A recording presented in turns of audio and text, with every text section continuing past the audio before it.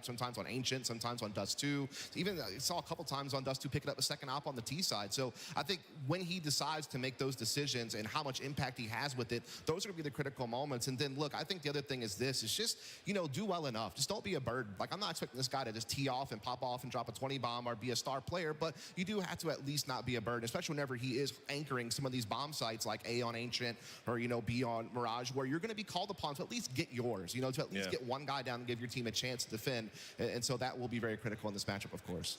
All right, then, guys, we're going to introduce these teams. It's over to James Banks on the stage.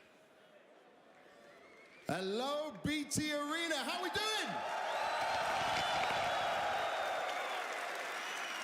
Well, this is some nice energy, and I'm going to need you to keep that all day long. We got 2 great games coming your way, but I need to hear a lot more from you if you want to bring these teams on the stage. Let me hear you! That's more like it. Now our first team taking to the stage. They were able to handle the first game without really any pain being dealt to them. They come in with a new IGL and a new player and already have a chance of making it through to the grand final. They're giving it their all and they're trying to make the most of it despite the circumstances and the learning they need to go through. So make some noise for Mouse!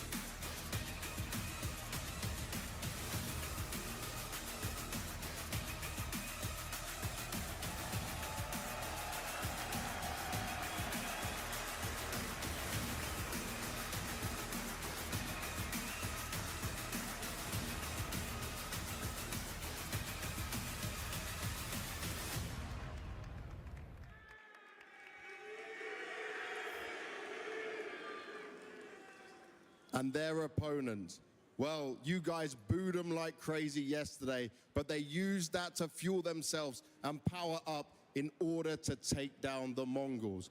Now they want to go far with this lineup, gain some more points, and achieve something that seems like it's been so long for this full Danish side. Give it up for Astralis!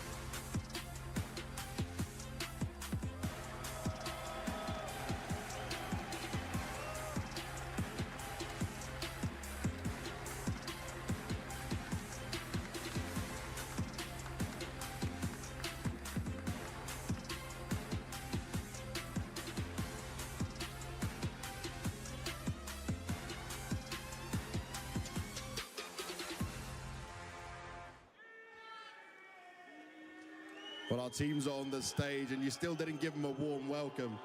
Yavi, come on down over here with me, Torzi. For you, Torzi, right now, we've got a new in-game leader, you've got a new player with Spinks coming into you, and you're still looking very good. Is it almost better than what you guys expected? I mean, we are just testing the waters right now, so we want to see where are we at the moment, you know, and I think it's also a good opportunity at the moment to play on the stages now, playing like good teams. So, yeah, I mean, we expected a good result, but we are looking forward for the games, you know. And we've been looking forward to seeing what this lineup can do. How much are you seeing you guys have to change small things, adapt things, game by game, considering the changes you've been through? I wouldn't say changing too much, but more like improving, you know, and sharpening the things we have, because obviously there are always mistakes and we Might need as to well. fix those. So Hello, chat. yeah, we are trying to learn game by game and Let's go. always look at our games back and just learn from that. Learning from the games you've had, seeing where you're at right now, you feel like it's good enough to take down Astralis here and make it to the grand final? More than enough. More than enough. Ooh. Yabi, for you, it's been a while since you've been able to fight and have a chance of getting towards a trophy. Yesterday you were booed, you guys came in fueled up, you played insanely well yourself. Are you ready to prove the crowd wrong once again? Yeah, I mean, it's just another day and another game, so yeah, we're just ready for another matchup.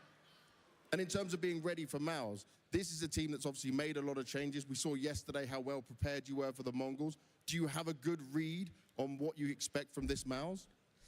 Yeah, I mean, we are prepared. We're ready for the game. I think we know what we want to do and what they want to do. So yeah, it's going to be a good game. Do you want to try and get this How crowd on big your is side? this Anything man? you want to say to them? I mean, if they're not on our side, we can just prove them wrong. I like that. I like it a lot. Guys, fist bump. How Take your big seats. is Yabi? This one. Now, How Cluj, tall is... I want you guys to listen to me a little bit here and we're going to have some fun. This side of the arena, make noise! You guys in front of me! Over here! Everyone, let's go! Banks is 193. And James Banks, incredible stuff. The crowd is so into this. You heard again, guys, more boos for Astralis. It's Yeah. only getting worse the further they go to the tournament. I mean, I kind of felt they changed the narrative a little bit yesterday. People were, you know, they were respecting the performance, and I think Yabi's spot on when he's saying that if you can't get him on the highest side, you just got to prove him wrong, you know. And for him to say it's just another day, it's a good mindset to have as a player coming into a game. You don't want to He build doesn't have it in him pressure. to do trash No, talks. he doesn't. He doesn't. He doesn't have it in him. You can No. see he was like, well, if you don't want to like me, then okay. Then maybe. But that's a good fine. thing. That's a good thing, you know. I think Astralis is exactly where they want to be mentally coming into this game. Yeah, and I think this is going to be an interesting one as we get into the pick ban, because these teams share a map pool. Neither team wants to play Anubis or Train. Both teams like playing I Inferno. have 3 maps that I think it's going to be, and I'm curious to hear if we agree, so take it away, Dust. I think we're going to see Inferno, maybe Ancient and Nuke. Yeah, I don't think that's a bad shout at all. Mirage I love the Run, floating of Train here that's from the thing. Astralis. Both of them don't play Anubis, right? So Mouse Exactly. have to remove it. Inferno coming in as a pick for Astralis, that makes an awful lot of sense. Now, if you're Mouse, you could go Astralis Nuke, did you could also look go Dust too. much They go with the Nuke more route, which I hype think is there. a little bit spicy. Astralis have been very shaky on the map. Yeah. Mouse as well. They can play the map to a high level, but is it the perma pick? Is it the best map in the pool right now? Not really, so they're trying to pick in a bit of a defensive right here. And then Ancient as the third deciding map. Now, if you're Astralis and you're looking at this map pool, you should be pretty satisfied. Yeah, I think the thing is both teams are satisfied. Again, both these teams share strengths on Inferno and Ancient throughout the course of this tournament, and just generally kind of thinking about the core, you know, of Astralis. They've always been able to play some good Ancient, and yeah, I think both teams are going to be satisfied with what they got out of this. I mean, look, I think Inferno's key. It's great. It's the first map. It's the tone setter, right? Both of these teams love to play this map. We've seen them have some great performances on it. And obviously, when we were doing that exertion highlights package, Cadian riling up the crowd, of course. As we looked at that exertion highlights package, it was pretty much all Inferno entries, right? So he's got a big responsibility today. But, you know, this one's a coin toss, I think, right now. Yeah, I would agree with you, especially considering what we saw yesterday. You said entries, and you have to pay close attention to what you see on your screen right now. Mouse are the second best team at the tournament so far at converting their 5v4s, which means when Exertion is getting the entry, it's looking very good for them. But you see on the right side of that, they're only the 11th best team at the tournament to convert with them down a man, which means that essentially heading into this game, heading into Inferno, as a viewer at home, look out for who's winning the most entry duels. Because Mouse is playing 4v5 for the vast majority of this game. We have seen them struggle throughout the tournament. However, if Exertion is finding impact as an entry fragger, if they're playing the 5v4s, they've been the second best, only behind FaZe, who obviously is a little level above right now. So I think that's a very interesting to look out for. Who's going to win out the entry duels? Is it going to be Star? Is it going to be Exertion? That could very well be a deciding factor in the game. Yeah, I mean, for me, the big factors I'm looking at when I look at Mouse Sports is Exertion, the man you already called. Again, they made a decision last year to move him to the banana side on T side, and that really opened up their entire Inferno game on being able to dictate the base on both sides of the map. Now they've also brought Spinks into the team, team who is now having to play a new role in this squad. He used to be an apartments player, very passive position. Now he's having to be more active, playing mid, playing boiler, having to try to help them attack brackets and give them that option so you can have that split pressure and leave your options open to the mid to late round. And where Mouse Sports have been most successful, in my opinion, is whenever they've been able to do just the quicker hits and just be able to kind of ball up together. Speaking of balling up together, that is where Astralis shine. They just love to mob together with 3 or 4 players and just attack, just send it. They are a very explosive team. They're not going to linger in the mid-round too long. They're going to just go for it. And I think the big player that you have to keep an eye on is Stair. Stair has been so effective in entering, in creating space to allow them to either split B, allow them to do their A executes. He is the front runner of this team, and he needs to keep it up. One thing Astralis was struggling with on Inferno against the Mongols yesterday was Kaden having a game off over towards the small bomb side. I think they're going to try to accommodate for that because he's going to face exertion, which means Mouse have an opportunity in the beginning of the game to apply an awful lot of pressure towards the A bomb side, where Stair is going to be all by himself, maybe with 1 mate. So I expect that whole mental game, you know, of the banana fight.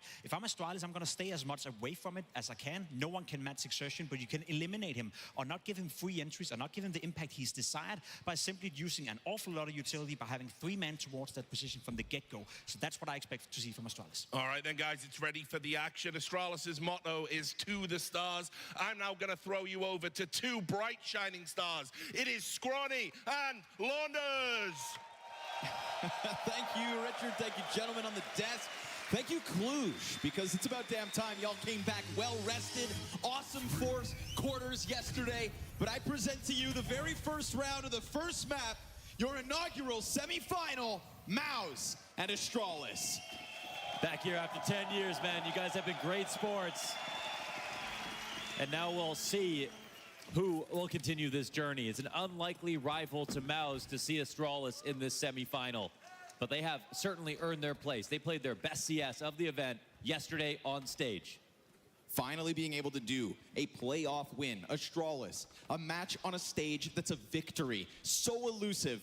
And yet that's the question now. Can they do it in back-to-back days? Well, they'll take their time here in the pistol. Starting Inferno on the T side, obviously, sat back behind the half wall. And Xerxia, this is going to be the talking point. I think Dust bringing up his statistics is so key. He was statistically the biggest fall off from group stage to playoffs throughout 2024. It's a big day for him to prove that they can do this without Shuhei. Interesting moment, actually, because no sound made all of a sudden after they swing the half wall, and the nades come through. Astralis nades. Never has a chance to fire back. Brolin will. He's hanging on for a bit, but Cadian goes deep. Too deep. Spinks ready to hold back on Coffin. This compromises his sight, so they need to try to fight him. Great trade out of Jabby. Highest performing player for Astralis at the event. Wait a second, they can leave. Out. They can get out of here. There's still a smoke in CT spawn. The CTs will have to respect the fact that there could be a T waiting around, and they will not have audio to give them the lead off. Now what can happen is what we're seeing right here. Device expanding to Arch. The bomb knows that it can get planted on the site in the moment, and Torzy has to understand that the threat could be looming. So he's going to be cautious himself. Device doesn't take a forward angle, so he doesn't actually have vision as to where or if the CT is actually out. What he will eventually hear is this sprinting player behind him. This is such a good spot to play. It still leaves Torzy an unknown entity to the post plant, but look what it could net him. Jimpat's gonna get tapped out. That is beautiful patience from Device. Gotta be the best spot you could play in that situation. Torzy now 1-on-2. He's gonna use this as his chance to come back. The one downside is that Torzy has this ability to run into the site, but where the hell's the second? Astralis rocked that boat back from a B site into A, and they never showed anybody in the 2v2 where they were standing. Sure, you get tapped out as you run for it, but this is Astralis with a pistol round win. If you watched every game before yesterday, you might not have cheering high for, expectations for Astralis, but when they beat the Mongols, you could say that Mongols didn't show up and play as well as they should have, but Astralis, they went above and beyond.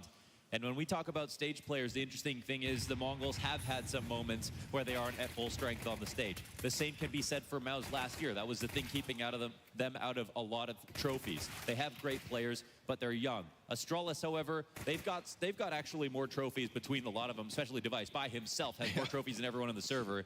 And now in front of the crowd, I think he showed what that means. It's a different game up here in front of an audience this big. Double Faunus comes out for Maus.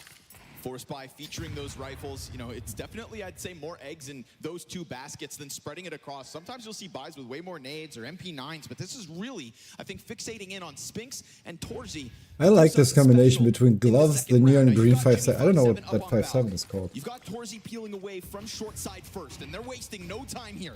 Astralis have already surpassed the bomb plant, and Torzy, well, he's not able to bring anybody down.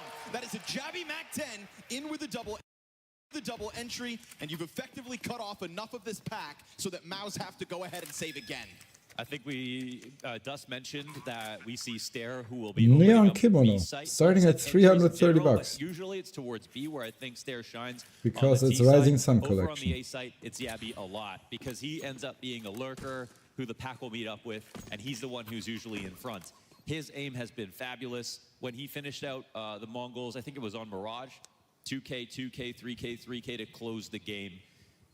One of his best maps so far, for sure. Yeah, 4 multi-kills in the last 5 rounds of that. He really was kind of the last nail in the coffin. And I think there's a cool contrast to draw between him and his entry fragging and what we're going to expect with Xerxin.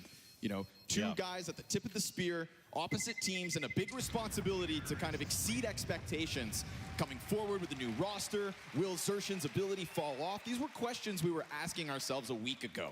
And now suddenly, with Spinks in this jersey and him by his side, all seems good. A game like this will never be able to be enough in just one best of 3 to prove something like consistency for a team like Astralis, but it can prove peak. And right now we've got the more consistent team on the other side of the board, but they're the team with the brand new IGL, still figuring it out as they go. They've got higher player quality on average, and they have a system that worked extremely well for the last year.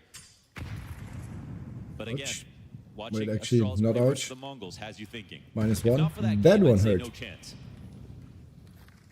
It's a critical game with a lot on the line in terms of this event and beyond. And Astralis should be proud that they were able to take that one. Now, we saw the grenades just blow Xerxin out of the pistol round, so he really hasn't had a chance to get the game going. He chucks out this nade that drops Katie into half, so we'll keep a close eye on the nade fight as time goes on. Was such a great pistol. I mean, showing themselves to Xerxin, having him fall back, then reading his fallback position, but without alarming anybody too much. You know, not getting people to leave to go look for smokes, just cutting noise completely and setting up for the triple nades like it was 2018. Beautiful move out of Astralis. We get this 1-versus-1 duel going down on Banana, a little utility each way. Both players kind of creating a ruse. Ooh, what? USP, okay. No second from the USP, but a perfect tethering from Spinks. And if this is going to make Astralis think that he's the last guy, oh God, they're wrong. There are more layers to this defense, and Astralis are running into this. Now, a molly on Torzy, he fights within this. Brolin's out with the pistol, he's been spotted, but it won't stop him. It's a double kill from default. Bomb down, Device. Oh, just with the 6 bullets left in that magazine, it's enough to get the kill and to go for this plant. Now, there's only 5 in that AK. And Device not seeing anybody pushing as the smoke comes up means that he's nervous about the right thing. Can't afford to miss. 5 bullets, I'll repeat it. Whoa! All he needs. My goat. All he needs to hold back Maus, who, it has to be said, 4 major trophies. perfectly. Does That money Kagan have a like trophy? ammo. Absolutely beautiful budgeting of that all-important resource by Device. Brolin can't believe his eyes. USP set this up. It's that double 5-7 from Brolin. Playing off the tall box. First one's a blind side. Third guy in had ESL grenades in 1. hand, so that's an easy cleanup on Stown. Look at that. 1 bullet to spare on the FAMAS. 0 bullets left in the AK. Here we go, Torzy. Ooh, never mind. We're not going all in, but this is, of course, the Maus' first gun round. It's a big clutch from a big game player, Device. No, no major. Good for Maus' sake that they keep that round costly. No mayor. It'll keep them low if Astralis aren't able to win this, but Stair comes out instant entry. Opera can't clip the player falling. He does get support from Spinks, and Torzy, beautiful, just draws them in, right? Doesn't rush it, takes his time, and he snaps onto the second to boot. Down you go off, Van, and it's a total stoppage out of Maus' first gun round. Wow, they crushed it. That Yikes. is a bit of a mistake for sure from Astralis, not going around the big pit. That really sort of nulls Torzy's position within the site. Would have been a very hard shot for him. Obviously, hitting the instant headshot also makes up for it. But the fact that he can stay alive and himself not panic and try to do something a little too crazy gives his team time to get to him. Man, after getting the first kill from Astralis, should have been round done, especially in the fashion they did versus Big Pit. That was the player made to counter a Halls pop.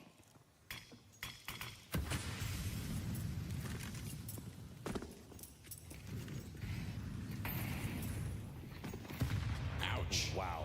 Now that's a nice bank. Off the door frame and onto Stound's head. You get to carry the bomb now.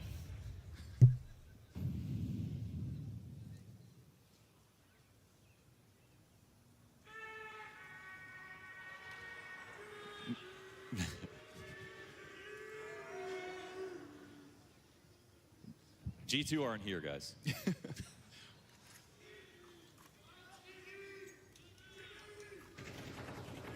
When did Jimmy become the most popular guy in the room?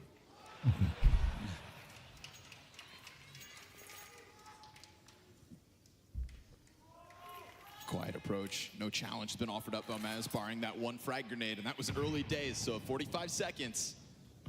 Ooh, good. Oh, little headbutt from Brolin. That's that gonna works. Yeah, give him a little room to work around this. Check it out. He's gonna come challenging around the side. No He can't way. just stare, but that's the thing. It draws him into the action. Device ends up getting the double kill. So great recovery Whoa. from Device. Near lineup out of Spinks. The lurk here from Yabby. It's him versus Torji, still both over on A. Torzy knows that he's around here, but Yabby looks like he's outsmarted him a little bit, and there's time pressure. Yep. Torzy has to join the fight. Let's see if Jabby's able to blindside him or whether the CTs get the retake going first.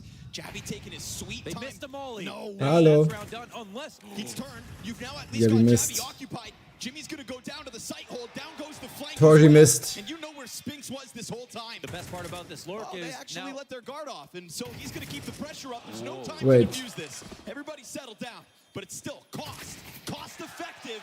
And Can you get the op? excellence out of Can you this survive? fight for Nice, Jabby, okay. Surviving even on 4 health. Wow, close call. Fish. Nicely done from Jabby. Looked a little scary when he got spotted, but the best part about that is that if he stays alive long enough, even if he doesn't get the kill right away, there's no way to exit. You know, you are there to fight. So this is like what Heroic did so well when they were in their prime was with their double layered lurks between Stound, Jabby, they were able to always punish when they won rounds, making sure you could never save guns. So this is a brutal round to lose.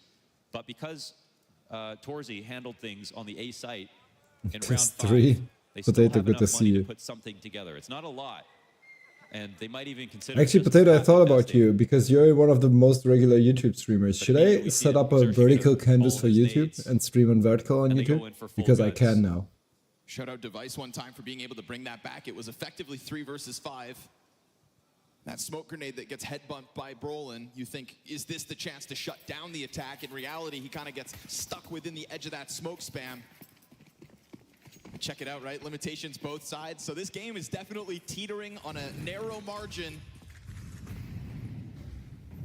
This round comes with an edge in the next for either. Yeah, it's a half-defining moment for Mouse to get back on track, or it's just going to have to be one hell of a comeback if their money gets crushed. Astralis recognize the opportunity. They come in slow. The calls have been solid. Good spacing. One small moment where there's not enough conviction on the swing towards the A site. It's actually Pimp who highlighted their lane takes being the weaker ones.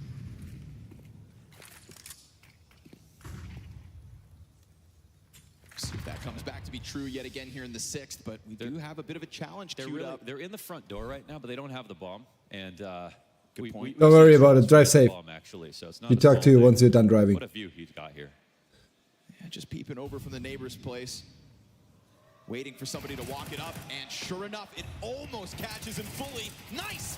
No! Oh my God, Spinks. Double kill. What a reaction to just snap over to stare. Yeah. Now the bomb is still incoming, but what they don't know Oh, is Torji. Torji over into the cubby. And But he's on 2 HP, so you wouldn't blame him if he doesn't peek. He will. Still loses the duel. Device missed. Critically missed shot. Because that could have been Brolin dead, and instead it's going to send down for the save. there is a world where he runs to the other side. It's totally open, but like, yeah, the time is now completely gone. So Stair will, Sound, excuse me, will at least save the op in this spot. It's a good round for Mouse, but mostly because of Spinks, right? It's a moment where Astralis have actually a really prime location. They've taken over bracket control. It's Mouse who make a mistake in peeking from Arch, but Cadian doesn't get the kill. Then Spinks gets 2, and that's the individual skill shining through on Mouse. And also, Spinks looking out for his team right there. If there's one statistical anomaly between these two teams coming into this matchup, the beauty of it is that so many of the players are almost tit for tat right now, right? Evened out. You've got Torzi and Xerxin at the top for Mouse. You've got Device and Jabby at the top for Astralis. But as you go down that board and everybody kind of cross paths, the gap is Cadian underperforming. Okay, talk to you in 45 minutes. Have a safe drive. Get home or wherever you're heading to. Obviously, he is the IGL now. In only one piece. Nice. Let's go, Dever. An opening kill through the smoke he pushes. Massive risk to run when you are playing the solo op. And the beauty of Astralis, well, you've got a second guy who can op. Yeah, and you brought up Cadian just now. He's got more HP. Bogdan is smiling somewhere.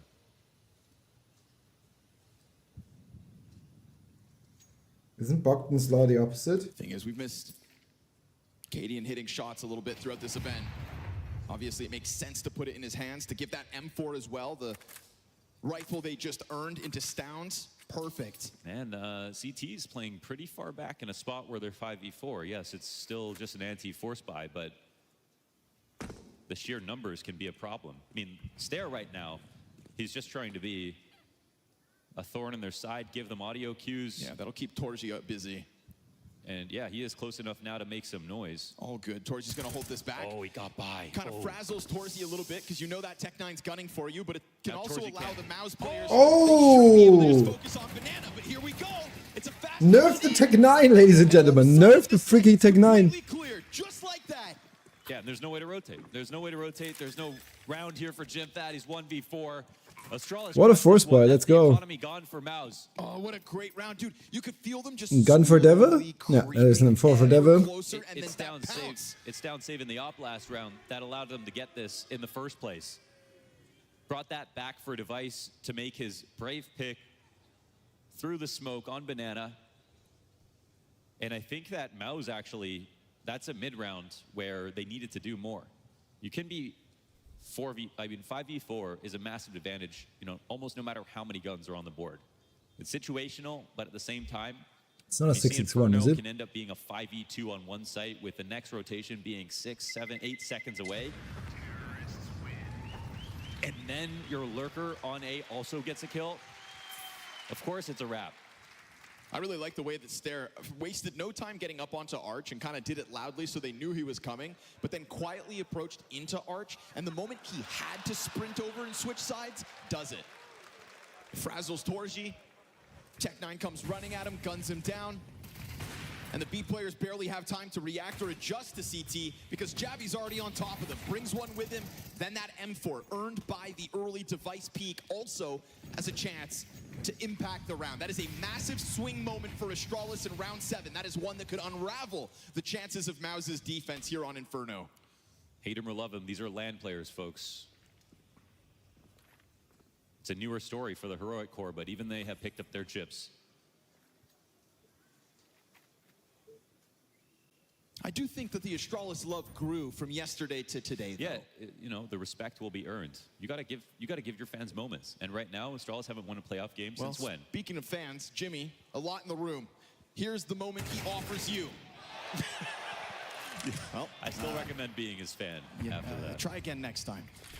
Flashbang over to the small pit. That's going to interrupt Astralis. It's got to be said, it's a death at least, right? Maybe not from Jimmy, but it is still Stound down. That was a high-value target, but the gun can obviously go right into Brolin's hands.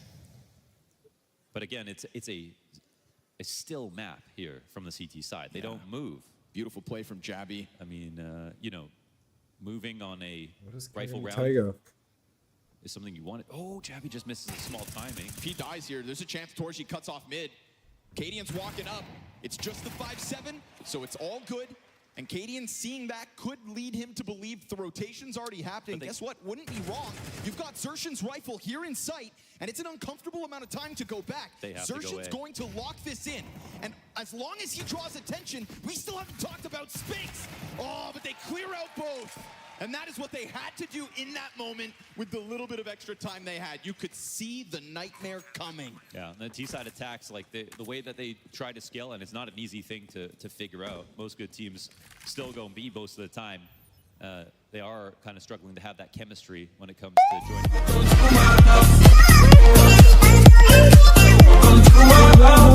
Ones that Ayomi, thank you very much for the follow. Welcome to the Trash Gang. Hope you're having a great They still Saturday. made it look like everything was on purpose. So another clean round here for Astralis in the end.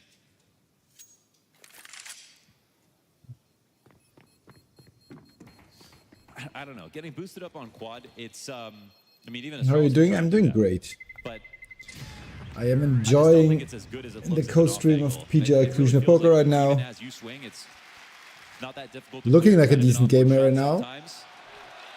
What's that? They're the same picture.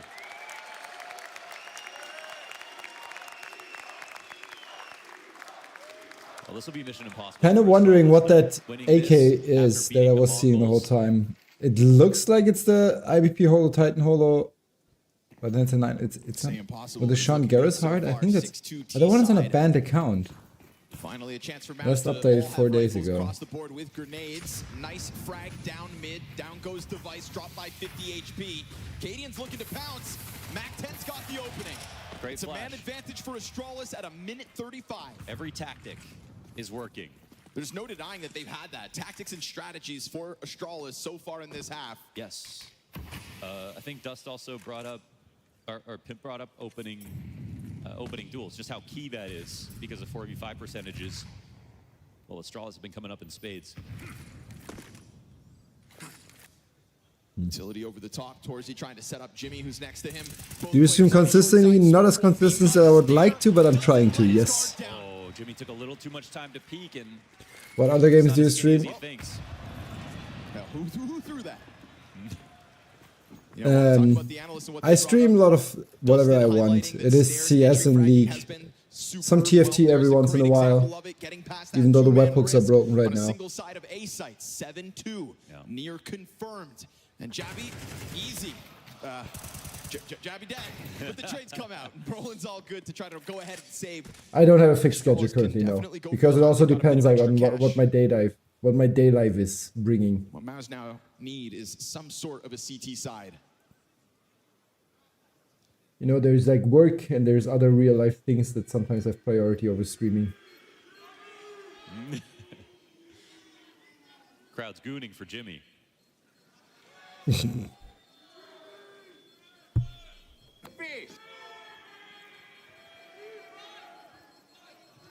Look at me, Jimmy.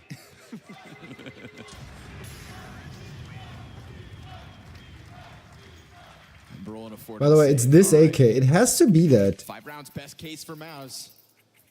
Stair But, like, deserves a why does smirk it- because why that does double Float kill show just this got one on that a banned A-site account? unraveled.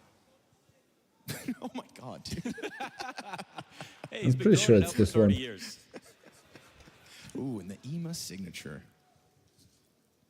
Can we get a cheer for Ema, who is in the house? Shout out to Ime for coming, man. Wait, is Ina in the house?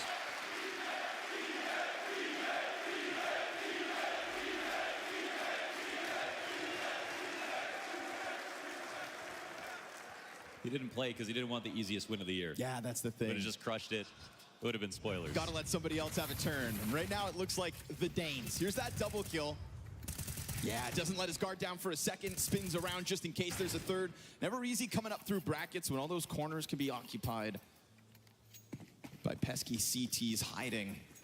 This is one of those rounds where Instagram. it's Did he not just post the one something on rifle saved by Insta? Brolin, but some trinkets added. Actually, I do stream on my own channel. I'm very happy for you. To try to slow it down. But he also It's did not Astralis post anything playing with the on pace. Nades have been nice, right? We've seen Astralis wounded Insta. on their approach. This one, Is not he as doing bad as it's the been, blade but still thing where he only something posts that's trophies? down No, past he's the not. handle. I too, I was very happy when PGL gave me the option But again, or the it is, I think, opportunity. in a moment where we've seen Maus at times keep pressure up, Mohan. CT side not looking too interruptive. It's not really making Astralis have to panic or change ideas. It's just Astralis doing as they please, and Maus trying to react well enough. And CT side, you know, it should be easier to comp, but that doesn't mean you can just sit in place. Ideas are going to win this map, and you can see especially Astralis playing this well. Another careful approach out of Yabby, and he's been solid when it comes to his lurks, picking his timings. The only reason Astralis are taking time right now is because oh my god, Yabby is such a troll. So Astralis can just wait it out that extra second, make sure nothing's coming at them, and then do as they're about to. Step forward with a huge advantage into Spinks. Now he has 4 multi-kills so far this half. Not going to be one of them this time in round 10. More multi-kills than his entire team put together. It is this one. It's a 9. It's the one that I saw. I don't know why. The 1, 2, 3 profile is Yabby. See a vanilla setup. I mean, they're playing inside. What are you doing to grow a chance? Trying to stream more regularly. Trying to stream on multi-platforms. Almost every situation at the moment. Trying to connect to people. Off this game on the right foot, but are slowly. But rule number 1 is stream more regular. We should have had a Cyclone timeout for sure. I think just to get the team talking.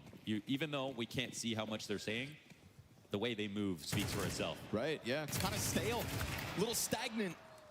Cadian, a free one to collect. Desertion is going to get dropped off on T-Ramp. And Astralis are content to just keep giving a little time at the start of the rounds to see that Maus aren't making moves. Oh yeah, the finisher of the Romanian community.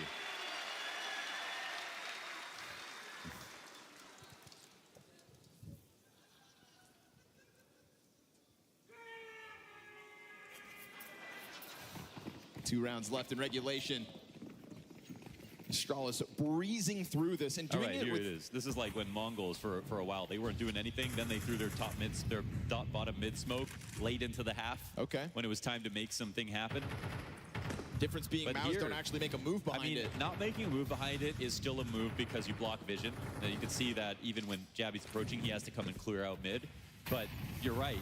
They can do more with it. They don't do any deep nades. There's no push here. There's no lurk lead off. Instead, they don't even have top banana control. Astralis taking everything again. Yeah. It's like you throw that smoke, but at a mini 20, it's already kind of moot. You've already got Jabby who's cleared out the whole thing. This is the same amount of time that Maus have played with doing absolutely nothing. Yeah. Just this time they threw a smoke and then did absolutely nothing. All due respect, any team can set up like this. 2-3 to the sights on Inferno. And that's the worry. And right now, Astralis, it's not as if they're picking a site and then running. Do you have YouTube? Yes, exclamation mark. Socials, I think, pops it up. It should also be linked right underneath the channel. So Torzy, it puts him in a hard position. He's got to get an op kill, but now he doesn't have that many fallback spots. One flash and he's out of the round. He'll be in a retake spot. Or just do exclamation mark YouTube. I wasn't sure if that link still works. Ready to drop that, and he, well, throws out the smoke first. So with the smoke grenade down at 35 seconds. I mean, they have top bracket control at the same time. Astralis know they have him on the ropes. They put that frag grenade, try to give him vision.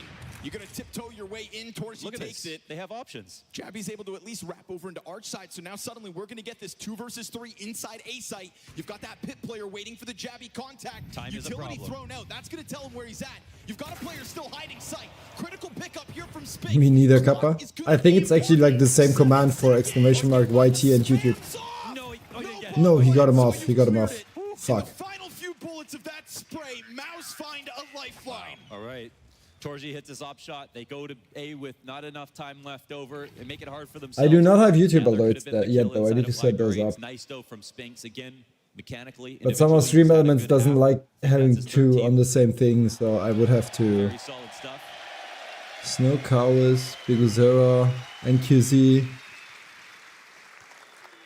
But I think this is one of those situations where you don't want to be outcome oriented. I think if you're Maus, you're given a gift on this round. You threw your bottom mid smoke, but you didn't fight for any information. Team takes bracket and top B every round versus you, and they're a good roster and you give them respect, they are going to win. They're going to win more often than not. Map control has been a severe issue right now for Maus. And if you think, if there's a lurker inside of brackets by himself, and he's getting so comfortable that he doesn't have support ever, that's a problem that you need. Yabby has like a flex inventory though. That's the termite. Factory new hot rod. Factory new howl. The case Hyden that we saw with the Fire and Ice Craft. GOAT are given at over best. sprinkles a third. You'd say it's not nearly enough, and you'd think if it's just Jabby kind of every once in a while going for this arch play, shouldn't be too hard. Go find him. Right? Shouldn't be too hard to stop him. But again, it's Maus looking like a shell of themselves. Just Jimmy's double 2 push. and 9. Even if you double push and lose one player in the process, guaranteed a 1-for-1 trade. You get full info and brackets back. You can make an informed decision. And it's got to be said as well, in stark contrast to what Xerxin was able to do versus Mongols, this is unfortunately the playoff Xerxin that 2024 featured all too often. Cadian able to get up through brackets with a well-timed flash. That took Torji off his angle, led Spinks to be just feasted on. And a challenge around March in a moment, it's going to be pressure on Jimmy. He's got a teammate to work with. Xerxin looks to come out through smoke. He kills Cadian at least, and Torji's able to hold. Good flash, Stound's blind. And Xerxin with this defense takes Bless you, man thank you. advantage. Doesn't mean the round comes with it. They're gonna smoke off the support. ISO Torzi. Quarter health on an offer back sight. Both players missed their first shot. Oh, no. He hates himself. And Jabby's able to just jump down on top of him. Xerxin's already got 2 80% kills in vibe this check? round. Damn. He gives himself a good smoke to try to work in. 3rd kill. And as he hunts that back sight, it's just Jabby left. That's the Xerxin we need. All right, you called on him, and they needed him. The 1v2 clutch on the A site. Could have been pressed out to stop that bomb plan in the first place. Very well done here from Xerxin. Just that pressure through the smoke pushed Jabby into an awkward opportunity. 4 rounds on the CT side is actually a good recovery, considering Astralis still set up and staged all of these last couple of rounds with the right amount of map control, put themselves in positions to What are win. you doing with that amount of vibe? I don't know. One flash from Brolin, I think, makes the difference when we have the arch push come out from Xerxin in the first place. He even gets I mean, it's spotted 420, looking the wrong way. no?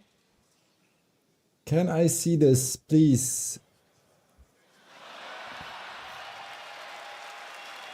This is not going to be the craft that he has in his inventory, is it?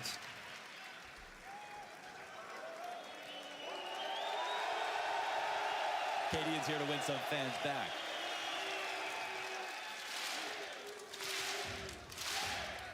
And this crowd is good sports. No grudges held here. I'm rolling right now, W. Yeah, it took us a while, but I'm glad we came back. Chat, I have to pick up something, but like... Been fantastic, Cluj. Here's that Xerxin 4K. Coming around that smoke, I mean, this is a moment Xerxin creates for himself. 56 health as he goes into that last duel. Doesn't even take a lick of damage after. So nice to see he can try to get those spirits up, because it was a struggling start to this half. But we are now looking at a Maus who's recovered some. So we switch over. That's where the half ends. Oh, right to it. There's a push down. Oh. Stare and Stound, both of them up inside of balcony. So, I mean, okay, Allen Iverson, what is that fade away? He can barely see a thing. just bends the bullet around the edge, and it's a 5 versus 3 looking comfortable for Astralis. Stare looks to disengage. Getting out of there is a good plan. Yeah, Torji on the chase, bomb carrier behind him. It's the T. 3rd and last other player for Maus is going to have his hands full, if that's even when the corner player peaks, but not needed. Jabby. It has been nothing but clean USP executions, and that doesn't look like it's going to stop. Wow. Rock solid defense from the Danes in the pistol. And we're seeing quality ideas on each pistol. It was the nades to kill Xerxin over on B. On the T side, here's another perfect play versus the alt push. 2 players eating a flash, full blind the entire time. Now he's getting called out. I would go out on a limb and say they haven't won a single round that was, you know, strategically amazing. They've really only won rounds off the back of a couple of good moves from Spinks. A clutch out of Xerxin. A couple of good moves from Spinks, a clutch out of Xerxin, and one time Astralis ran out of time. Yeah, yeah. You know, that's just the majority of what we've gotten out of Maus on Inferno. So this is just simply a different level from Astralis. And already 2 rounds in, we're seeing more aggression than what Maus threw out the entire CT side. 2 rounds of it. Makes total sense versus just these measly Glocks. But it's something that I think you're going to get more of from Astralis. Didn't miss And the, that's wait, what I did I think of miss? the Cadian interview that came out I not did long miss the ago, pistol. where he said, we've got great players, but they're still trying to play that textbook perfection CSGO type beat. Yeah. What we need are, you know, harder swings. Okay, and it actually tapping is into what that. makes CS2 CS2. And also, it's buying into what Cadian offers, because if you don't to CS2. And also, it's buying into what Cadian offers, because if you don't like the system, then it's not going to work with him as the IGL. If you buy in, we've seen the potential from it. Can't only have one foot in the cult. And the weird thing is, like for Astralis, it Yeah, feels yeah. like they just couldn't shoot for a while. But the comfort Yes. has suddenly changed. And I wonder if that ability to shoot a little straighter comes from, again, just getting more aggressive, because it is in your face CS so far. Yeah. Oh. Play CS2. The Dallas qualifier game versus Heroic, that was the biggest problem. Running out of time, just looking like there was no IGL on the server. That Did you get new hasn't been munchies? the Yes, last 3 maps I for did. Astralis here in playoffs. I didn't quite check what it was yet. 10 rounds.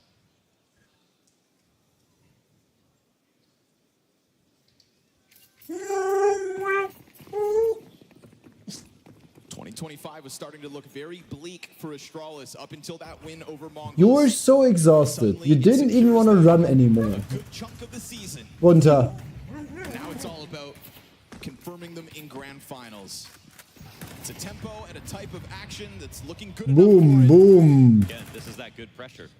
Like, this is the modern way, and I mean ultra modern. This is a really recent thing everyone's doing. But these Boom. days, they're coming in from mid through the smoke. Force with him the to lay helmet. down. It's No. Mongols who used it the most. But don't tell Astralis there are new HEs that you can use.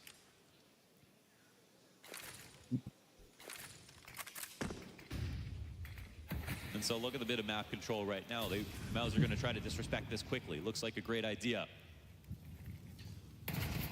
Travi gets chipped away at, but he's certainly not the only player tagged up in this round. 35 health for Xerxin and Broly is not going to make 9. it any easier. Platz. The win for Mouse, they get, you know.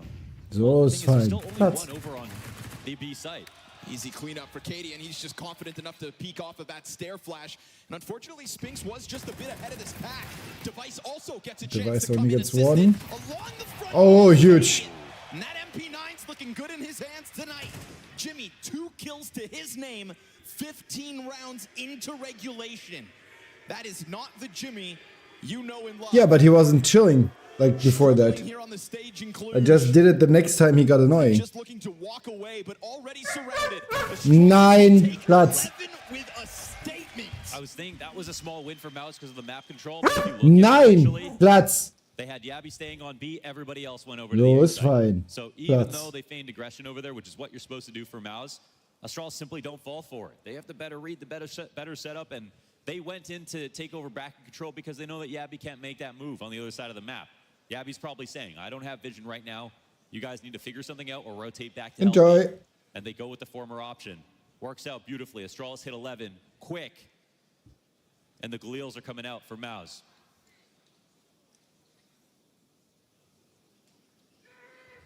I think some timeouts could have come out a Send me a little bit request on earlier for Discord. I Mouse. see a request on Discord. And even after them, not really seeing the ideas get executed.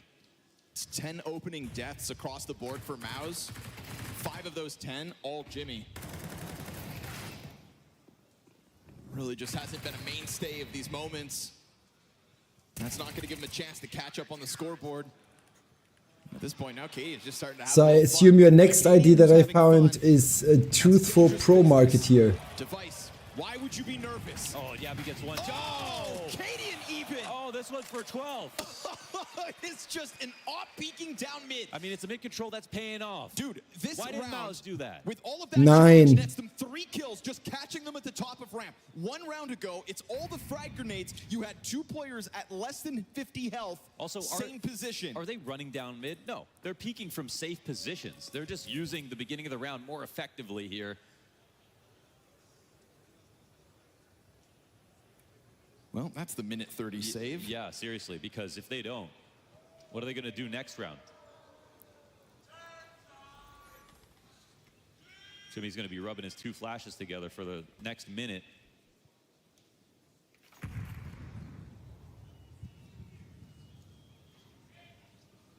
This is brutal. And it's actually refreshing to see for Astralis, man. Yes. This game totally came down to Astralis for me. I think it vindicates that Mongols a little bit to see the fact that Astralis can do it again, you know, tomorrow. And I think the most impressive part of it all is this huge uptick from Cadian as well.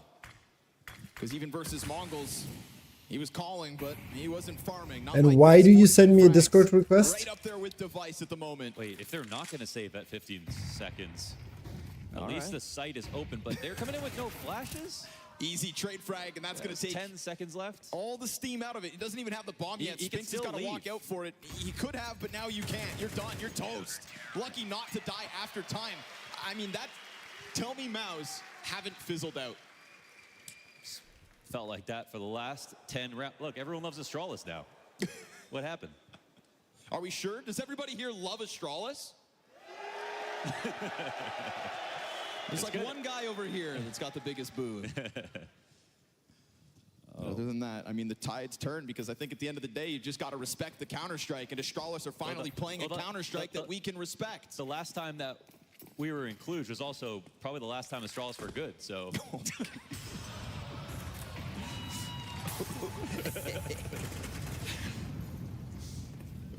Well, it's a sight for sore eyes, I'll tell you that. It's a final attempt, perhaps, to get into this B site. Astralis came in with this Inferno pick, and we can see why. Frag grenade primes the peak, Jabby. It's a singular kill and an instant fallback from the two other B site defenders. And if they really want to get wild, they could keep that pressure up. I mean, there's an off chance that Mao's disengage and start to head a different direction. The problem is Brolin actually stuck around, and he's so little health. That's a great headshot, and on top of it, an extra bit of damage. And the CT doesn't know if it's just this one player left. Yeah. This is rocking the boat to B, and it's opening a door for Mao's over on A to get this T side back online. I mean, yeah, Stairs already in the back of the site waiting. I mean, yes, at this moment, Mouse are taking their time to gear up for this A attack, but Astralis don't look like they have any plans to leave. And if they want to take all the time to push the top of Banana, then things get a little weird for Mouse, but they're moving with time. Yeah. Stair, surely he just gets one and dies. Somebody's going to trade, and that's if it's even needed. Doesn't but even get one. It's just going to be Spinks on high alert as everybody started to clear out pit. That's a good job by Brolin to not be afraid when sitting on 30 health, to at least take some kind of a look at the B site and peel a player off. Even better. Definitely opened up the possibility of Mouse to have any kind of T-half on this first map. Give it up for Mouse. Hi back, I'm Tony. They're back in the game. Pendulum swings ever so slightly. It's like, at least put on a show. Show yourself that you have a chance in the next maps, Yep. because right now I don't think they're really believing. There's plenty of in-game leaders and again, on. with the quality of players and the system that was functioning a month ago, you know what I mean? There's still so much of this team left. Jabby has a The only very thing to take interesting was Spinks, inventory. who His is the first page is firepower like upgrade full that of they were looking for. absolute Yeah, high-tier sure. expensive shit. So there's really I no guess it's excuse all to have borrowed, and then there's at least but just a bunch of baseline random performance stuff. here. But what it always boiled down to was Mao's playing great in group stage, getting to a playoff stage like this, and then individually, statistically, falling off and disappearing. And a question will still remain as we watch this, and that question is that Shuhei's fault? No, I mean, I don't even think there's an argument for that. Any kind of a roster change that would have happened with Mao's was meant to take them to grand finals and win. The reason we talk about Ime today is because Shuhei brought Gamer Legion to the grand finals of Paris. Brought the best out of him in the early part of his career.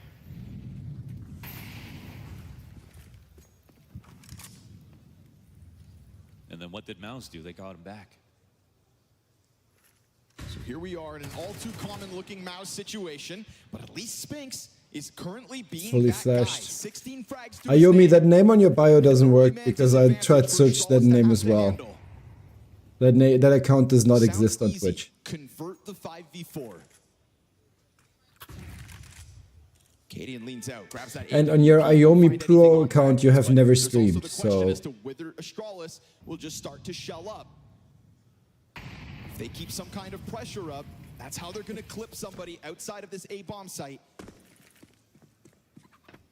And we'll keep a close eye on Mouse as they start to make moves again. We've seen Brolin left here on Banana. Looks like it's going to be Xershin's role this time. And it looks like that presence in Banana is enough to keep Astralis with majority on the wrong side of the map. I think the molly behind the smoke right there for Astralis really shows how scared they are of the B site. Kidding, seeing the R-Trap smokes, wants to get in the middle of this. Oh, misses. Shot. Canadian's washed. Oh, never mind. He'll stop Brolin in his tracks. Oh, wait a second. But This all is the a while, everybody crazy runs up move. short side, and okay. Cadian tries to chase them. Not going to bode well for him, and they've effectively, yet again here in round 18, just out-rotated a man-disadvantaged defense. And this is where Mouse have to say, it's never too late. Like, it's never too late to play well. We're talking about MR12 now. This is effectively another 6 rounds that they've got to win to tie up. Every team at this level have seen themselves win 6 rounds in a row versus hard competition on stage. That's not a question. It's really just a matter of knowing that you don't have any leeway. Every mistake is just that much more stressful. Malice could absolutely get over that. We've already seen them play better than this, and that's the only thing that we're talking about now. We've seen fantastic comebacks here at Cluj. Boom. In fact, actually, it was Astralis yesterday who made 2. Step by step will be this Mao's journey. Scary thought to think they'll have to do this without Jimmy online. He is still 3 kills into the game. We have 10 minutes on the ads. I didn't run ads in the At least that halftime. exertion, the other players Because I wasn't at the desk. Yay. You know, he can tap into his recent memory for a moment that proves he can improve within this first map of a semifinals. Can I run 30 Jimmy get seconds to have here? that moment. Yeah, didn't see him getting involved as much here during this timeout. We've got Rugga.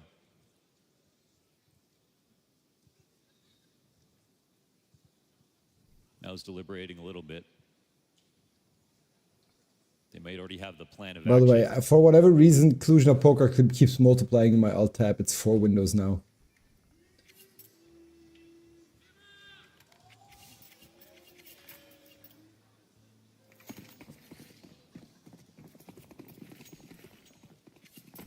So 2 good rounds here for Mouse. Smoke in the middle, frag on top of him. Stuns him for a second as they try to approach Banana. Jabby's gonna have a moment through the fire. Brolin Ooh, that's another entry. just sprinting through the frag and the flames. Somehow pulled that off, even on his HP. Wow. And again, That it's was a impressive. quick adjustment. And in the past couple of rounds, been an overcorrection to Yep. try to get over B. But because Mouse take a top banana control, it's been too hard for Astralis to get that piece of map control back. But again, when they've been at their best, when they reclaim mid in that situation. How many of these B leans have, though, create a pattern that Astralis are gonna tap into? I think now Mouse have Astralis a little confused. Last 2 rounds, they ended up going late back to the A site. 1 person there. Now, there isn't the over-rotation to B.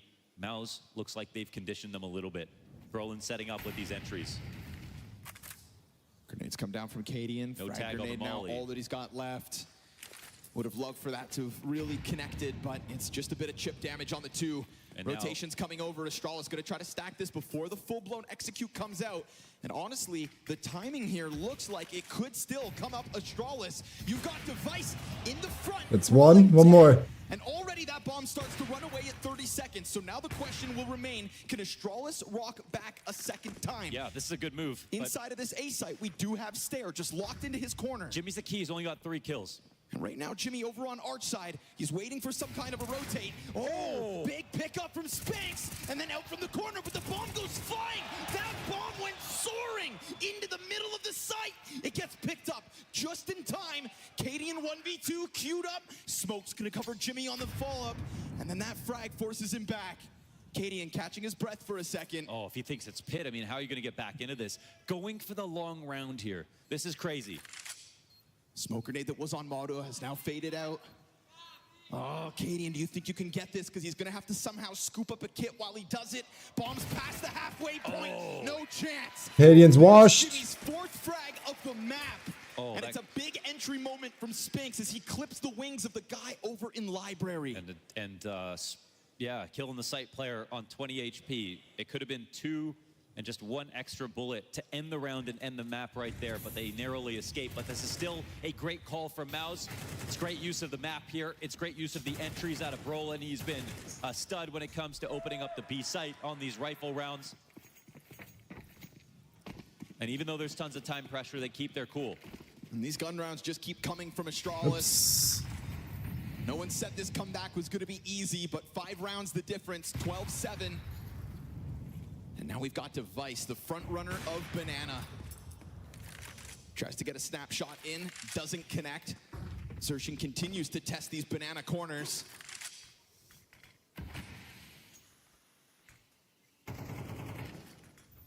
And all these rotations towards B, whether it's the right site or the right time, has been coming down to MOUZ more often than not, getting this early Banana control. Device has such a clean scoreline this map, and I think prerogative number 1 here for MOUZ is just avoid him. And maybe it's a good thing he did rattle off 1 bullet. This is an interesting way to balance the map, though, because they keep the op on the B side. Now they don't need 3 riflers. Problem is MP9, at least it's in a good spot. But Astralis, I mean, this is the map that Astralis were creating versus MOUZ. Astralis have let off the gas pedal when it comes to aggressive map control. They're losing Banana, and this kill now, Jimmy's 5th. That's what he needs. Takes over apartments controls. They're not going to be able to have that as an anchor. We've got separated 2v2s. Cadian, everybody dies inside this A site with nothing to show for it. You have given MOUZ enough runway for them to have upticks in performance. Even Jimmy getting online. But it has to be noted, Spinks towering at the top of that scoreboard for the MOUZ side, and Brolin's able to slip up to just try to keep all this money low, because the money's been flowing still for Astralis. But if Device can't hang on to this AWP, then we are looking at a MOUZ 4 rounds from overtime, and an Astralis that economically is wobbly. Again, echoing the desk, talking about the opening kills. He's done. It's basically been all about the T side. Op goes down, 4-round game here for MOUZ. They're starting to wake up. MOUZ with a clean wipe that I missed. So it was Yay. opening kills for Astralis on T side. Now it's opening kills for MOUZ on their T side. This was 4 consecutive round wins off of the pistol for the defense. Now we're at the point in the match, even if Astralis win, at least MOUZ have earned some dignity here. They showed that they can play well and keep up. And a well-earned reward. We've got USPs. 9. No longer are Astralis going to be able to keep pressure on middle. This time it is just that deep smoke and nothing really behind it. I say that, though. Obviously, they've just got so little that a little USP flood could damn well catch someone off guard. Spinks cheats his way ahead of that smoke, so he could be the prime victim for this 5-player bracket setup. Yeah, but if no one smokes Banana at all, well played. This is gonna hurt. Soften up the numbers, that's gonna serve as the activation, and it's a good chance that Spinks is about to farm. USP is gonna end him, Jimmy's here to help out, and between him and Brolin, all is good. Op grabbed, it's 2 deaths versus USPs. It's not a horrible place, but we are getting deep into this regulation, and so a couple kills matter not. 3 rounds from overtime for MOUZ. Chat ads are about to run. I can't do. Wait, can I snooze them? Doesn't matter how they win them. I can't snooze them. Look, they want to burn all my snoozes now, though. But the rifle rounds, Astralis will take their 3rd and final timeout. Probably comes at a good time here. This will be their healthiest buy.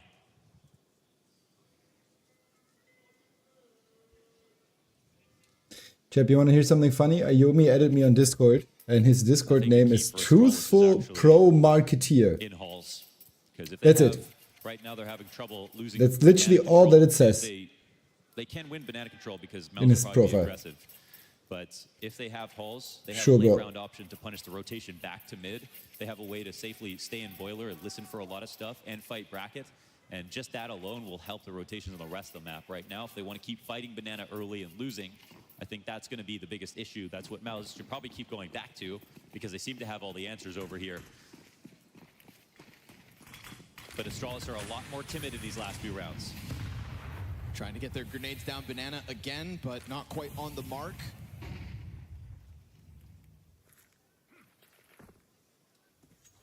Xerxin trying to get his impact in this map. It's a late start to the game like everybody else, but quick cross over to the sandbags. Jabby has taken a ton of damage to get this position. He is supported, of course, by another 2.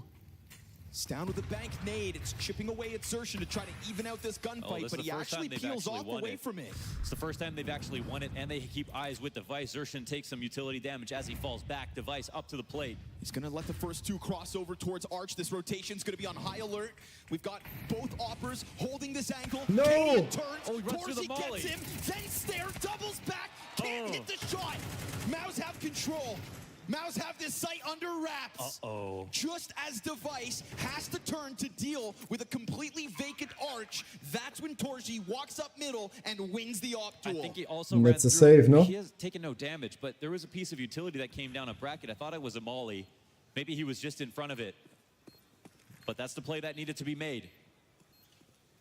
That was the best start to the round for Astralis so far. They got banana control, they got utility damage, but no kills. What a nice fast move though from Mouse. Yes, okay, Astralis got banana. It's why we see Mouse rock back, but they didn't waste a moment. And they found a gap on that A site in Arch side, right? If there's anybody in library a little earlier to even spam through a smoke, then suddenly Device doesn't have to worry about Moto. But it's his caution to Moto that literally gets him killed as his counterpart tiptoes up mid. I think there were two ways to interfere with this, and that was Device going wider. I don't know how Brolin can use his glasses like this. He has them like completely tilted down because the headset is like so pressuring on his glasses. Utility just to win the space back. He doesn't have his again, I'm gonna say it, glasses on his ears. He has them like squished on the top above his ears. And since then, they really haven't tried to fight back against that. That's a spot where it could have been effective to fight versus Boiler again. If they had Hall's control, Device wouldn't have been worried about an op sitting in that position. And they had peaked it early, but that's all they did. Impressive nonetheless of how this ends. 6 rounds straight for Mouse to get to 10. And they've got first blood, but it comes at a cost. Stown and Kadian joining forces to keep the pressure on Banana. It is a sea of smoke grenades. They can't see Jack, and yet they're still able to claw player off. 1 round from a win. Yes, you have allowed for 6 rounds to slip by, but 1 is all they need. All right, now they're moving forward with these top Banana protocols, and they're going to go for the fast clear. Obviously see nothing in this spot, but now it's a race to A. And that race looks like it's going to get won by Mouse. Device can drop his utility. He's going to try to reposition here right ahead of a hit. Got to be cautious about the apartments. That's where Jimmy's at. Jimmy gets tagged. Huge. Down. Device concerned in all directions. Used a lot of ammo. We gave him praise for the big stage experience, but surely he can't hold this site alone. And that's why it's going to take Kadian to step up and hold off on Arch. And that could damn well be enough. But Device doesn't see it coming. Spinks has been shining alongside Torji. And that is both players inside A with a bomb plant. But unbeknownst to them is where Kadian's gotten off to. And so as he waits for Stown to come and join them, this is a 2v2 queued up. Now man advantage Astralis. It's got to be the clutch from Torji. And I love that he plays up inside that smoke. They're going to approach, not knowing where he's at. He peels back, gives them space, but that gives him a little time and an element of surprise. They line up. He gets out. He peels off the first. Down to 16 health. He draws the second player at him. It's a tap on top of the bomb, but Kadian's got to get the kill. Torji is just too good. Torji is just too fucking good. Sits them down in round 23, and this regulation goes the distance. Oh my God. Was that a moment where there was no kit to pick up even in this spot? Backside Hungarian. Torzi peels all the way back. Total read from him to assume that this tap won't come in. Dangerous position to play everything on the line, but it's the right move to make. Kadian can't believe it. Forces Kadian's hands. And Astralis have allowed this to go 24. Banana control, such a key component of this Mao's T-side comeback. And they will start with it again. Why not? Brolin boiling over with confidence as him and his team have so effectively taken this portion of the map. And it's a little bit of a change-up. If Astralis want to try and take it, like we saw 1 round ago with Stown and Kadian pressuring Smoke, well, they will be stepping forward into a stacked position. And that bomb is so ready to go, but the smoke will make them wait. I kind of love the idea from Mouse, and as we can see, with Astralis are leaving at the moment, this would be one of their rarer options, just a straight B after their B control. not messing with the rest of the map for once. The conditioning on this comeback has been fantastic from MOUZ. A far cry from what we saw over on their CT side. But now the info goes back the other direction. No one spotted. But I mean, it's But pieces. again, no one in halls, and so Astralis actually have to still tie up resources. It's pieces moving on both sides. Yes, we see a little peek down mid in a moment, but it's just Javi to throw a flash for Katie, and that is the core of this B-site defense. A flash thrown that he can't even capitalize on because he is blind and smoked off. And so MOUZ have earned a position inside this bomb site. And the retake utility, well, I'll say it, it looks still good enough. 10 man alive bomb plant. 5 versus 5 retake for Inferno overtime. in a nutshell. That is what MOUZ fight for. 7 rounds straight and an 8th needed. All they have is that flash, so you know it's going to be guns in the hands of MOUZ. And here it comes, grenades first. Xerxon leaning back on Nubox. He's weakened down to half health. Jimmy's got a double. It has been so quiet from Jimmy with 3. No, actually, Xerxon got that one. MOUZ fight valiantly. 1 foot. 8 rounds of a comeback. 1 foot in front of the other, and MOUZ have made it all the way to overtime on the stage versus Astralis. I'm gonna have to run a minute 30 here. I'm sorry, chat. So close, so many times in those 7 rounds. But just like MOUZ were asleep at the wheel in the first half, Astralis let off the gas. They stopped making their info plays that even netted them some of the early CT rounds. What a phenomenal instance of staying composed for this now led by Brolin MOUZ. I'll give it up. That was a great call over on B. Fast one. No time to stop tempo. Straight to Banana. Into the gunfight. Cadian's first. Brolin's going to chase it down. And he's got them right there on the edge. Now, he was just an inch away from a second. No. But the third player steps forth. And that will cost him a double casualty at the expense of Astralis. Brolin wants more. And as he smokes off that CT cross, he has them playing a guessing game. And guess who's not missing? Okay. Torzi just empties out this bomb site. Bro, what's happening with Astralis? Weird device. Love to catch them off guard. It's a full-blown hit with Devin, wake up. 4-time major winner. We need you online. We need you in the server, bro. Wow, this is the biggest chance for Astralis. I bet they could see grand finals coming up when they hit match point in the fashion that they did. And even allowing MOUZ to make some kind of comeback in the first place was already a mistake. Astralis missed some opportunities by 25 damage, 1 or 2 seconds, over and over again. But MOUZ minimized mistakes. They didn't worry about the fact that it all rested on 1 or 2 bad deaths. They gave time to Jimmy to wake up. He's on 10 kills now. And Astralis, with all the money in the world, try to get in the face of the banana control again, but they can't stop Brolin. He's been fantastic, especially as the entry here on the offense. Banana has just been the key to this comeback. Astralis have tried different looks, they've tried different tempos, they've tried to pressure it with utility. But you're not keeping MOUZ out of this position.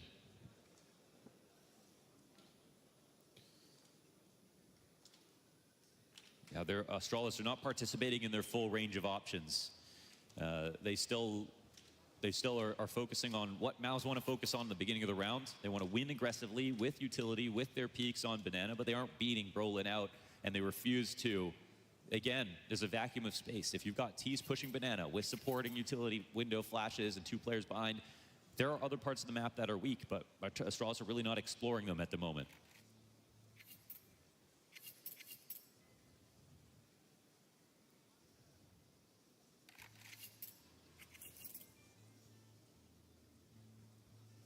Double up setup here for Astralis in the second round of overtime. Didn't see this back in regulation. That takes the edge off, I think. Always the biggest benefit of a double op setup if the other team doesn't see it coming. You know, if it's like the Mongols, you know, they might just start it off in the beginning of a didn't understand half of the steps on screen. MR12 because it's just too expensive. But if you are in a team that does it very often and you've got a hybrid op like Katie, and especially having the game he's having, one op shot can grant you another op shot on the other side of the map because the other team's going to let their guard down. In overtime, where you just need the 1 round, it's a great time to do it. Nice one from Cadian to start it. Xerxon could have had vision, but we've got Javi to press out. Oh, fight on the smokes. My God. Both players players coming through smoke Nate? at the same near time. Frag? Kobe? No. Too far. Off the mark. They're going to go for a boost instead. You've got all of Maus knocking on this B site. Not even a chance for Cadian to reposition without getting blind. That's a big pickup. Collateral. And as Cadian tries to go back, Spinks is bested. Down. He's going Let's to go. Astralis using Cadian and Stown from backside. I'll say caught by the timing of the execution, and still they're able to succeed. Mouse threw their full range of utility up there at the top of Banana, but the only difference is it wasn't a rifle versus Brolin. Brolin has consistently outdone every single player that has come to try to fight him here. And Cadian's been having a great map. The collat and this spray from Stown's actually great as well. Sometimes mechanically he has bad moments, but here it is. Astralis finally get their rounds after 8 in a row from Mouse. Kobe! Utility to a T. It's another situation where winning saves everything. You know, even if you let the comeback take place, you won't be bitter if you closed. They've looked death in the eyes here at Astralis in this game.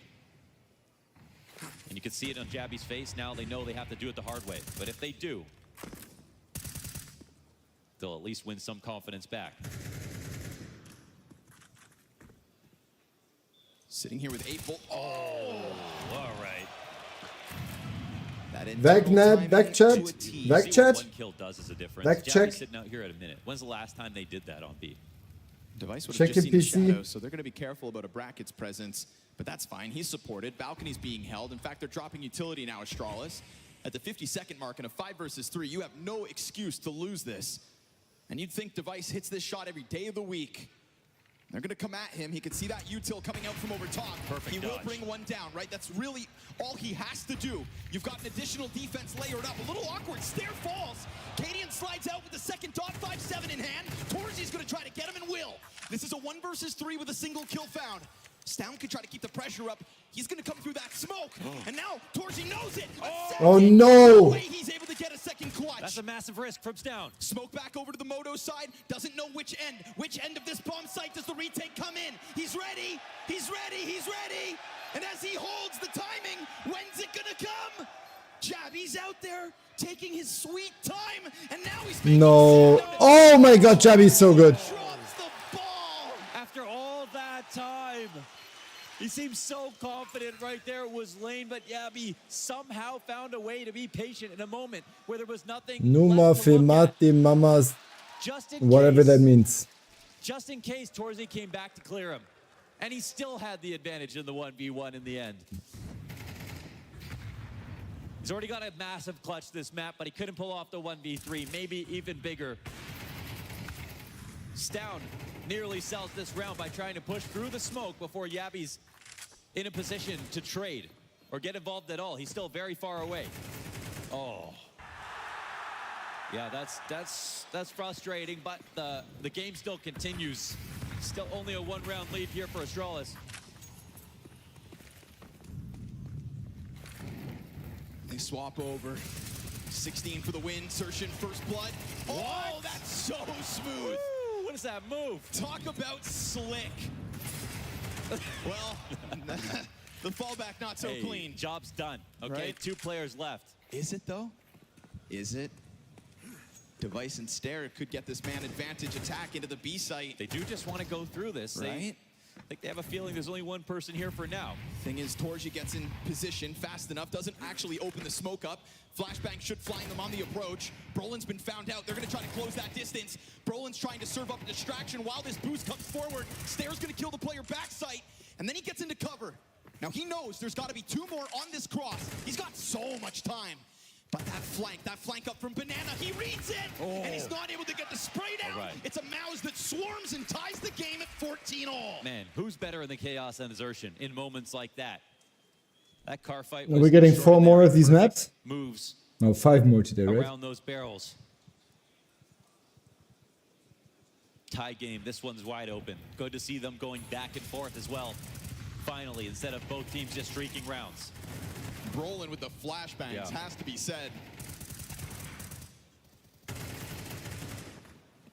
And Jimmy slides up, surviving on 14 health. Anybody's map. Alter, what the fuck? Now it's smoke popped open bottom. Banana Device is going to capitalize on that one. Can they even escape? Device trying to keep the pressure up. Frags come back at him. Oh! Space is here. Well handled. This is an aggressive stance from Mouse. And you know what? That is what we didn't get in regulation at all. We switched sides. Astralis to the defense. Yeah. And we saw what it should look like. Bro. You can't tell me that Mouse haven't been inspired by that. Freaking Amazon guys ringing the whole fucking house. Half of overtime. No, absolutely. They have signed up for these fights. But just because you sign up doesn't mean you win. Bomb dropped. Jimpact gets that bomb drop short. Two critical kills that, yes, could have opened up that rotation. Bomb gets stuck in a little bit too far forward. Both of them, same line. Jabby, this would have to be a miracle. This would have to be so sharp. But it's just too much of an ask. And now Jimpact has almost recovered his score. Do you remember when he was like 2-12? Yes. 14-18 as Mouse secure a lead and a second overtime at least. You characterized it perfectly. Like, look how deep Mouse are on Banana. No more vanilla play out of them. They're taking matters in their own hands. Both teams turning up now on their CT sides. Gabby almost brings this one back if Stair's aware that they could actually make this a B play, but instead, the Hall's Peak comes out, drops the bomb. And Astralis will have to do this. Cadian's going through. Dangerous game, but not bet by Resistance. Torji happy to lean this back. Oh, sitting duck. He won at that fight too. Torji gonna have Cadian calling from the sideline in the final round of overtime. The full commit does not pay off, but they do have the ability to upgrade. Yeah, Device leans forward, extends those arms, grabs that rifle. Still enough utility to try to blanket this bomb site, but who's gonna be standing here? It's Zershin. And it's Torji in the back of that bomb site, the most clutch player for Mouse throughout this series so far. These are the two highest rated players for Mouse coming into this semifinals. Exertion has to reload. And so he's gonna need Torji to step it up first, and he'll do exactly that. Fresh magazine off of the coffin, and the Astralis camp down to just two players. Oh my god, Zershin with the collide. Holy shit. Astralis Hate Watchers feast. 8 rounds of a regulation comeback and an overtime win for Mouse. This is a Mouse who may have lost the head of their camp, but a recovery, resilience, and a win in the first map of this series on stage.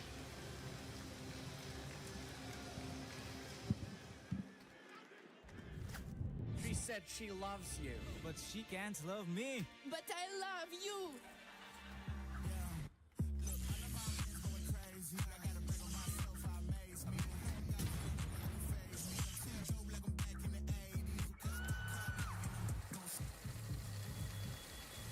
I won't play window anymore. What's going on? Play your role. 1x bet. Alright, let me quickly store some stuff away. Also, let me go here.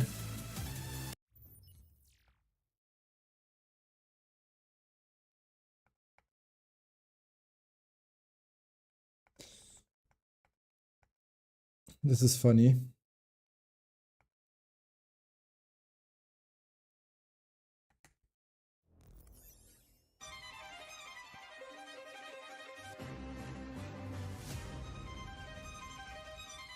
Now I have like 3 empty things, empty windows in my... But it's only in my Alt tab, not in my Windows tab. Interesting. They're gonna try to open it up to Swarm, but Jabby, triple kill. The Danes of Alright, let's get some ads in, because we need to. But with more games together and a better understanding of how they want Because to play, our they Amazon make on the overlords demand the sacrifice of ads. So let's run them. And I'm gonna get the stuff out of the way. Let's go back to here. And I will be right back. It will take a bigger team performance for them to reach the expectations. Device from behind, and there we have it. Oh, okay. I like it. Now is their chance to do it.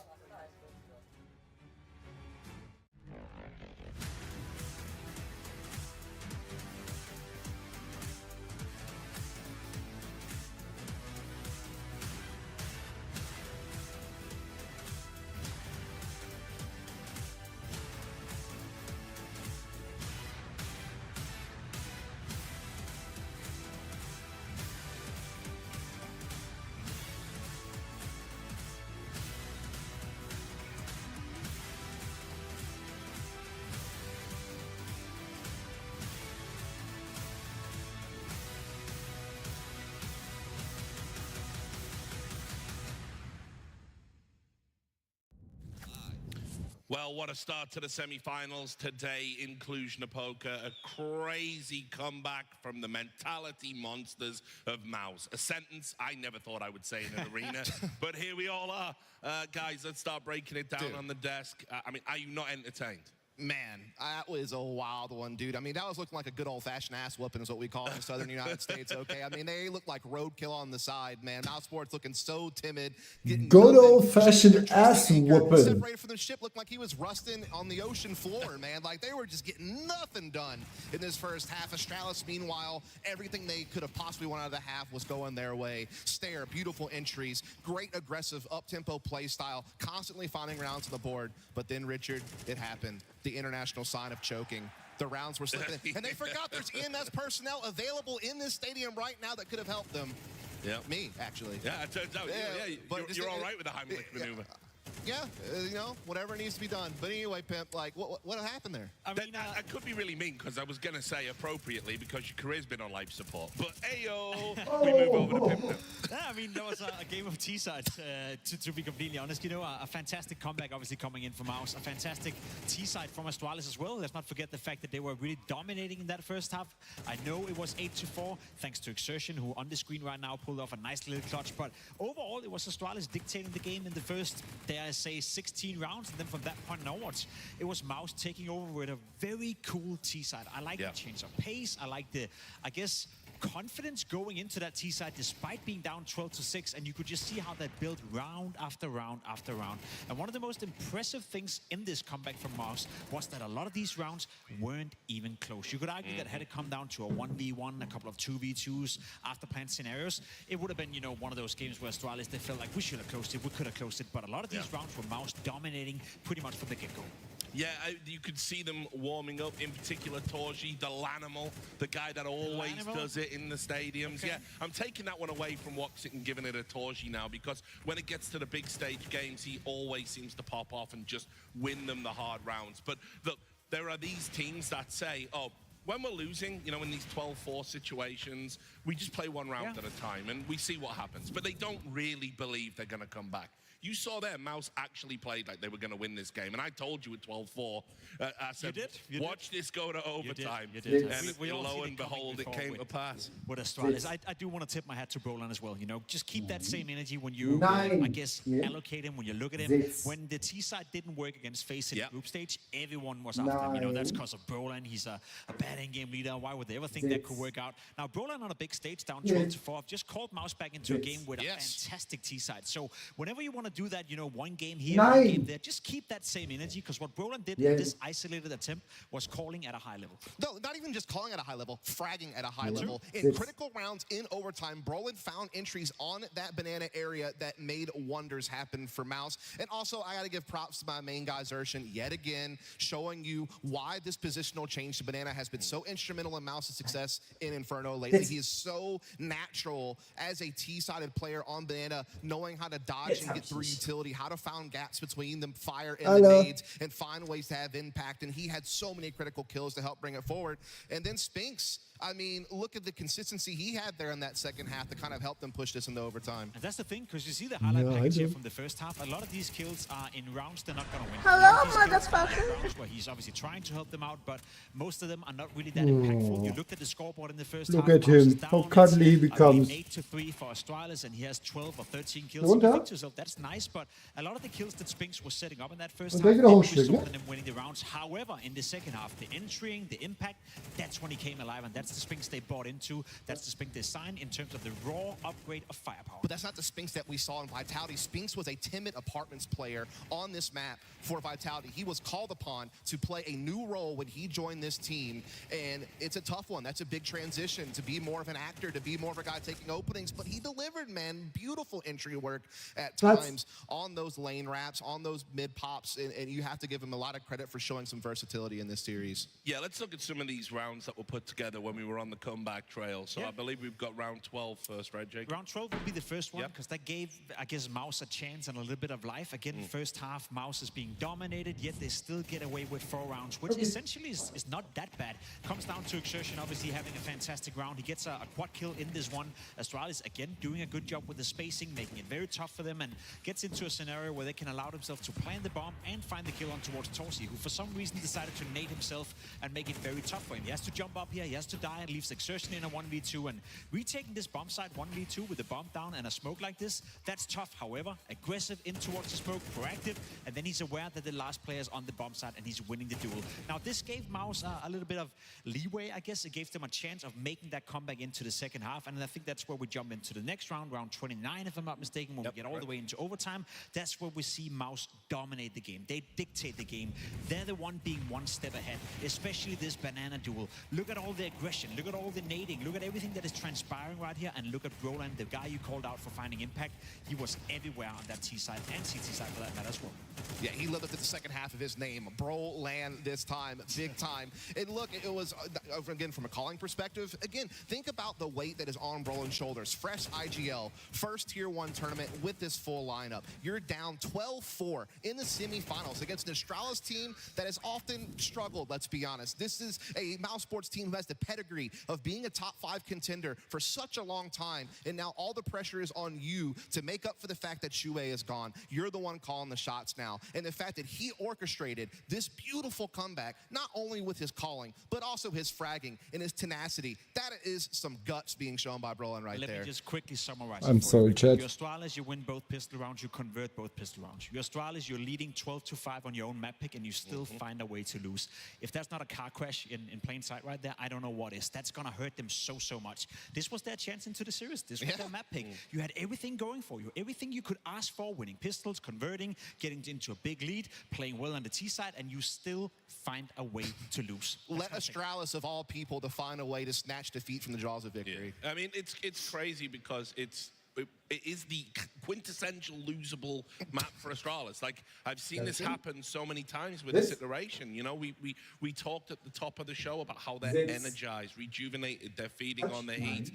All you got to do is win one round. And for an experience like IGL, this is when you have a wild card play up your sleeve. Surely you have something so unexpected. It's a bit cheesy. You just get it over the line. You get it done. The great IGLs all have that in their locker, by the way. And instead, we watched the same thing happen again. They ran into the brick wall of Maus.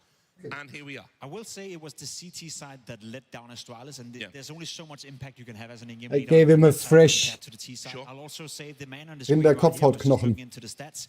He was the only player going positive for Astralis on the CT side. His CT side rating in this game was 160. Yeah. Next on the scoreboard was 0.90 in device, I believe. So no one else showed up on that CT side. I do agree with you. It's a massive fluke right here for Astralis, but it kind of reiterates what we talked about coming into the matchup. It's inconsistency. We don't know where we have Astralis, and they even showed it in one map for us right here.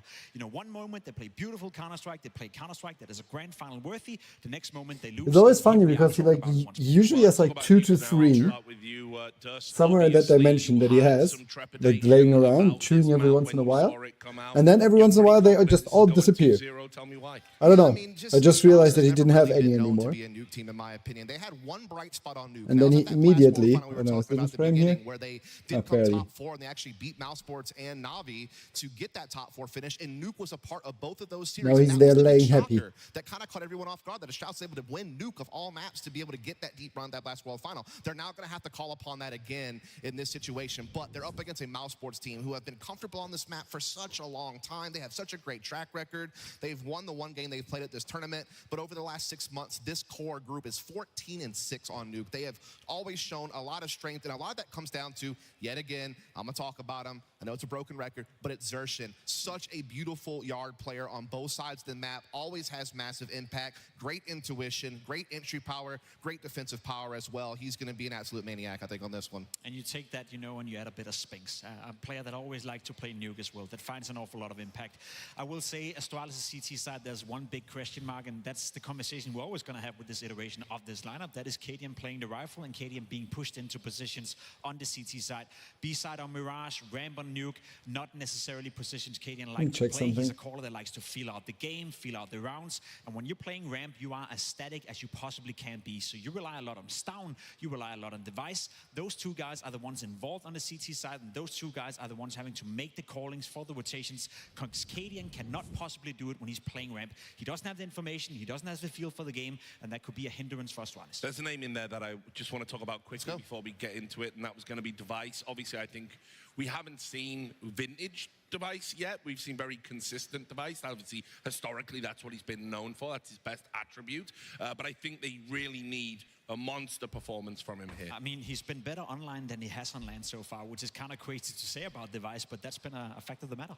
Yeah, I mean, look, Device, when he was in his heyday, what made him so powerful, I thought, was that his CT opping was so dynamic. This guy was never in the same place more than once. He always had to play the guessing game on where Device was going to poke his head up at with the AWP, and the amount of impact he was able to have by just playing that mobile, defensive style. The team could just kind of gel around him as he kind of created waves. And Nuke is certainly a map where he will have an opportunity to have impact in this first half on the defensive side with the AWP, whether he's taking picks outside yard, whether he decides to play up close on ramp, whether he decides to sneak through, and try to play, up close on red box, just whatever the case may be. We need to see him take, and just take agency. Device was best known for punishing other AWP players doing the same thing over and over again. If there's one thing we do know about Torshi when it comes to Nuke CT side AWPing, it's him being super aggressive on towards yard. He can play aggressive behind red box. He can play in towards warehouse. Right. He's always looking for a duel. If you're Device, I hope you've done your preparation, because there is ways of punishing that, and we've seen that over and over again. Device is a player that lives off reading his opponents. That's been the trademark of his career throughout the entirety of it. I hope we get to see that here in Nuke, because otherwise I think it's game over for us. Yeah, and I think the other factor we have to talk about is Stair. What this team is known for is being able to bunch up and hit really nice set pieces, but Stair is the tip of that spear. We saw some bright moments out of him on Inferno, but now he's going to be needed more than ever to save them from elimination.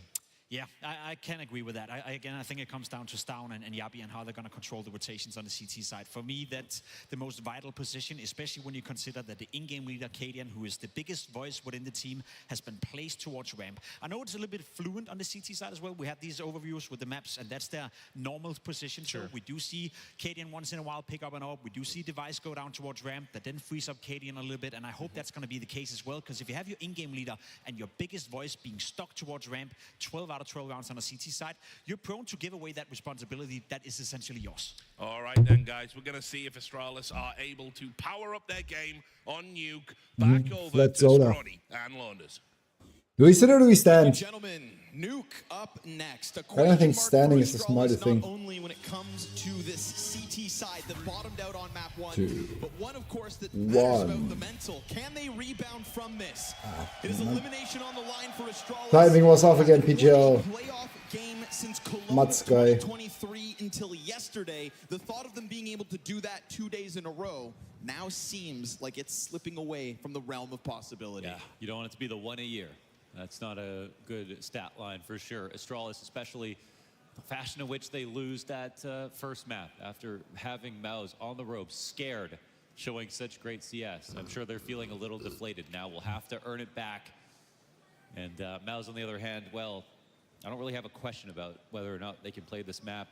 Astralis's sort of record is a series of Christmas lights right now. Win-loss, win-loss. Sure. Their nuke is just great or not, and their last loss was obviously really bad. Sershin trying to pounce first, looking to get this going outside. He will be dropped by the garage player. Stair. It's a clean triple kill. The fact he's able to get 3 kills on that entire front-running pack is one thing, but the bomb carrier gets kind of stalled out in garage. It's a good trade back, right? It's a weird one to get. You got Cadian stuck up here on the AC unit. You got Device right down. Are we going to be looking at all 10 kills coming down? Oh! Here, outer. What a weird spot for everybody to end up falling. But now, Brolin, I mean, have you ever seen somebody locked in this corner? And have you ever seen anybody fight their way out? Because catching Cadian up top is one thing, but you've got Device on the prowl. And we don't know where he's at. Look at that reposition. Can't find him. Well fucking played, Devo. That is well highlighted. Chev gets the man out and hiding behind the staircase. And that move from Device, right? That kind of instinct from Device is maybe what could take Astralis to another level. Yeah, man. I mean, we just talked about the heyday of Astralis, and Astralis were the that shot team was nasty. With new Nuke, they were the first and the best at it, and Device is the most important player on that map. He's the guy who controls Yard. Dust listed off all the different ways in which he plays it. And the reason he said heyday is because it's not Device's heyday right now. But it'll have to be if they win this map. And he can be inconsistent, but this is a game now where we've got 3 pistol rounds out for Astralis. And they've actually been very clean on the anti-ecos. Yes, sir. They've converted both of them, right? That was the thing Pimp made sure to highlight. Like, if you look at the checklist of how to win a game of Counter-Strike, well, pistols, full conversions, comfortable 12-4 lead. It's the fall apart that happens after that that'll have to be studied as time goes on. Now suddenly MOUZ have shown us real promise. You know, one of the things Dustin was able to highlight on the desk too was talking about Xerxin and his success when it comes to entry fragging outer, but we are talking about now a playoff game. And when we go back to the T side of Inferno, it was again a bit of an underperformance from him. Lowest rated player on that half, but you know what they did have going for them? Spinx. And if Spinx is gonna be the guy that picks up any sort of slack that these at time nervous players offer MOUZ, then so be it. This time, nothing able to happen from that outer fight. It is basically the same setup yet again from the Danes, and they make sure to keep everybody alive as they go up to the comfortable 2-0 start. Yeah, Spinx was awesome. He looked like he opened up as well as a player and was in there. And even though his kills weren't resulting in the rounds won in the first half, he was kind of their only good player. Like they just did not frag enough behind him. It's not that he wasn't getting impactful kills. It's just that the conversions from his teammates weren't there. Jimmy had, you know, a kill for the majority of that half. So I feel like he was a two-way player that game, showed a lot. See the double nades coming out. I don't think Xerxin thinks anyone crossed red though, so yeah. It's good info gathered. Xerxin keeps coming forward. These are just MP9s at a bit of a further distance. You give the edge to Xerxin, but he does get softened up to 59 health on the crossover. All the while, of course, we are setting up what is a ramp hit. Wait, and there's no one here. No, the ramp defense is looking a little thin. Wait, it's a massive gap. That By smoke thin, is so I mean deep. non-existent. Yeah. Device is downstairs, so I suppose he's in a place to make something happen. Cadian's even being able to get out from thence. Remember that early cross damage. This could end up cutting off one half of MOUZ's lower play. I mean, this is great from Astralis. They're Every gonna push. rotation is in place. They're going to try to jump at him. Okay. That's one way to get the job done. Famas in control gets spotted. That's not ideal. Device was just trying to lean into the corner, but it is an approach from MOUZ that remains on high alert. Opening it's a this bomb plant, door. uncontested. Yeah, opening this door is really great. It's just so hard to get down here. As much as it looks like it's open for the CTs, it's also them who have to be worried about being held from every angle. Single side opened up. That's Jabby to find an angle. He's trying to wallbang into the feet of Brolin. Oh, Ooh, that's that not ain't a pretty. great spray. Torji walks forward, offers up man advantage. Now we get that retake coming out from ramp in a second. It's Brolin versus the I hate player in a retaking moment, but now mid this is the side. second time that T's are just dropping the ball. What? Kill in that post plant. Yo. And you know what? That's excellent upgrades. Astralis not only to the 3-0 start, but those MP9s replaced by AKs, and that's offering up a bomb plant, but coming in with a retake. Is that the audience? They were hitting shots. Every single position was accounted for MOUZ. They took all the duels in the ways they wanted to, but Astralis just out-dueled them. There were some bad sprays right there. 6 overtimes today. Out of MOUZ. Astralis had full control, and you know how hard it is to win a retake on this map. Okay, I need to Very sit. solid stuff. Benny, captain. Captain. Half buy-in. Spinx on a Galil. Everyone else. Jo, Tech 9s are P250s. Rein, Maus. Super. Device on an early opening angle. Astralis. Astralis. Astralis. And down he goes. Cadian right there to support it. So nice ramp play. Now it's a position for Cadian that is a bit of a question mark still, having to go over, play ramp, and still keep a great eye for the rest of the game.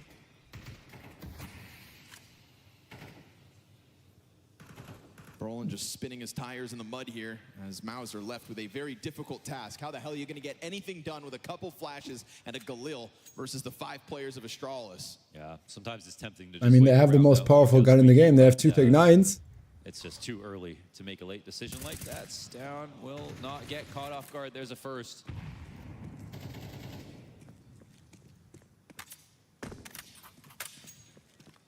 T's just looking for some duels.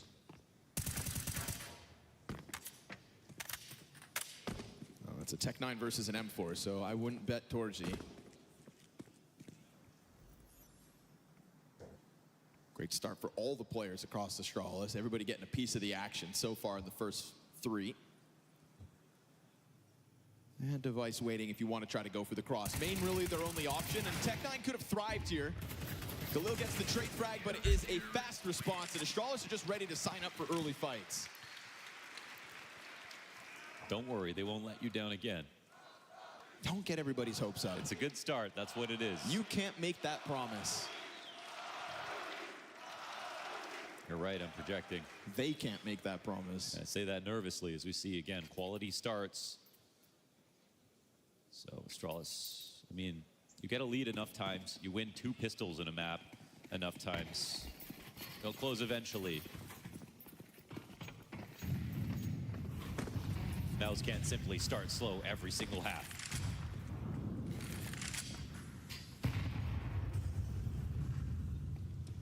Although so far they have, and up a map. Jabby, I like this. Trying to join up with what we've already seen out of this same aggressive stance. Oh, Jimmy, nicely done. Snaps it for a third. Oh, there he is. Jimpat under pressure. And Jimmy alive. Head on a swivel, swings. And And Jimmy's locked the fuck trying to in. take over that lobby control. Guess it just took him half a map to warm up.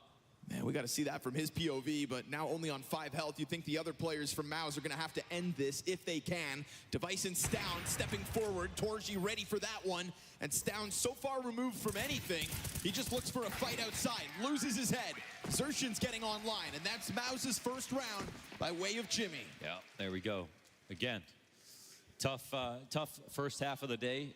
First half of the map for Jimmy, but second half was a big recovery. Now map 2, look at this play here. We didn't see anything like this on Inferno. Really nicely done. 3 different fights from 3 different positions. Good on him, too, to not get fixated in on the second player he saw. Oh, there he is. Ime.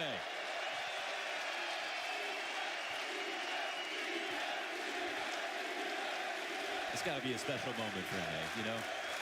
Back to Cluj after 10 years. His career just took off last year. You know what they say, if you can't play, cast. What the fuck? What the fuck? The music, you mean? Happy he gets a moment in the crowd. I didn't know that shift here, huh? space or control space bar. Issues, but, I don't know. I like pressed something out of Astralis early. Pretty consecutive lobby crunches. did play on the media. AWP in garage, because there has been this pretty And present due to me having YouTube music open. We're not going to get to see these Oppers duel, despite Device having started all these other rounds on that ramp room. You can see Torji maybe signing up to try to find him. He won't find anything, because again, this is a moment where Astralis play nothing inside of ramp. Open fording ramp. I mean, this is a spot where you can't... Oh, sorry, Device. Man, that's too big of a gap, my friend. That's definitely very weird. He was so confident that that was clear. Has an entire team inside of the ramp room ready to go. I suppose at least it's Astralis downstairs. He ran over to Molly. Oh yeah, he was. Wait, where's our ramp player, guys? He had drank that Kool-Aid. Now we'll see if Cadian can secure a distraction for Jabby to try to make the most of this one. Stown dies. Utility in front of it. Oh, Jabby's got a chance.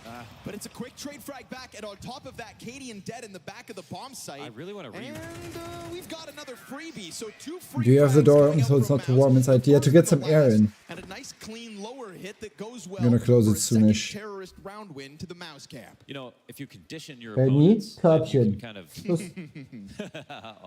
Nein, Körbchen. It's not too bad. So ist fein. Und Platz. Platz.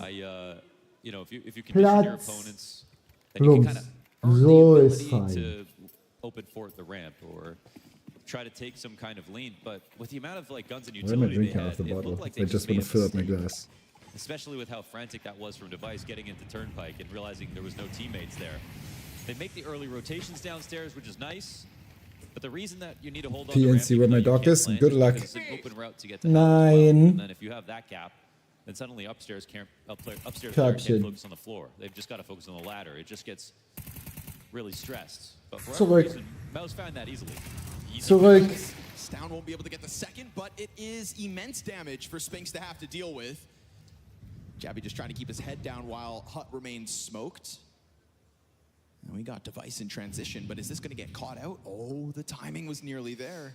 Spinks is really worried about this. He's able to climb up. Device seems to be aware of it. Oh, he's going to miss the time, but he still has a problem here. Because if he can't get back up to heaven fast enough, then he has to respect that Spinks could have crossed already, and Spinks, Nice recovery here from Torzi. I mean, we'll dissect it in a second. Right now, we've got main pressure, 45 seconds on this clock. Jabby playing behind Petrus. He gets cleared out. Instant headshot. Nothing from Stair. Jimmy just locks in. Jimmy Neutron, man, how did he figure out that crossfire so perfectly?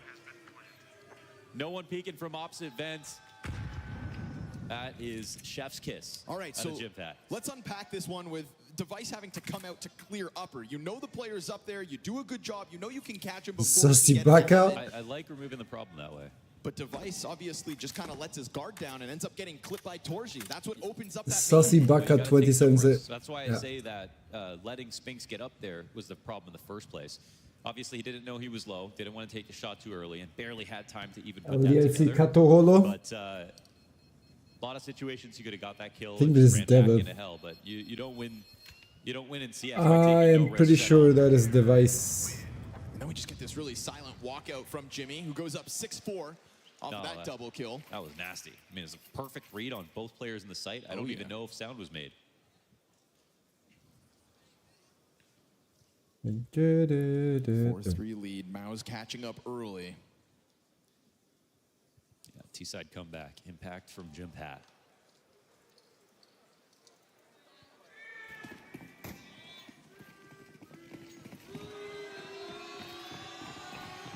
Economic problems here, Astralis. You're dealing with USPs. You've got a Zeus on the field. That's always fun. Crowd went wild when Elige got Zeused by Saw. I expect nothing less. Xertion's already crossed, though. He's been pretty quick with some of these outer timings. There's always a world where maybe Torji gets caught by something, but again, that one M4 is all they really have to work with, and it's currently in the middle of this outer pack. It's with Cadian, who just lost his head. Spinks off the top of main, cracks the whip, and that's going to be the best thing Astralis had to work with down, and at the moment, irretrievable. Spinks making sure he keeps eyes on the corpse. Yeah, T's just getting to all the good positions. Not really response just yet. No massive rotation from the CT side. They are playing active spots at least, but still, not great guns. Nice tethering coming out of Mouse here, making sure nobody has to do too much on their own. Always a teammate close by. And every teammate at the moment finding frags. Gotta love the way that Mouse are working this comeback right now. Anti-ecos look safe, methodical, but moving with time. Found ramp open 2 rounds already of these 3. Now the last kill looks like it'll just be a formality. Spinks waiting, watching for this eco frag. Yeah. Sorry, Stair, you're toast. All tied up, 4 rounds each. Kappa, one top. But again, pistol, conversion, Yeah. This has unfortunately become the tale of Astralis. It's a bit of an earlier comeback this time. Pistols and strong starts, all great, but leads being lost. This one's kind of hard to fight back against, though. The X Factor Jimmy showed on 2 of those rounds. Yes, sir. Both rifle rounds inside a lobby, holding the super aggressive push, and it was a 3-piece push, right? He killed a squeaky guy, a ramp guy, and the hut player at the same time. That's what you're supposed to be doing if you're Astralis. You got one guy in there.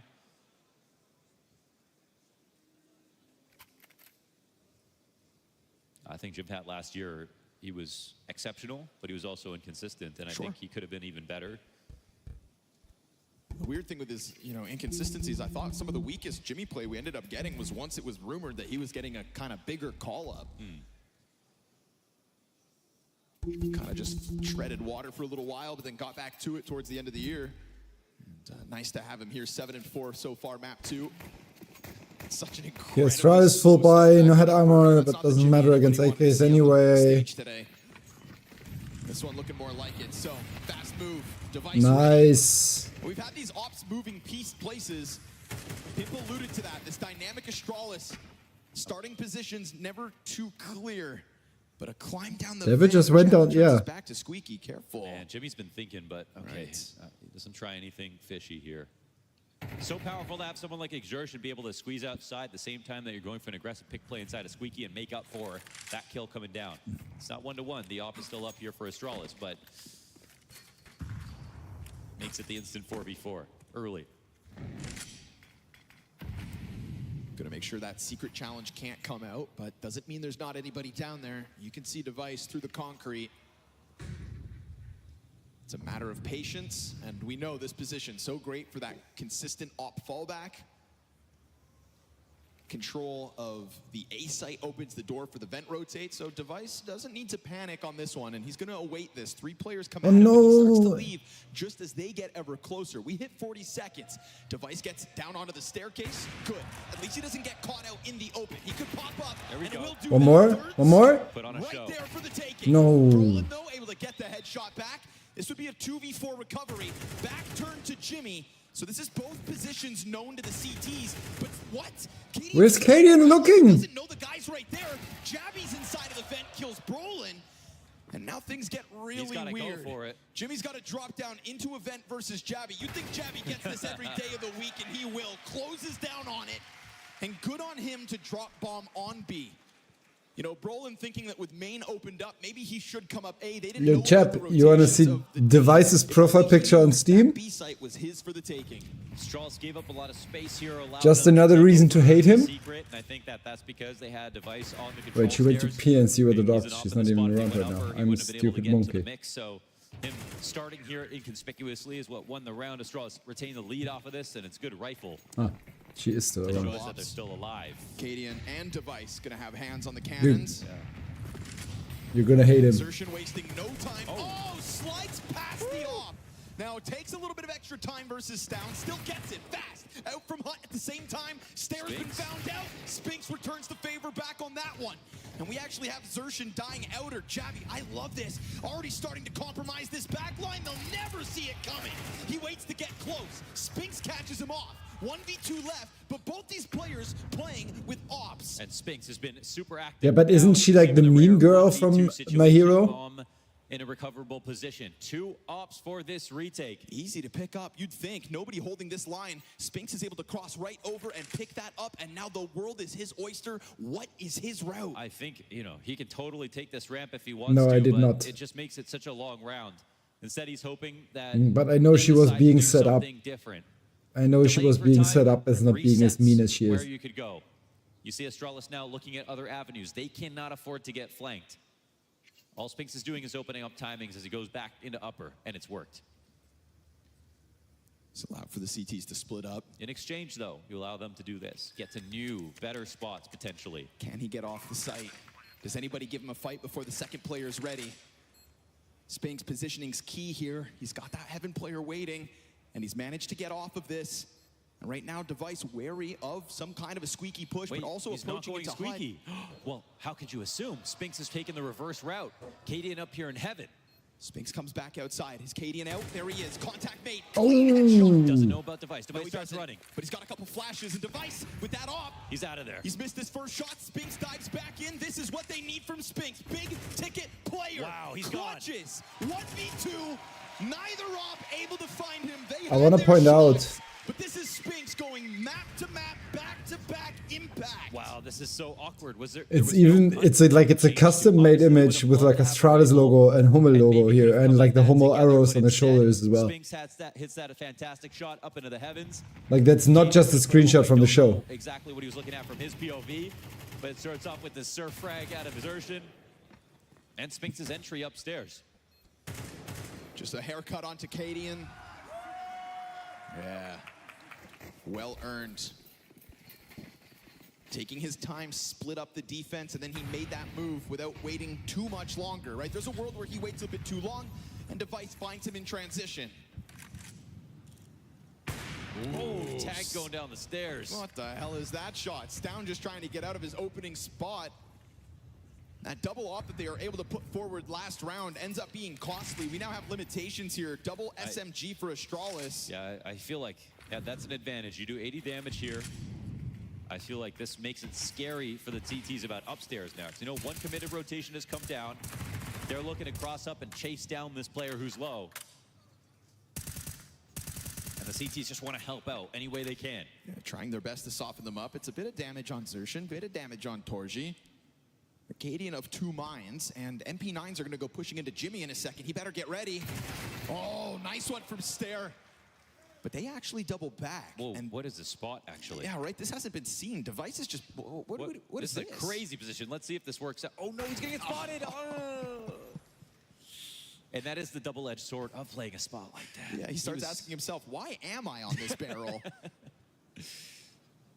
Realizes he probably shouldn't be there, but then unfortunately gets caught in transition. Man, why did he have to worry about, you know, ramp when he had teammates there as well?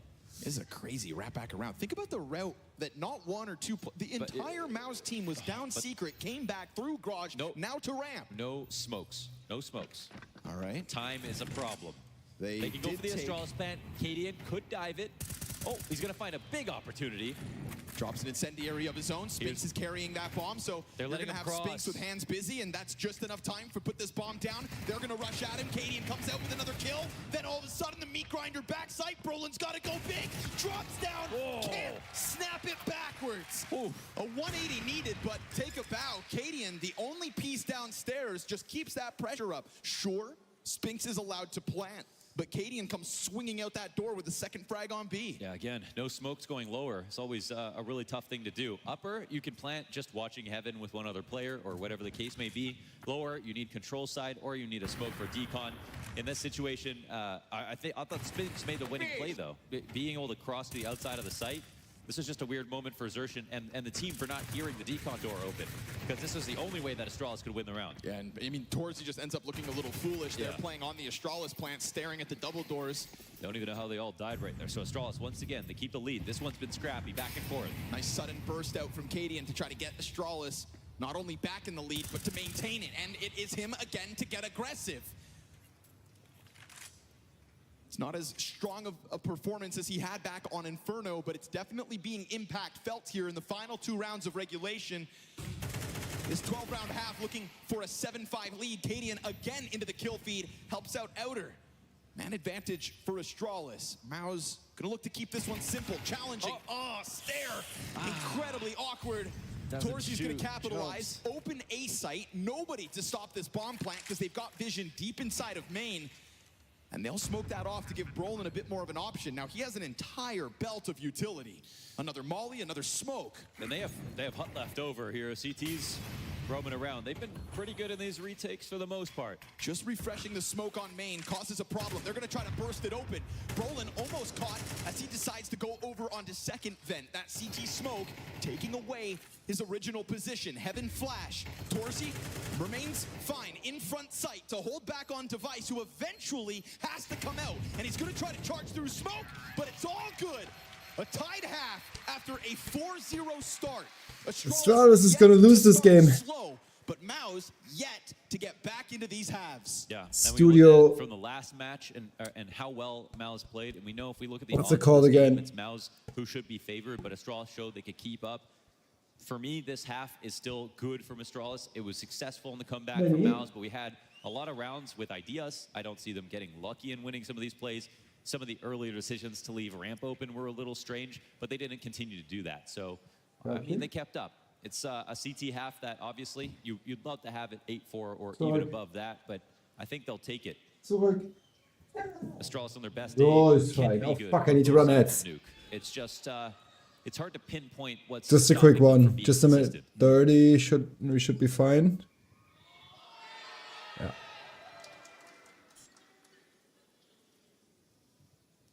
Yeah, be thinking, damn, we had Inferno, bro. Just a cool guy, hands in his pockets. Yeah. I love the aggression that Cadian starts to throw out towards the end of this half. Captain. Fighting fire with fire. That's so uncomfortable. There. He takes like a second to shoot, and then he jumps as well. Just everything went wrong, and very awkward. That was like a round-winning sight hold for sure if he just got that first kill. So Pistol, let's see If Astralis are going to win 4 fine. pistols in this Super. series. Or do Maus finally get one? It's smoke in hand for the door.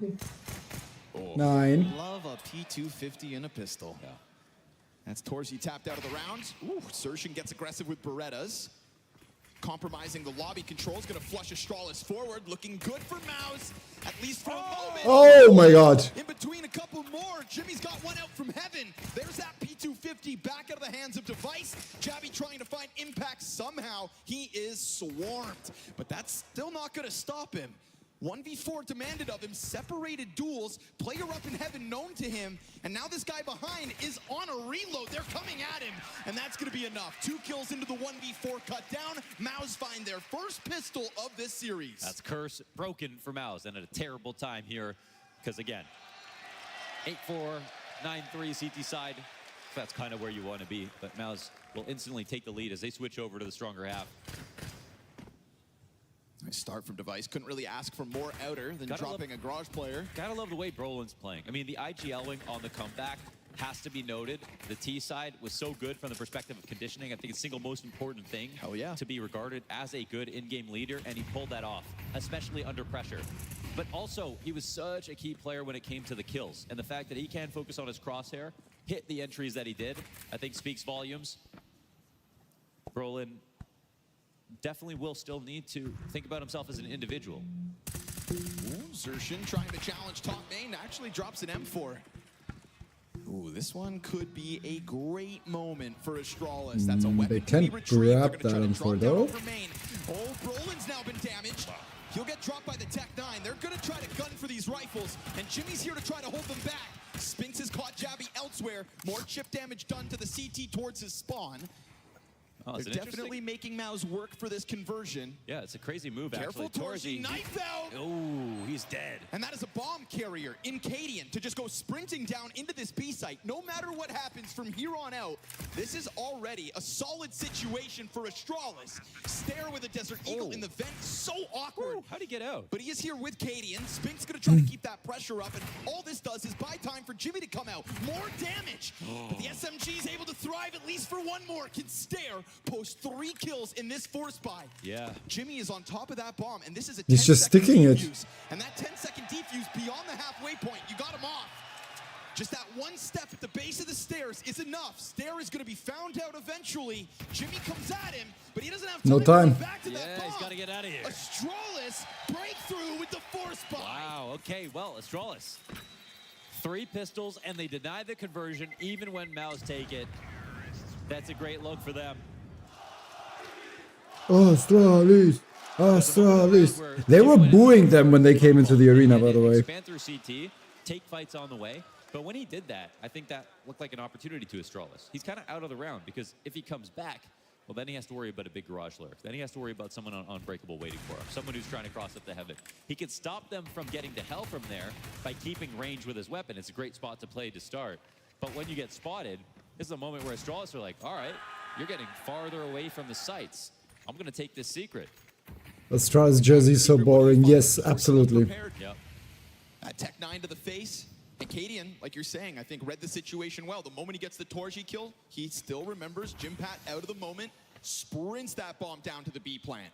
I'll say, though, you got to be careful. These 3 FAMASes, the players on Maus right now, any of them can pop off. It's a low util round, but Nuke is a scary map if you are just a touch uncoordinated on T side. Calling has to be pristine. Maus aren't timid. They're already making moves. That's lobby control for them. Eyes are going to be turned back outer. They're threatening the wrap, but they're already taking over vents control downstairs. Ooh. Limited knowledge here from Maus as to where everyone is. Brolin's found a little position behind this smoke. I mean, it's 3 people downstairs. Bomb's also going down. Commitment's coming in. Torzi, how far will he go? Thing is, Stairs already locked into decon door. Well, the CT's starting to leave as well, because again, they don't have info. Seeing no one outside. Right. But what's the sign here? Oh my god, the timing. Wait, bomb gets spotted. There is Torzi. a player behind you. Torzi's got a guy towards decon. But, wait. The fact he's able to get out is one thing. Zershin's now going to have to play the floor. No! Oh, Brolin! He was on the ladder. Off of the ladder gets the kill. Stare again, just stopping players in that vent, can take the bomb and go go upstairs. Now that is a wild evacuation. Oh, I was thinking they're going to take the vent upstairs, but in this spot, they had someone in the vent. And Brolin, he should have died. This guy was definitely on the ladder. We need a new icon in the kill feed for that kind of frag. For him, it's simple. Jabby hangs on to the Heaven control, so there shouldn't be really a retake attempt thrown at this, but I mean, you're gonna have Jimmy challenging Heaven soon enough, and then all of a sudden we're gonna get this rifle duel, because again, it's 3 Fomuses in hand. Losing the Heaven player could be critical, but yeah, Mouse, you're not getting out now. No chance to get back at this site. Dude, Stair was down in the moat with the Crocodiles, and he still gets both kills as they emerge from that. So, great mid-round moment for Astralis, and they get the conversion. They deny the force back, the 3 Fomuses that come into this round. They keep the lead once again. I mean, this game is narrow margins, man. Every round going back and forth.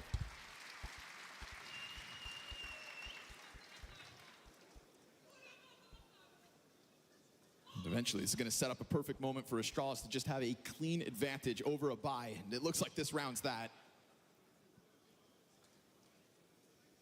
Zershan looking real talkative, and he has, in some of these post-game interviews, been speaking about how not only does he have to play his role very well without having someone to kind of manage him as well as Shuhei would have, but he's also just trying to offer up more support as a space creator so that guys like Jimmy can get in. He says he wants to see Jimmy's full potential unlocked in this version of Mouse.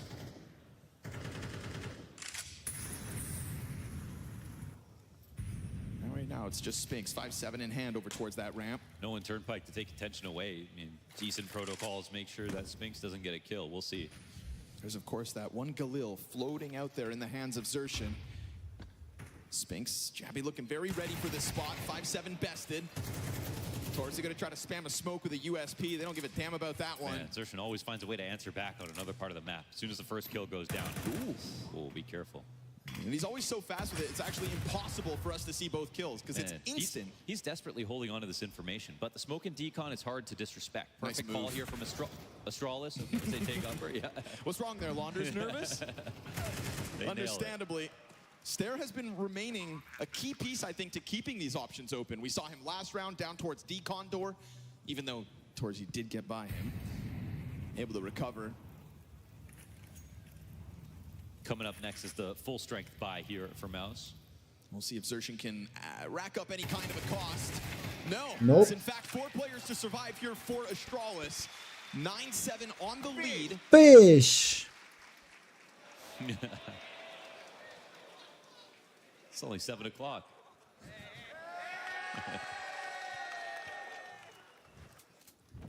I might actually wait. Jabby coming up from Heaven. Good. When is the final tomorrow? Please tell me it's like at 7. I think showing a little bit of, It's at 5. approach here on the I'm T definitely side gonna so miss far. the match for the 3rd place decider, but I might not miss Astralis' lead. Am I missing something? Are there no kits on this round here? You are the correct. final though. No This game at no retakes here for 3:13 Mouse. Just or go through the bomb 3:15. sites.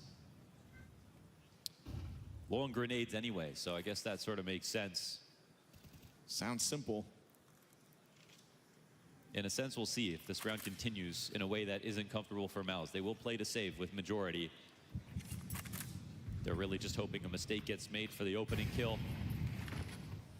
Stair's been a fun little X factor for Astralis so far, kind of operating on his own more often than not. Oh, Torzi's spot with no information as they're wrapping outside definitely gets scary, but he has hit his presence really well. Finds the garage player. A little more damage on Stair. Bomb Jimmy's gets spotted. here, but smoked off. But because the bomb gets stopped, Stown goes, runs over and picks it up.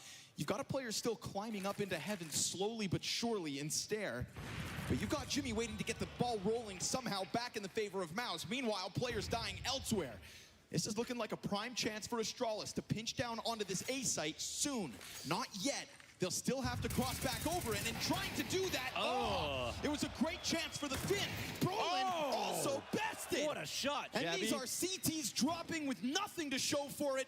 Zershan on the recovery up into Heaven denied. 4 stand tall. Astralis 10-7. Hey, that was amazing. I mean, from the perspective of shots, getting Stair up in Heaven. They had it all going that round. That was beautiful, dare I say, for Astralis. Getting to 10 first once again. This time, It's not just like they streaked and got here. Again, 3 pistols. They lose the 4th one, but they deny the conversion. And Astralis kick off 4 halves in a row the right way.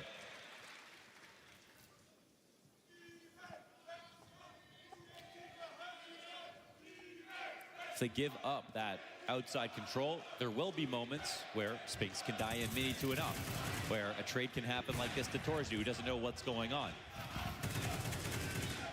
PGL, we need a camera on Emo right now. They're literally chanting his name. But at the same time, we saw the utility left over for Mouse. It's not like they could take full control of everything.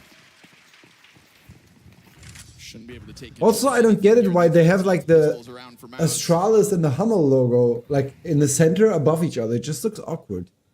One of them is fine, but put the other one like up here on the chest. No silly mistakes here for Astralis. And at this point, it's not like they've been ecoed 5 times. They've been doing a great job on anti-ecos.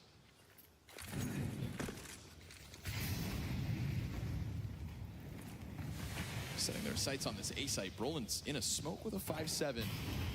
Ooh, this could get a little wild. Second player tries to get out from heaven. Flashback. They're wary of backside. Brolin gonna get dropped by it. And so Katie in good position here. It's a whole collection of utility up into heaven to make sure that Spinks can't get out with his 5-7. And so the Danes do a great job of just tiptoeing their way through the A site with nades, with protocol, That's a game with pop. even a Let's cautious go. approach, right? Cadian taking his time with the wraparound from smoke. Yes, it gives Brolin a chance to kill somebody else in hut, but even if that starts to go south, Cadian in a great position for a recovery. So it's got to be said, the team play's looking good for Astralis. And individually, right, what had been lacking lately A nice was just some of the A-pop. individual impact. But kills don't seem to be a problem. A as in bomb side A and pop as in they just pop out of the A side without having a long pre-round and stuff. Just a bunch of XX, bunch of flashes, smokes. They won't let you down again. And Cadian died to the bomb. Real life here for Astralis. Who wants map 3? Want the full show.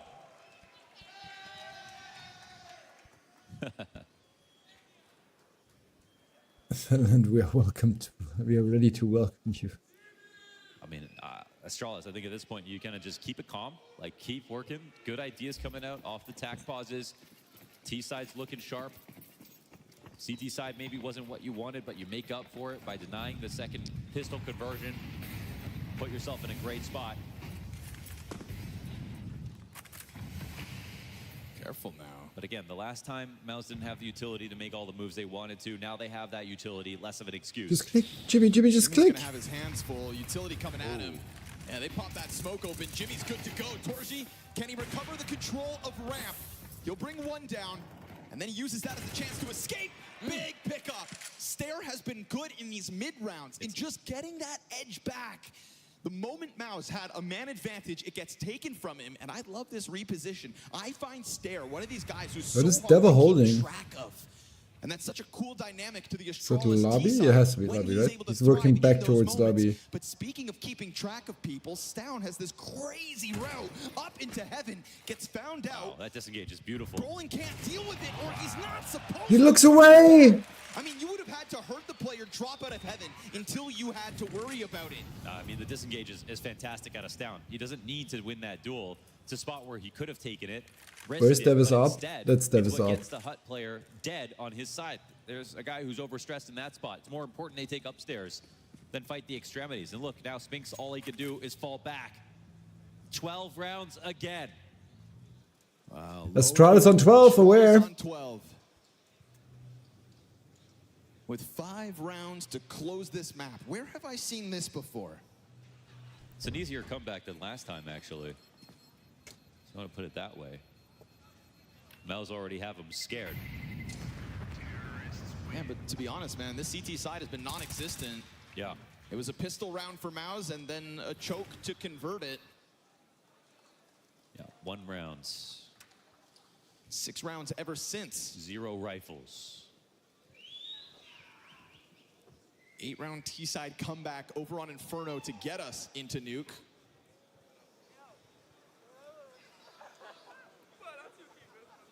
It's gonna have to be 5 straight here. Astralis, huh? 2 wins back-to-back in the playoffs, Launders. I thought it was impossible. I thought those days were long behind us.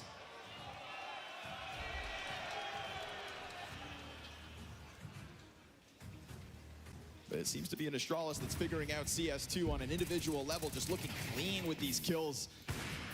Time to kills are crisp. Jabby's flying. He's levitating. Oh, that's how it's witchcraft. It's at least a full-blown buy for Mouse. Map 3 waits in the wings. It is Ancient needed, and if not for Torji finding a 5v4, but you've got to give him credit. Astralis, they've been able to recover from early deaths. Yeah, it doesn't seem like that's the end-all be-all for the squad right now. This is actually a lot of pressure on ramp as well. What's there about Ancient? To, like, get back into this, and Cadian's showing him that he's not scared. This will have Jimmy recede. But there's no over-adjustment here from the CTs. They've still got 4 upstairs. Spinks doesn't hear anything outside. We're going to get Mouse. I need to feed the dog and then walk the dog. Don't want too many question marks, but there's a lot of players allocated to taking over So ramp. I'm going to do all these things once Astralis lost this Jimmy map. To help him get into a better spot. He puts a smoke down. T is down to a double smoke, double molly execute. Could still be thrown out at 45 seconds. No cray Of course, we still or got utility defensively. dog, okay. To also be offered up. Brolin just No staring cry. at the smoke, so you'd think that gun's not going anywhere. I mean, it looks like the smoke just ruined all of Cadian's plans. They're Frank just going goes to a go little back too upstairs. far. Incendiary in front of it. He cuts off the front runner. That's a bomb in the background.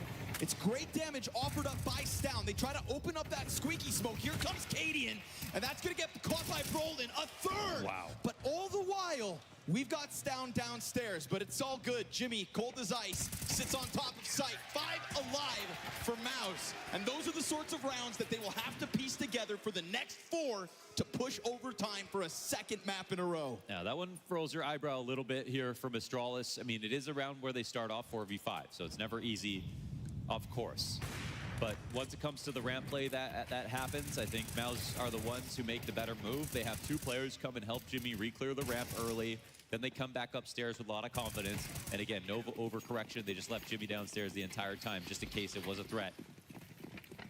That's a great round for Mouse. Their first rifle of the map. Fast challenge, here we go, Mac 10 to the front. Spinks turns. It's a lethal mistake, a wraparound for bomb site. Zertion's at least able to bring one with him. But we've got Torji smoked off. 2v3. Heaven challenge from Jimmy. He's gonna got the clutch. 1v3. Let's go. Good job, Astralis. As Astralis peel off on a T side. How long? In the first half, had pistol in their back pocket and allowed Astralis back into this game. Okay, we just need to run the match ready here. Should be fine. From grand finals.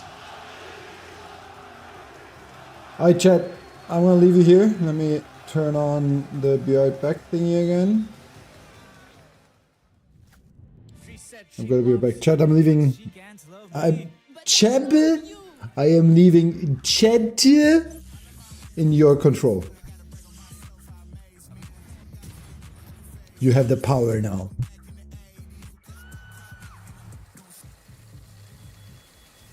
I won't play window anymore. What's going on? Play your role. 1xbet.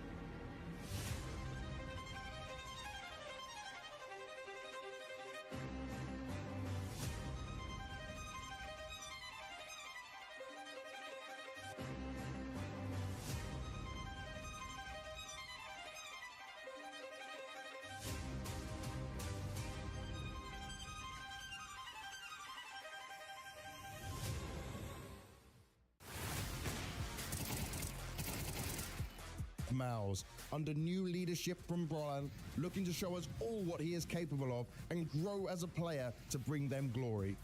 Brolin able to peek off the flash, hanging on with just amazing the flashes. Everyone on this team has the potential to pop off and take over games. With Spinks bringing the extra experience this squad needs to succeed. Now is the perfect time for them to show it.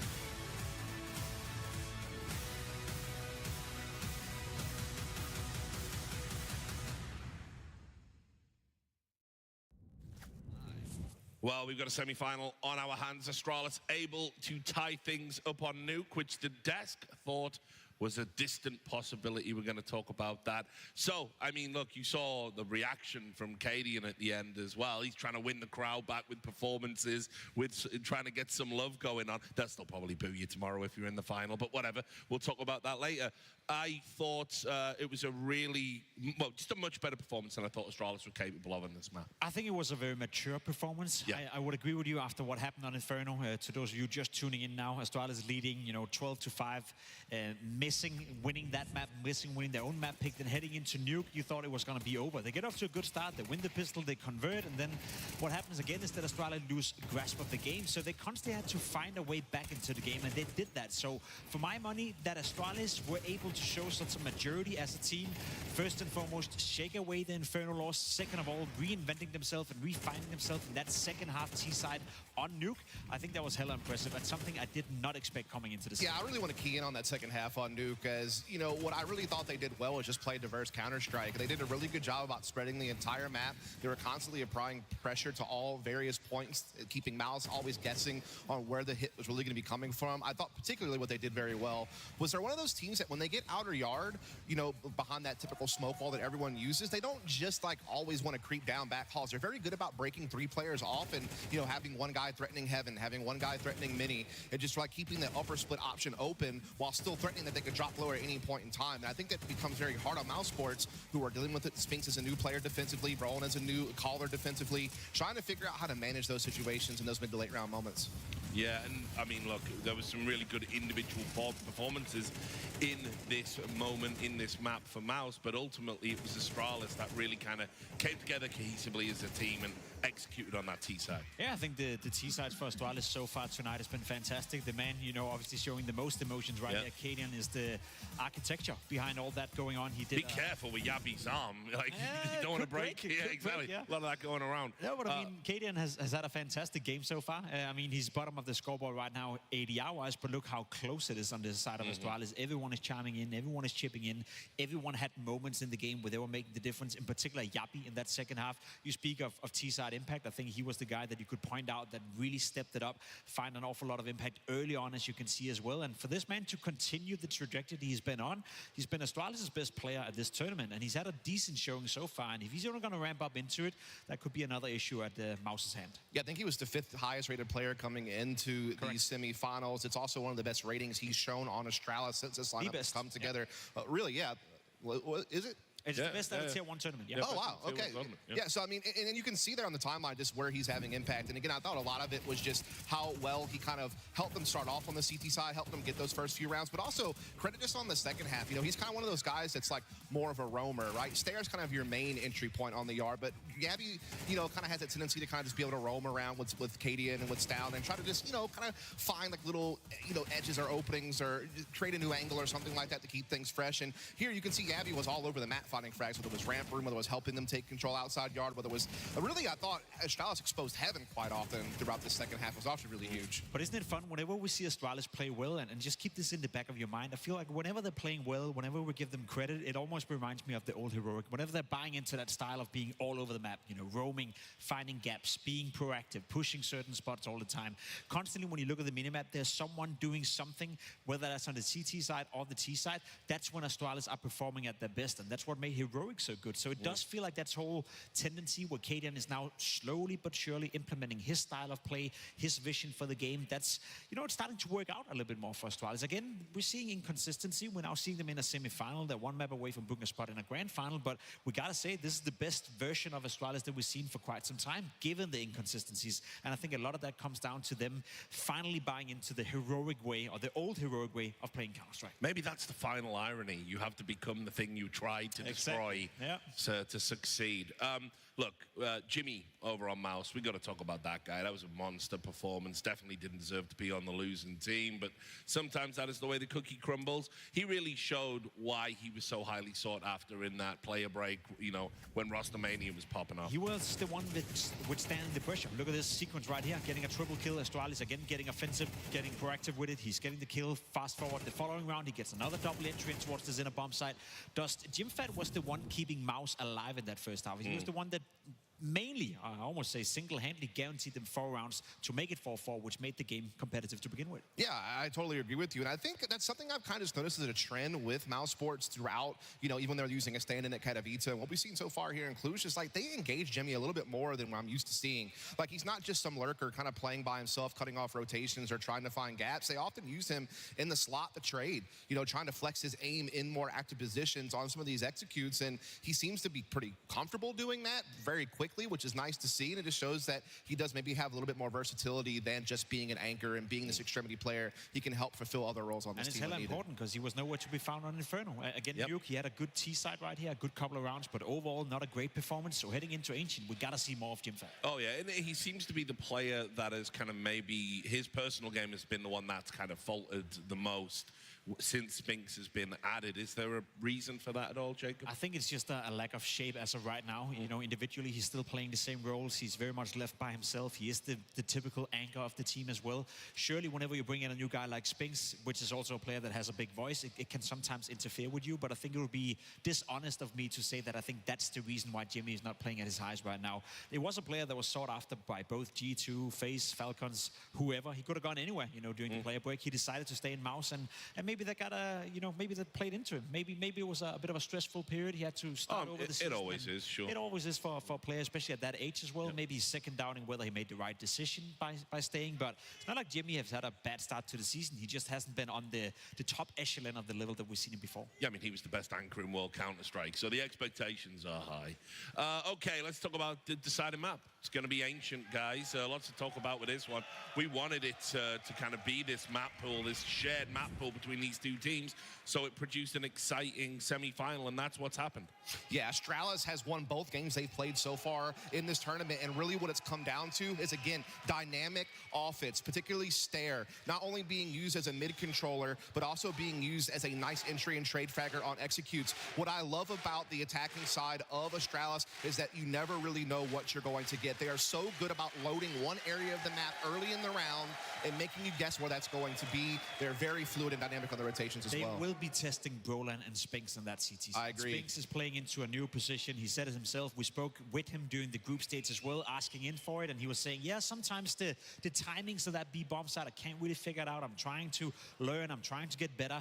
That was a clear weakness for Mouse in that CT side, so that's something you have to test if you're Astralis. Yeah, I think that's right. Spinks, they even tried to, in their later games, get Spinks out of the site, more doubling him up in cave, or just using mid-aggression to not force Spinks to have to anchor, quote-unquote, as much. But what I will say about Spinks is he slotted in pretty naturally on this T side as a trade fragger, particularly on these B executes behind Brolan and behind Xerxin. Obviously, Xerxin's going to be a key factor in middle, creating pressure. Again, this is another map where Jimmy gets a little bit more active. He'll be going mid with Xerxin, actively trying to take map control, not just being some typical A lurker. One other thing I want to note about Mouse Sports that we we've seen throughout this tournament is they are a lot more prone to calling out of spawn than they used to. They don't want to put themselves in a lot of mid-round situations. You're going to see a lot more set pieces and fast plays. And I love the little sequence we have here on the graphic as well. Cadian and Yabi sometimes switching over. Of course, you have Cadian being the main anchor, so to speak. Yabi sometimes plays that position as well. The man on the screen right here has, in all silence, I'd almost say, had a pretty good game from an individual perspective.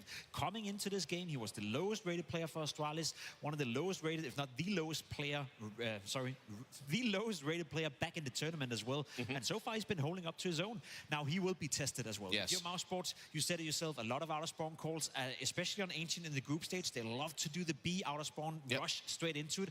And guess who we're going to find over there? That's going to be Cadian. So I think Spinks will be tested, CT side on the side of Mouse, and I think Cadian will be tested from the get-go on the side of Astralis. I think Cadian's the wild card on this map because on the T side, he's going to be everywhere. You know, a lot of in-game leaders call from the BK's position on T side because it kind of gives them a central access to information. But Cadian's the type of guy who'll just go lurk A by himself, or he'll try to poke at middle with Stare. He's going to be trying to be very dynamic and hard to read. And defensively, it's the same thing. As Pimp was noting, yeah, technically he's the A anchor, but sometimes he'll swap with Gabby. Sometimes he's going to pick up a secondary op and maybe do something crazy with it. Sometimes he's just going to push A all the way out into T spawn and try to see if he can catch somebody off guard. I think he is kind of, you know, the one that you always have to try to account for. Maybe his frag is not always at the highest level, but he's going to be a thorn in your side that you have to try to figure out where the heck it's coming from. I do think that is putting it mildly, but I will say the good news is he is fragging out in this series, which he hasn't always done. He seems pretty dialed in. By the way, when you heard the crowd chanting again, that's Cadian on the stage. He's like playing with the crowd now. They're starting to learn to love him again. We'll see if that holds during the game. But anyway, obviously Ancient, you know, this is going to be about protocols. You know how, you know, technical this map is and how you really have to play it with precision. And so this raises the question once more about Brolan. I think he's playing well. I think he's calling well, but each map, it's a brand new challenge. Yeah, it's a brand new challenge, and it's definitely going to be a big challenge, you know, heading into a third deciding map, especially going up against a guy like Cadian. Brolan CT side of Ancient is playing towards Cave. That's also something that will be tested together with Spinks. We spoke about it already, but I think you're looking towards Torsi if you want that immediate impact on the CT side. He is a player that kind of gets... I have food in the oven. Sometimes with the AWP, he's sometimes a little bit hyper-aggressive in middle. He's taking duels you don't always account for, you don't always expect. We have praised Torsi for his T side on food Inferno, in the but other than that, we oven. haven't seen much from him. CT side Inferno, nowhere to be found. Nuke, he didn't have the impact that we would like to see. If Mouse are to win this game, I need to see more from Torsi. Yeah, so you're talking about the CT side really quick. I just have to make this point. On Inferno, Mouse were timid. They played on sites. They weren't very proactive. They weren't doing a lot for me. What I saw them be successful on Ancient in this tournament is when they were pushing Brolan through BK. They were pushing Xerxen top middle. You know, they were even pushing Jimmy out of the A slot and really kind of forcing him into some active moments. Try to disrupt Cadian, because if you give Cadian space to get a little bit of map control and give him an opportunity to call a little bit of mid-rounding, that's where things get hard to read and you're going to have a hard time rotating. And look, the test will be on Brolan, because at some point he will have to make a mid-round call that's going to decide things. And he's going to have to be able to live up to it when that moment comes. Yeah, and it almost certainly is going to come. I mean, look, the key component here is I haven't really been convinced with Cadian's calling, his level of tactical acumen. What I do like when Astralis do is when they do the simple things right, that's when it works for them. And so it is going to be interesting to see which of these IGLs puts together the better program, so to speak. It will be. I think this is a game that is obviously very important as well. Look at it from the Mouse side of it. You bring in a new guy in Spinks, very important. You bring in Astralis into the mix as well. They've been fighting for the VIS points. They're now in a position where they're one map away from guaranteeing themselves $187,000 and a chance to play in that grand final. It's almost like if Astralis wins this game, they're almost guaranteed to be part of the next major, which for this organization would be a huge step in the right direction. I think that's a very good point, Jacob, as well, just to kind of, you know, relitigate what the stakes are here and repeat how important it is. If they win this, it's going to keep them pretty cemented where they are. There'll be a big points buffer. And just to remind everybody, in the new world of the VRS, if you are in that top 10, you're going to be able to skip the stage, skip the qualifiers, be in the major for real. And Astralis, I'm going to just tell you from talking to people behind the scenes, because, you know, I still talk to people in Denmark, obviously. You do? Yeah, I know, right? Okay. Not you, I never call you. No, cool. But no, I do talk to people in Denmark, and they've told me for Astralis, that That's the project. They don't really care about trophy wins. They care about getting back to the promised land of a major because it's got embarrassing missing 4 in a row. Here's the thing. That trophy Okay, on that do we stage right have now the honor of represents an getting a opportunity for response both from teams to Schminky win this in a very time? different way. For Mouse Sports, it represents an opportunity to Last prove 2 that their times he call joined the production chat, was not and I wrong. tried to To talk prove to that him, I they are didn't get an still answer. indeed a top 5 team in the Maybe world, we which do they this spent time? most of the time being last year. They want to show that they haven't slipped at all, that they're still very capable of holding that position. For Cadian, this is about redemption. You came onto this team hoping to be the new leader that Astralis needed to reach new heights, to finally get back to a major, to finally become, you know, a title contender again, a name that was relevant in international Yo, chat, Counter-Strike. I He have had that 4 last World Final where he garlic did have that dinner moment of a today. spark where something went for him. But then we all know what happened with the major. I We all have know the what happened garlic with the bread first couple of events this that year. Aldi But had this moment around right now, Super this Bowl in the semifinals oven. against Mouse Sports, if I he have can some get aioli onto for that it. stage and get into a grand final, all of a sudden And I'm gonna he be gives new smelly hope to tonight. Danish fans that maybe, just maybe, Astralis is on a road to redemption. Yeah, I've had my hope broken so many times when it comes to Astralis. So Are please don't those, give is me that Chio popcorn? Don't pretend you're a fan. I will say, and we kind of been building this narrative throughout the tournament that Cadian is playing for his life. As I think that's still the I case. think we're past that point. I think had they gone out in groups or, you know, in another disaster, I think maybe Cadian's getting an awkward phone call the next day when he gets home. I agree. I think we're past that point now. I think he's bought some time. Yes, I agree, and I think that's also what I want to say with this is that it's 2 projects. You know, as much as I agree with you, Dust, you are playing for an opportunity to hoist that trophy, and it's a great opportunity because, you know, the deeper we get into the season, the more unlikely it is that we see Mouse or Astralis in any semi-final of any capacity because the scene is just going to grow stronger. However, we are looking at a situation right now where they're just 1 map away, so everything is at stake for both of these projects that are relatively new. And let's get into that map now. It's going to be the decider, brought to you by Scrawny and Launders. Yeah, thank you, gentlemen. Cheese That's right. popcorn In the stage, flavor. ready for a map 3, an ancient that dictates whether Astralis can step forward into a grand finals. We're talking about players who have been there before, but players who have not been there for so incredibly long at times, right? To rebound and to bring it forward here so unexpectedly. Just days ago, we had them losing online matches and looking like fools. And now here they are on the brink of grand finals over Mouse. It's the perfect way to set up a 3rd map. Ancient is the perfect place for Astralis and Mouse to go to. With the new calling of Brolin, I'm a bit wary of getting too excited about the T side on this map. It might be their biggest test, but it's one they have to pass. Come on, Cluj. Yeah.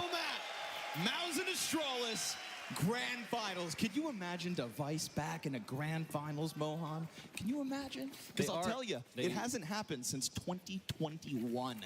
Okay, Schmiki, can you finally test something now? I need to jump in the voice call with you to get a response, I guess. Wow. The only thing is he was in the Ninjas jersey. Frag grenade for Xertion. Right. He's going to get killed quickly. It's a chance to get it going. Spinks challenged over from Donut. It's a team kill? What? Somehow Device ends up shooting Jabby in the back of the head. That opens up the door for Mouse to flood out. And it's Mouse to take a second pistol in this series. Okay, well, that's not great here for Astralis, but listen, 3 out of 4 pistols, they won. The one they didn't win, they won the next round. Can still leave that record open here until round 2. Oh, a little unfortunate, I guess. For it. Yeah. Yeah. All right. Well, nice start here for Mouse. Less questions here on Mouse's CT side for sure. And it was them versus FaZe, where I think on T side, they kind of like seized up a little bit. For sure. You know, didn't play really thorough rounds and defaults, and I think were intimidated by the fact that it was FaZe. But that was a while ago, and teams have improved exponentially over the last week. I think we could be watching Xertion really just become a beast as this one goes on. We'll see if he gets unleashed out through middle as another challenge comes at him inside a Donut. Pressure's up with the Deagle. You know, they were hunting for that bomb plant, but now Jabby's feeling pressure. Stout's turned around the D. Oh! Tech9 on Smoke! Now it's a 2 versus 1. Jabby's grabbed an M4. Mouse can't afford this again! No! Just like back on Nuke, pistols mean nothing! Pistols mean nothing. The force of Astralis comes through. They won 2 pistols in the series and got eco'd right after. Astralis, Astralis, Astralis, Astralis. Actually, I want to change the light on the back. You know, I actually want to get a temperature check before this 3rd map goes on. Who has changed from cheering from Mouse to Astralis? Nobody? Is it still Mouse? Mouse win this? They'll have to rebound. They'll have to tap into the potential we've seen. 5-7 out for Brolin. Oh, come on. Pistols go both ways. You know, if Astralis want to take the gloves off and fight fast, that opens up a world where Maus can unleash. But it's a man advantage established as they come up from that ramp. Yes, it is. Bomb planted. Stair will get the reload off. I don't know, man. There's an electricity here. I feel like the tempo of this third map could get quick. And we'll see who can thrive in that kind of an energetic scene. We saw that Cadian pop Welcome back. Thank you. When they win map 2. Chat, I'm gonna have full garlic overdose as dinner. I definitely want to see a lot of confidence calls from Astralis, and that's like very simple B takes. I want to see them try to bust out middle. I think right now they've shown that they can keep up on the fire. Why? Because I tossed myself the garlic bread, the frozen garlic bread from Aldi that they had around Super Bowl. They were kind of meeting each other, And I have some aioli. Did run LCS. We're good. We're good for another hour. Of a whole map. Who's going to be active Double on check. T side and CT side in the same map? That's what Ancient is going to be about with these two teams. And for Maus, it's calling back to a map that they understand. 1.5 hours. Have We're good. played so long at such a high level. Gonna be smelly Tony tonight. You know, it's a little, again, like we've said it before, it's the heroic-esque Cadian. You've got, I think Pimp said it earlier this event, where he said, you know, this is more heroic than Astralis when we talk about the core and the accomplishments. So to tap into that versus a team like Maus, I think is the perfect thing for Cadian to try to pull out of his hat. A bag of tricks with conviction for standing. Are you always smelly? Not from my mouth. It's just the rest that is smelly. And again, it's the buy-in, right? Because it is 3/5. It doesn't have Texas, it doesn't have Shush. But those players bought in, and they all played aggressively because of it. He could call 4-player rotations by himself, Cadian, and they would follow. He said, jump, they said, how high? It was simple as that on that last team. But when you come into a new lineup with new players, you've also made got noises. to Guess who create a new system. And thought I'm talking to him. From players like Device, who don't play like that in general. Finding that medium has been the challenge. We see spots where it's working. Astralis once again looking to bust down mid as well as take A control, excuse me. Jimmy stops him for the moment. Jimmy can be such a frisky A-main player. Sometimes it's hard to keep him under wraps, and I think this round a prime example of it. Already deep peek in with an opening kill. He sticks around a bit, frees up Brolin to go rotating over to try to add defense to a bomb site. You mistyped that, Schwinky. Compromised. I mean, we can hear the wall bangs coming out. Obviously, you need to like type it how the emote is being typed. Rotation's been smoked off, so Spinks on full display here. Almost getting a second frag. Xerxin activates, and then suddenly, caught on the side of smoke, Device is able to peel Brolin off the moment. Now, Xerxin didn't waste his chance to compromise the Cade. Jabby, come on! He doesn't get a clean opportunity, wants a little more, and that is going to be Maus to rebound in round 5. It was just a centimeter from like just a perfect shot. I think he would have taken it if it was clear, but yeah, his head was just right halfway around the corner. And Jabby was too low to risk him turning back. So that round goes south for Astralis. A good recovery from Maus. They had mid-control. It was an interesting way to greet. Plus they had the 3 players in B. And Spinks, I think, was very smart to stay active in that spot. Because even if it's a flat angle, the T's are coming in from cave to clear it out. If he gets a kill alone, that's enough with the amount of other players. 9. Fast one out from middle stair. Lucky to be alive. I mean, blind and spraying awkwardly. I didn't see that one. I'm not sure if it was on cooldown. Oh no, there it is. Just the entire clash. Look at the A side. It's already taken. Kind of made ugly. We'll see if Brolin can take over middle so that Torji can turn around. There was a world where he was able to stop Jabby from getting up into Temple. Now that is no longer the case, and it looks like a mid-play is a little more drawing for him. Torji, oof, missed it twice, right? That player crossing over to Temple. Only works with one. Oh, there it is. A little shoulder spotted. But this is wild because Stair's going over to B. You see, like, how can you be ready for this? I tried to make that point back on Nuke where, like, Stair, you just lose track of the guy. Yeah, and true. A map like an Ancient, dude, this guy's just out in the jungles. No, that's such a good way to characterize it. Swimming through the mud, sitting on 1 HP, 3 kills this round. And this is going to be critical. It's actually perfectly on top of my face. What the fuck? Maus that had a chance at early CT success. That was so presumptuous because you had Maus who were actually in a position to try to retake. Astralis. Okay, let me check my food. Early just shows Maus how done Astralis feel the round is. No money again. I set it back on Nuke, man. You can't start slow every single time and expect to close out. You can't have every pistol converted against you and simply win the game. Not when you will have your own inconsistencies.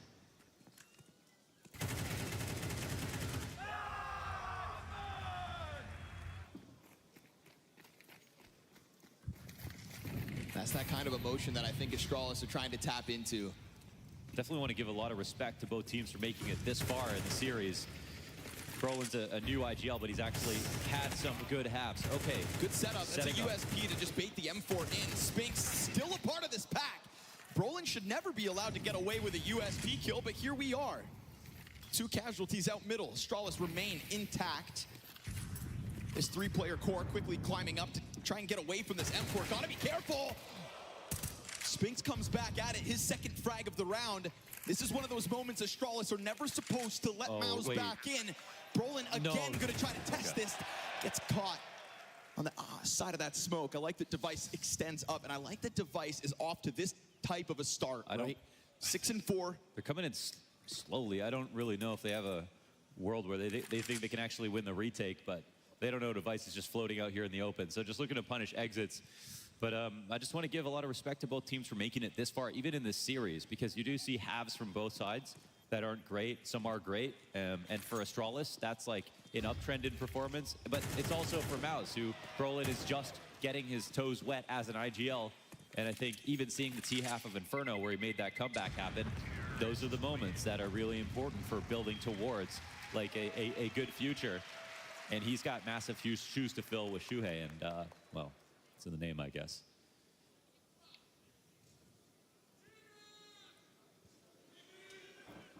Trying to grow and improve is a great goal, but today, right now, map 3, not what's on their mind. That's the slow road Mouse will have to build. Tonight, it's about a chance at grand finals. And Astralis making the most of it. Early days on this T side. Flashed it. Cowering in the corner here is Katie, and Nade drops him down to 40. Stair could get fast. Oh, they line up, but it's just damage. Good enough. Spinks clears 2 and a 3rd. What a hold. Able to stop everything now just to the sidearm. USP with it. What a monster. If there is one thing that Mouse were supposed to have with Spinks inclusion, it's the firepower. Man, that should have been a plan. And that pile of corpses, his. That USP as good as an op. Cadian is just left wandering. Spinks pop off? Site that they could plant on. Cadian coming in to make things strange. Maybe could have turned it into a lurk. Instead, it's just an incredible hold from Spinks while his 2 teammates died in the back of the site. Welcomes the wall. Thank you for the clip, chap. Drops him. Much appreciated. It's a much needed pop-off moment from one of the Mouse members. Wow. Oh, how the tide has shifted. They have really won him over. 2 players who were tagged up very well by Brolin. The USP kills icing on the cake.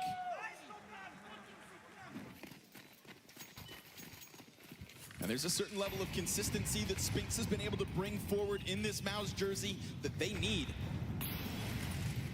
Nice of him to offer that in round 8. Numbers for Astralis outside of the A site, and the defense is really just banking on Torji and Donut. Yeah, I mean, you can avoid mid, but it's still going to come back to haunt you. We've got the double donut set up as we've got Astralis now looking at the A play, but this just looks like too simple of a call to be able to work out as easily as they hope. Full B control. And Astralis will respect this. This is nice. This is something that Astralis haven't done all the time. They've decided to just keep a quiet map, go for the exec, but they realize something's wrong. Javi maybe raising that red flag. Spinks confirming lower ramp control for the Mouse camp. Minute to the clock. And CT's peeled back out of deep B control. He gives Zershin a flashbang so that he can set him up to re-engage on ramp. Spinks wants a piece of this, but he goes at it a little too soon. He's not wrong. They are gearing up to get ever closer, but he just kind of makes that move before Astralis are truly in position. The only molly on the side of the CTs is over on A. Device is going to offer up 2 smoke grenades. That's going to block off both lanes of this B site. Brolin's going to be key inside of Cave. Trade found immediately, and there's no additional damage done. So I think Astral is content with this. Spinks at bat again. Oh my God, Spinks. Down 2 kills. Bomb in the dirt. Off, opened up. Wow. And Maus are going to swarm onto an Can Astral. they save this even? Their way into their graves. Wow, there's no need to overanalyze these past couple of rounds out of Spinks. Mixed cut of the dealer, or what are we looking at? What's on the backside of the scope?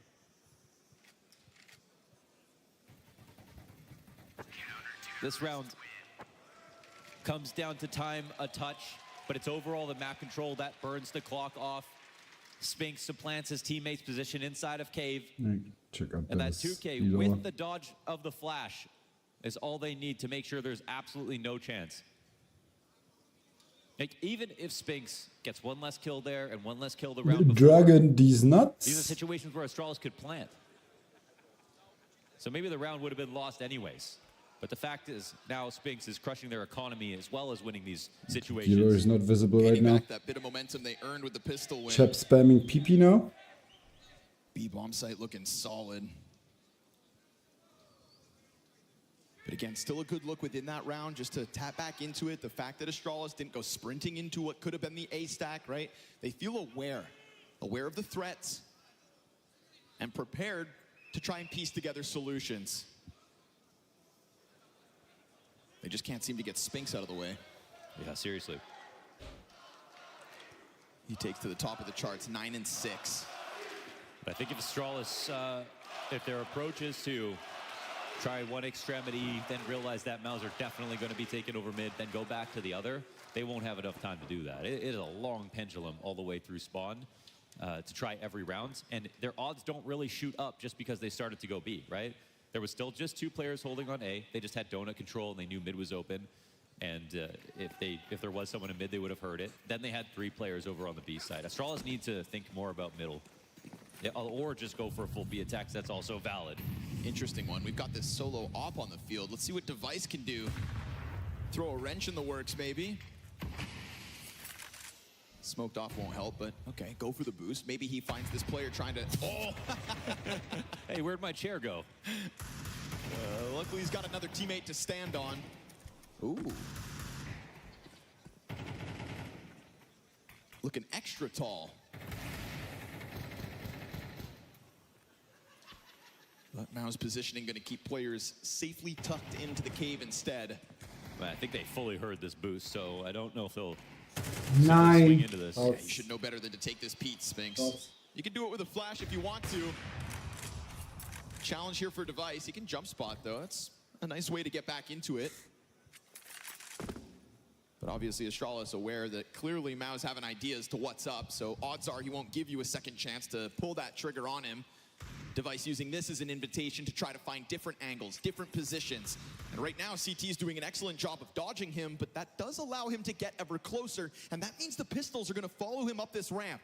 Again, at a moment's notice, CTs could swing and everybody could die here, but Device finds that one critical first shot.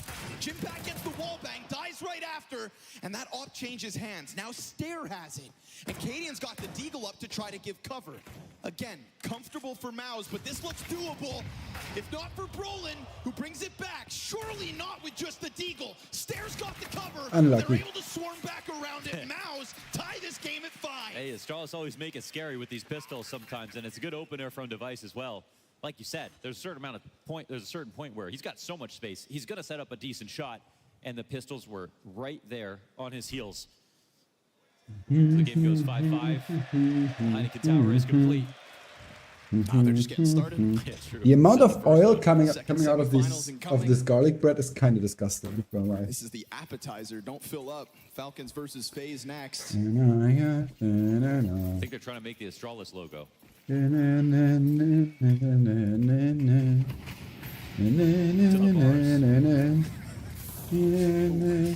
Itadakimasu, domo arigato. No, that one, of all the rounds Astralis have given us on this T side, that one not so pretty. Well, maybe that's why they haven't been trying middle. To be fair, I feel like Maus have leaned back slightly in comparison to this round. They thought maybe they'd get through that elbow smoke. They end up looking foolish. And I mean, a 2v5? Never, right? Stown able to get up from top ramp. He's got the bomb on his back, but blindsided. And now that's total control of round 11 here for Maus. So again, it's a half that could have started stronger if they were able to convert their pistol. But I hear Jimmy spamming dead bodies, folks. Yeah. Well, we have Ime here, and you remember that game, Spirit versus Navi, and how much of that game came down to mid-control? Yes, They sir. just agreed that even if it gets extremely ugly inside of middle, this is what matters on Ancient right now. If you're the best team or you're better at taking this spot, you're going to fight for it no matter what. And here, as soon as Astralis decide to participate for the first time, they get crushed. They get stopped.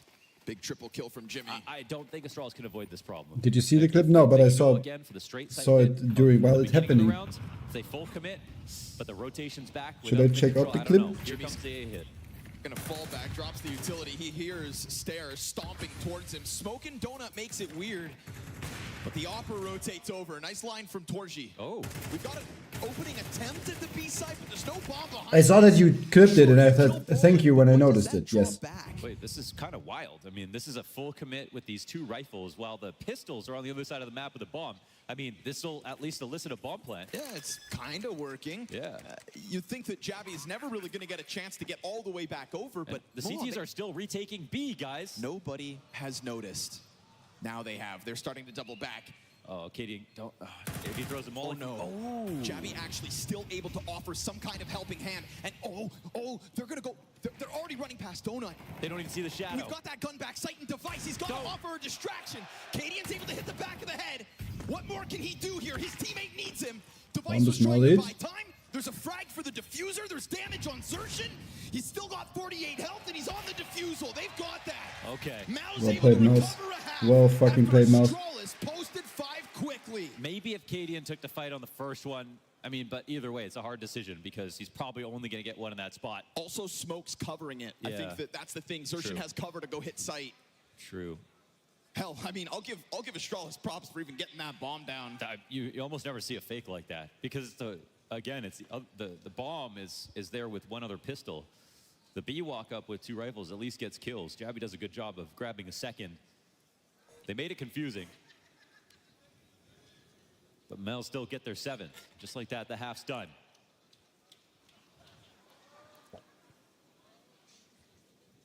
All things considered, I feel like if that half played out, and again, this is because Astralis are doing a great job of either winning the pistol or converting.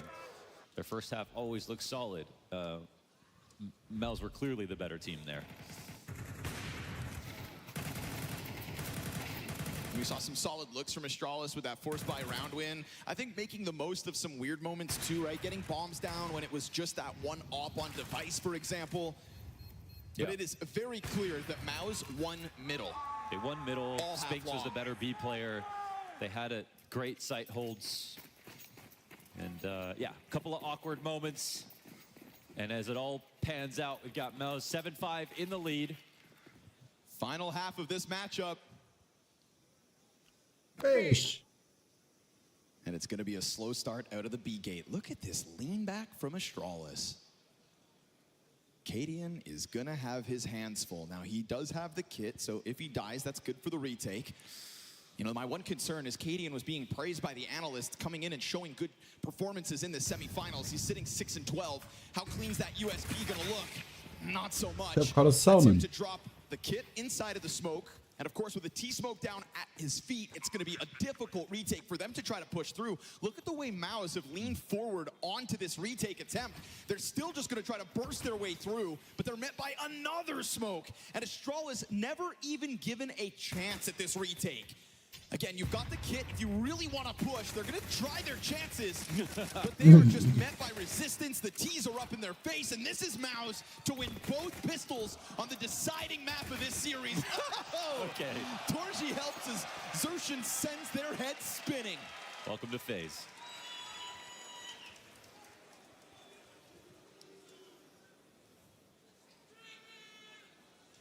Popular, Right, so ignorant, durian. We're 6 pistols deep. Honey Mels have badger. never won a pistol and a conversion. They broke the curse by winning a pistol. But if they don't get that round right after, it doesn't matter, because then it's going to be 3 back for Astralis. Here's where we find out if Mouse can win their first anti-eco.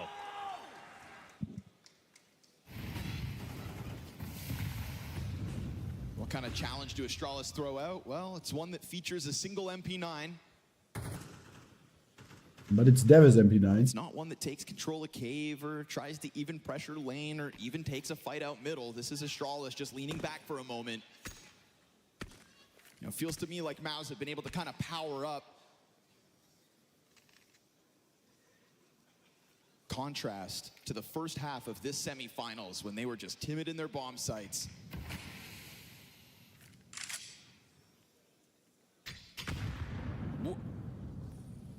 It's really thick wood, nice oak. And the White Lotus with the Vox Shadow 15 hollows looks sexy as fuck. I mean, the pieces are in the right position. Astralis, they're But I think there's 3 Wild Lotuses on Mouse side. Cave could be disastrous here for Mouse. Jimmy's playing anti. Oh, Stam misses the first shot. Deagle on the doorway. MP9 behind him. Device, do you swing all the way in? He'll go trying to jump forward. No commitment. There's 3 Wild Lotus. Spinks comes up from ramp. Spinks has the one with the end solo and the sausage ketchup. Astralis players. There's a challenge put forth. Charm. And then It's their first pistol and conversion of the entire series, and what a time to do it. I think Exertion has one with his own signature. Holo. Good luck. 2x on the wood and behind. Start it while he's playing. And then there's one with 4x Vox M and a cut of 15. Well, this is a bad sign for Astralis, isn't it? First pistol and conversion. This is already a lead here for Mouse. This is the scariest it's been here for Astralis, and the wave is officially going, folks. Yeah, the wave of Mao's round wins. Red room popped open. You got 4 players up in there. Also, Broden has another Wild Lotus. Xertion ready to challenge through.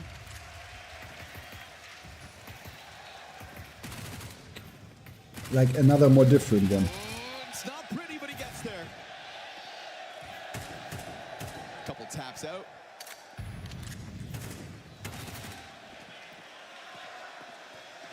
You guys got to keep this going until the round's over so everyone at home can see. You've committed now. You'll entertain yourselves as this unexciting anti-eco comes to a close. Keep this I've got surround sound right now. Clean as can be.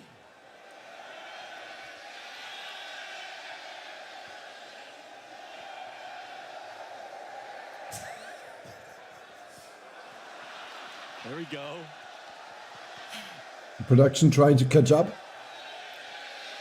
You know some people's thighs are getting tired. To Counter-Strike craving a decade. I like the arena because it's a round arena.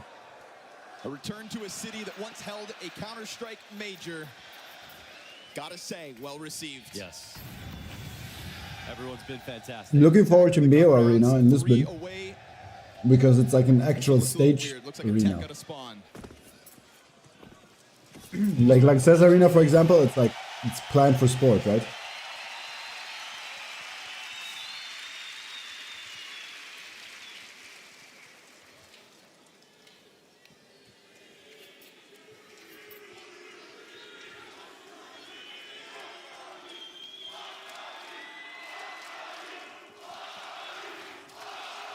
This crowd today is Jimmy versus Astralis. Yeah, it is. Who will win? Well, Jimmy's tied for first in terms of kills at the top. Get one more round restart here. I think it's quite a contrasting difference to what Astralis first walked out to, but it's got to be said, the quality of Counter-Strike they've brought to the stage looking better than quite some time. Everybody loves a showman. It's been a long time since Cadian's really had results that he could be truly proud of. Yeah, that's true. Talked about Device not being in a grand finals since 2021. Cadian not being in one since 2023. I mean, for Astralis as an org, that they won. They started out winning 4 out of 5 majors. Now they've missed 4 in a row. That is, a crazy thing to have to say. Look where Broden has his glasses because of the headset. They are the premier Danish organization. They're the team that everyone recognizes. The reason that you walk down the street in Copenhagen, people might know Astralis before they even know esports. That's how, big this team is. Their history, storied their history is as well. They're trying to get back there. That's pretty much the only bar they have. They've stuck to Danish players all these years. I mean, Mohan, they've tried it. Everyone that you can think of, really. Like in terms of, it's Config, Blame F, every upcoming Right, well, there's star a tech pause. I can there. bring away my plate. They paid a lot of money for him. They've tried to create a situation where they can get the most out of the current best Danish players, bring them in the... They have Cadian on this team. That is the last player that you would expect to ever see wearing an Astralis jersey. They want to win again, and they are willing to try anything. I'll add to that bleakness. The last time Astralis, as an organization, were in a big event LAN Grand Finals, was with that all-time winning team, 2019 in Bahrain. The last trophy they lifted. We haven't seen them in there since. The World Final in 2019. Unbelievable. Big events have not featured this logo in a Grand Finals. It is as simple as that. And it didn't feel like coming into the playoffs, this was gonna be their chance. But seizing the day yesterday versus Mongols, a massive win. Had a chance to do it versus Maus, but again, you've got to find some kind of an uptick because recently Maus are the more winning team. And on an individual level, they are tapping back into that. Jabby has disappeared, Cadian gone, down, non-existent. The reason they were able to beat the Mongols is because individually, Astralis started shooting back. Oh man, Acadian's walking away. They're taking the A site. There's this window lurk. They didn't come back to take over middle control. At least Cadian gets a kill. That one's so important. That one is so important. Cadian stuck between 3 separate fights, doesn't have tempo, doesn't have red room. His donut player and Device is just holding off on middle. No fight for him to be into. And so it's a comfortable moment here for Maus early on the T side too. Just for a moment though, Xerxan has to play his cards right, and he does come out for the peak. Doesn't die, however. 4 HP. Stare gonna try to join Device up got a with kill. Cadian, and if you can dodge that red room fight, then there's still room for Astralis to pull this retake off. Bomb at the halfway point, Brolin peeks out, and Xerxan ends up getting that kill to Dona. Stare, a bit of an X factor. He's got to go for the frag while that bomb burns. Xerxan sees it coming. Incredible. Rips the head off. And Xerxan putting forward a performance on a big stage. That is what Maus need. Yep, I've been drinking again. It doesn't matter how much HP he has, he doesn't get scared. He still plays his percentages perfectly. In fact, he's got different ways of playing at different stages of health, and he knows how to use his HP to his advantage. They got him close to dying every single peak, but they never took him out, and he kept advancing his position. Skull. One of the most annoying players to play against when he's on form, and he is right now. Astralis don't have a single rifle to defend against series point. Important, kind of. Grand finals point. I'm not asking something. Oh, MP9s, but a team kill. As if that's what Astralis Because of tomorrow. It was a 5v4 in hand. An awkward move back from Stare, but at least grabbing the AK off of the dead body. And he'll peel back from Stown. I mean, it feels like Astralis in this kind of a position, trailing by 6 rounds, still have to make proactive moves. They attempt that, but Jimmy is just simply too sharp. And as they try to jiggle on that corner with the Deagles, Yimvat calling for his teammate to slowly work in. Jabby getting pinched from both sides. And so Maus will skate through this CT side. And Benny's staying at my parents during that time. First time they are in the lead. It'll have to be Astralis to make the comeback. They did it yesterday versus the Mongols. 2 maps in a row. They showed us some great CS. But at this point, it's looking like they're the weaker team in both halves. They need to go to a level of Ancient that, once again, just like Nuke, they can do. It's just that today, is it there? Benny, caption. They didn't seem to believe in their tools of taking mid-control in the first half. Now they're running into so many money problems. And it's very possible that they go out of this game in a whimper. Astralis with the full investment, get this single kill on Spinks as they listen to the bomb tick and Maus hit 12. It's a bleak feeling when you're down at the bottom of the scoreboard. 4 kills to Stown's name. And his team trailing by 7 elimination points. Maus obviously just breezing through this third one. 9. The only time that there was any kind of success for Astralis. Forced by win in round 2. Astralis on 12. 50% of the time Astralis was on 12 rounds. Today they lost the map. Giga Hagi. What is Giga Hagi? Elimination looms. Giga Hagi, Giga Chat in Romanian. Giga Hagi. Rifle round and a chance for Rugga to come in to smooth things over. At least they've got an op for this. Device can put up a final stand. We haven't been saying his name too much. What happened to those Astralis chants? Things have gotten quiet as the Danes fizzle out in Cluj, exceeding expectations, earning a big win versus Mongols. That one shocked the world. It's been a roller coaster of a weekend for Astralis. Hagi is a Romanian football player and coach.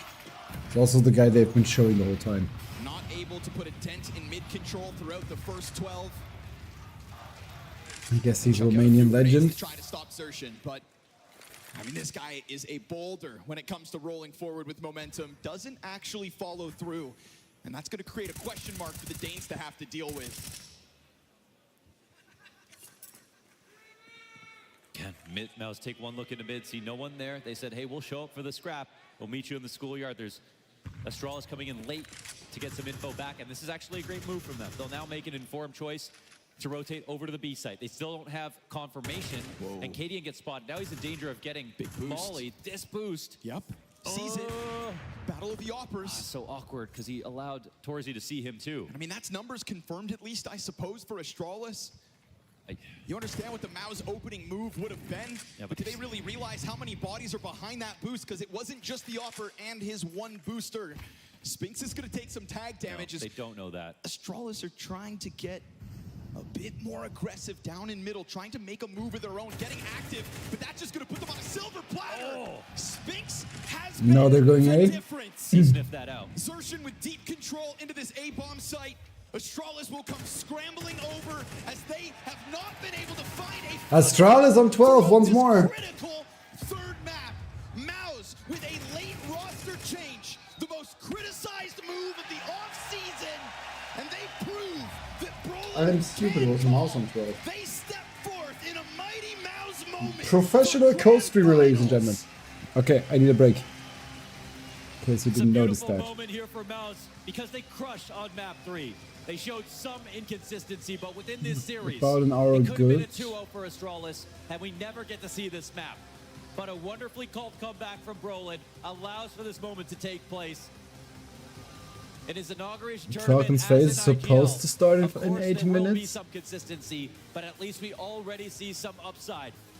And he fragged just as well as he called. What His is- teammate operated it's well. Falcons Spinx versus looks FaZe. comfortable with this lineup. So Falcons capital F, yeah. Falcons versus, and then FaZe capital F and Z, right? Alongside with in the server, and they have all said Control that each and every one of them needs to C, step it up go if they back are truly going to here, keep themselves at similar here, heights. here. And Spinx did what he had to. Firepower at an all-time high, and another grand finals for Mouse.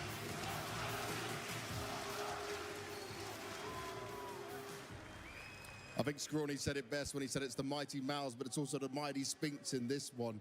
Spinx, just talk me through this game, because this was hard from start to finish for you guys. You were 12-4 down on the first map, and then Brolan calls this amazing chat, T go side for a quick to juice up, get we're you back. through to it all. What was going on in this first map? So we definitely fucked up the city side, but we didn't even think about the win. We just said let's grind some rounds so we have momentum for nuke, and I think Brolan just have an amazing T side as an IGL. Every call he did was the perfect call, and yeah, I'm proud of him. And you should probably be proud of yourself, though, because you really lit it up on that second half, right? You started dominating throw. Did you want to take some more space? Did you call a bit of your own game? Yeah, just taking some duels, and I also think I need to help the guys a bit, because of course they're not the most experienced on Arena, so I thought the best way to show them is to do it yourself, you know? I like that mentality, but you said about having this momentum and carrying it through. Didn't kind of work out on nuke. What happened there? Yeah, I think we did a good inside, but we were afraid of winning in a way. We were afraid of winning, and it fucked us up a bit, but we fully reset for Ancient, and I'm happy we won. And I bet you are happy you won, because it's the first time you're playing in the Mouse jersey, the first event, and you make the grand final. Did you just like bring this together and think this was possible from the start? We were really good on practice. I think we all believed we could have won the tournament, but we are still checking how we play on officials. Of course, practice doesn't show how we play on officials. So far, we are doing a pretty good job, but it's still the first tournament, so much more to see. I think you're doing more than a good job right now. Anything you want to say to all the fans out here? Thank you, everyone. It's been amazing. So.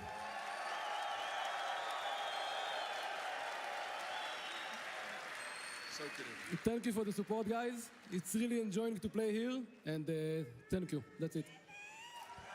And with that, our first team through to the grand final, it's Mouse! It certainly is, James, and with each game we get closer to answering the riddle of the Sphinx, namely, can he fit into this team? Can they get to finals? Is it going to work with Brolan over Shuhei? So far, they have passed every test that has been put in front of them, and I love it. I love what the team's doing, because every time they're doing interviews, they're bigging up their guy. They're bigging up Brolan. They are saying, we're proud of him. We love what he's doing. There's so much, like, it's a vibes thing going on right now. Listen, there's no conclusion to be made already, but I think you're right in saying that every single step we've seen so far has been a step in the right direction. Every single indication we've seen so far has been a good indication for Brolan and Mouse as a whole.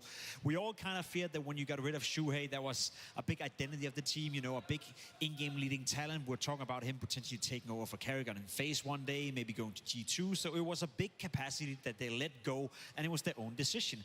Now, this is not a major. This is not Katowice, but it's as close as we get to it outside of those big tournaments. And to be in a grand final where you already guaranteed yourself a shit ton of VIS points, $187,000 as well, and a chance to win the grand final, that is the best possible start you could wish for if you're Mouse and Sphinx. We're going to come back and break it down in more detail. Now we're over to James Banks, who's with Cadian.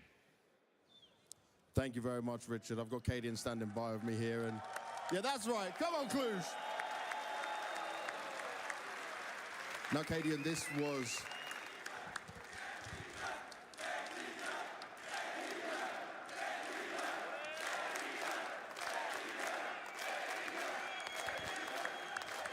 They might boo you at the start, but they still love you no matter what.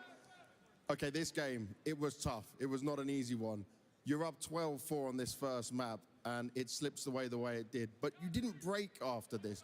I just want to start by looking at this Inferno. What do you feel was the problem for you guys there? Because it was in your hands. James, I have to address the crowd first. I have to. I want to say a big thank you to all the Romanian fans.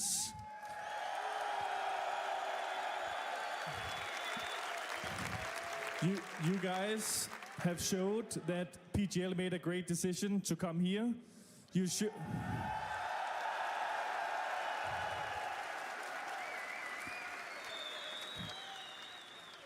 You guys showed two important things. That you come, even though there's no Romanian teams or Romanian players. My whole fucking apartment smells like garlic.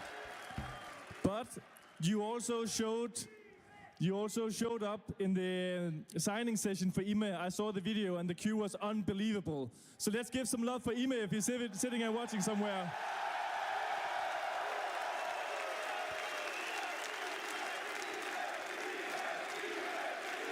Ime. Yeah, and I just want to say thank you guys. You created an amazing atmosphere. Cluj has been amazing. Bucharest was amazing for the group stage. We definitely want to come back, so thank you so much for the support. And now I can answer your questions, James. So yeah, you got to talk to me about this Inferno, because it was yours, man. Yeah, I mean, there's no denying that the Inferno was... I mean, we had a 12-5 lead, and we threw that one away. And the series would have been very different if we would have won that one. But I think also in the end, they changed up the pace. They played insanely well. We didn't make major mistakes, but we made a lot of small ones, and they capitalized on that. But it didn't affect you going into Nuke, and it seemed like you guys were ready to fight the whole way of it. But I just felt like we got too many different sides of Astralis, because then we come on to Ancient, and we don't seem to seem level. This seems to be a problem that continues to be haunting you at the moment. Why do you think that is? I mean, I think we've grown a lot throughout this tournament and throughout the last few weeks. So even though we lost today, I'm actually insanely proud of the guys. We have endured a long month with both online qualifiers, Blast Bounty, Katowice, you name it. And we weren't sure that we were going to make the playoffs here, but we've shown great CS. So I think overall the takeaway is that there's still plenty of work to be done, but also that we've shown great progress. I'd agree with that. The progress has been shown, but obviously tomorrow you'll play the third place decider as well. We don't know who you're facing yet, but it's incredibly important for you guys, especially with the rankings right, and see what else you can do. How confident do you feel to be able to just reset, get ready, and make sure you deliver then? I think the third game will probably mean more for us than the other team, which should be a good thing. So, yeah, I think we'll be ready. I'm sure you will. Thank you very much for your time, Cadian. Richard, back to you. Thanks a lot, James. And as I said, look, Cadian, a master of his craft. And I'm not just talking about IGLing. I am, of course, talking about the way he can work a crowd. He's one of the most mentally tough people I think I've met in Counter-Strike, in the sense that what he's doing there, when he does these theatrics, he is doing it, as you said, Dust, to be that lightning rod. When you're talking about Cadian and how frustrated he makes you, or how angry he makes you, or his over-the-top reactions, you're not talking about Stown missing a shot. You're not talking about Jabby costing $1 million and then not playing potentially well. You're not talking about Device not being quite the player he used to be. You're talking about Cadian, and when he is front and center, that is good for those players. They get room to breathe. He did the same thing with them in Heroic. It's baked into being part of his style. So I love seeing that. I love seeing players with personality and players that take risks. They take risks with trying to get that extra edge with the mind games. And so, look, I think he's given so much to this tournament here in Cluj, and it's great to see the fans give back to him. It's also a great way of, as you said, alleviating the pressure from the teammates, because you're spot on. All we talk about right now, all you talk about is Cadian. You know, he's taking away the pressure from Device, who didn't have a great game, from Stown, who never showed up. So that's what a great leader does. You know, he's almost like a Jose Mourinho sometimes, in the sense that he's always center of the attention, whether you're winning or losing. And for that makes a great leader too. Indeed. Yeah, he definitely is a great leader of men, someone who will go out there and call it what it is. You know, if he played well, he'll obviously be up there to tell you about it, but when something goes wrong, he'll be the first person to tell you, yeah, these are things that we still need to work on. I feel like in this game, when you look at how it played out, there was two things that really stuck out to me, Pimpin'. One was that we didn't really see Astralis utilize mid hardly at all on their T side. They really struggled to be able to use that, which is normally a good outlet for them to kind of build from. It really wasn't there. And part of it was because they just chose not to go for it sometimes, but tip your hat to Mouse. They did a great job being aggressive there and kind of denying that space. And then when Spinks was called upon to anchor on the B-bomb site, which is the topic we kind of discussed eventually would come to fruition, he delivered on a couple of occasions and also helped really get them some big trade and entries to help close out the game. So tip your hat to a guy who was never playing this map before. This is a whole new experience for him, whole new pressure on top of him, and he was delivered. And I think that's exactly what Astralis banked on, right? We said it coming into the game that they have to test Spinks. They have to test Broland Spinks combination over on that bomb side. Two player who hasn't played together for a long time. Spinks even told us in an interview coming into this playoff that he doesn't feel comfortable over there. And as you said, the first two times they walk up to his bomb side, he gets a quad kill, a triple kill, and that's it, you know, shot down. We also called upon Torshi, who didn't have a great game up until this point. His T side on Inferno was okay. Apart from that, a little bit lackluster. He found impact. He was at the very least installing a fear. The VRS updated it wasn't always as impactful as you have seen Torsi before, but just the fact that he had a presence on the server, he kind of ran circles around Astralis, and for that he got to get credit as well. Dude, and also just look at Sershin. We talked about how much of an impact he can have on the game as the mid player on the T side. He got at least one kill every single round in that second half, and look at that heat map. They're all coming up middle, putting the pressure on Red Room, putting the pressure on Donut, opening up space for Mouse to thrive, and Man-O-Man did that. And crucially, it's happening in the semi-final of a tournament in a stadium. Yeah. Because that is historically where 1620. Okay, it is. So Mouse was 1755 today. Online, they call him the ghost of the stadium because he's always missing, floating around. Okay, crazy. This was a legit performance that Insta updated. Shout out HLTV. Because I think he was fantastic yesterday. He's been great for Mouse today, but he has one final boss to do it against, and that's the top echelon of teams. Now, he's never been in a better position to do it. You have 2 arena games in a row where you farm confidence, challenge. You know you're the difference maker for your team. So heading into the grand final tomorrow, hopefully we get to see more of that exertion. Because you're right, that's the one thing we can still hold against him in terms of the critique. Is he showing up in the biggest of big game? So far he's done it, but he got to prove it once more tomorrow.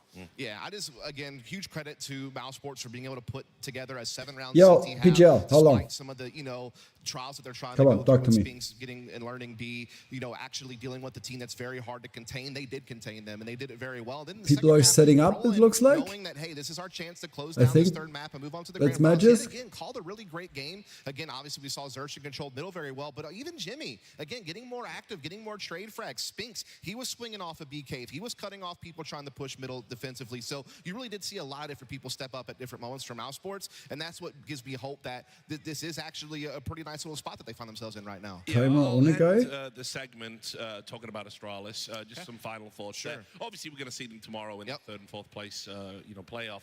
But I do want to just talk a little bit. Once again, we've had another Stown incident where he's like not performed in a big game. Really poor performance by him on a map where you would expect a player of his caliber and experience to be able to put up numbers and understand what he's doing. And right now, it's a bit of a cruel term, but we're going to talk about it anyway. I've said probably in terms of all of the star players, the theoretical star players, I don't think there's one that goes as missing as often as he does. And I don't know how you can fix that moving forward, but I know that is key to Astralis ever doing well and having aspirations of lifting a trophy. Wörtlich übersetzt bedeutet, ich bitte Sie freundlich. 100% agree with you, Richard, in that regard. I also do think Stown is not the player he was 2 years ago. Stown is not the player that he was in Heroic. We haven't seen that kind of consistency. We haven't seen that kind of individual output for quite some time. I even said it here, the first 2 games Eine in the group Bitte, stage I see, I I understand. couple of maps, even in the Yes, so quarterfinal, timer, and then please. he goes missing in the semi-final as well. It was a player that was in the conversation to be a top 10, I just top closed 15 that. player in the entire world of Counter-Strike. He's nowhere near that conversation right now. Can he come back to the level? I hope so for the sake of Astralis, because you're right, without Stown, they lack a bit of firepower in the Well, if you start like that, it is Yoroshiku Onegai Used to be a Shimasu. playmaker on the extremities, a great trade fragger behind Katie and her stare, a guy who could be impactful on the CT side with aggression, but as you said, it kind of comes and goes right now, but they need him more than ever in this third place decider to keep Astralis on the right path VRS-wise. Yep. Gentlemen, it's been a pleasure. Which we are means- going to have a quick break. When we come back, we've got a banger. It's going to be Nico versus Carrigan when FaZe take on Falcons in the second semi-final. We'll see you soon. They did him dirty. They did him dirty. The teleprompter where he was reading from, or whatever. Either either they gave him the wrong camera, or the prompter is too far up because he was looking up of the camera. He wasn't looking into the camera. I please you, yeah, kinda.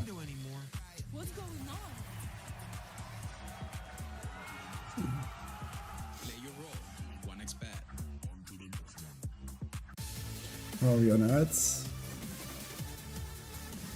Let's run on minute 30 here. Dun, dun, dun.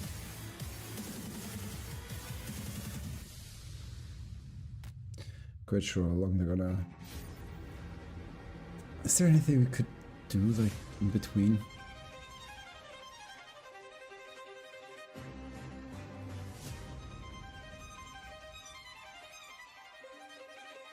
Do we just do play potato, rotate, or run? Do we just make Gamba? No, no Gamba. Actually, let me check. Is there Gamba? Daily cases? Ah, sure, let's do Gamba. No, actually, I won't do Gamba because they're sponsored by 1xBet, and the page where I do Gamba is not 1xBet. And I am not allowed to. I still do, but they switched the daily code to be level 25, so it's just farming dailies now. We're grinding a lot of CS, but when did you first touch CS? When did it start for you? I think the first time I touched CS was when I was like 8 or 9 years old. Okay. I remember, it was a chill evening. We went to see my dad's friends. Yep. His friends, they have a son, 2 sons actually. Don't want to listen to adult conversations, so we would just bounce to the room and to see the guy playing some weird shooting game, And I know from that day, my brother asked for 20 minutes. CD, I don't know what's the English word for it, but And that's gonna be like 20 minutes. Oh, the CD key. Exactly. The old school. I like the live mode, the fireworks. Exactly.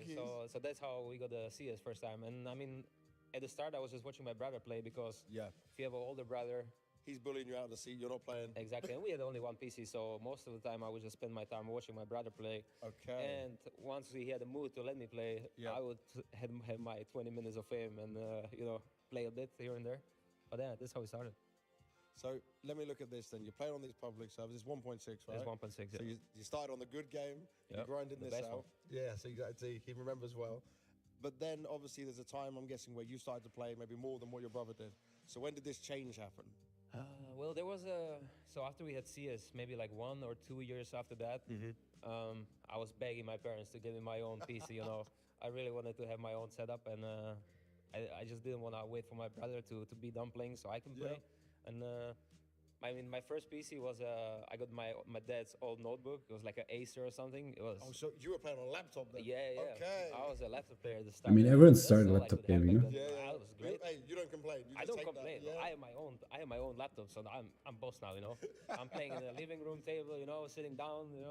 Was it a laptop when you're playing? You start hearing the fans go because you're trying to run it real deep. It was overheating. Yeah. And I remember having this little it was like a little Logitech mouse. It was so small. It was like I think it was like this. Oh my. It was so small. It was so small.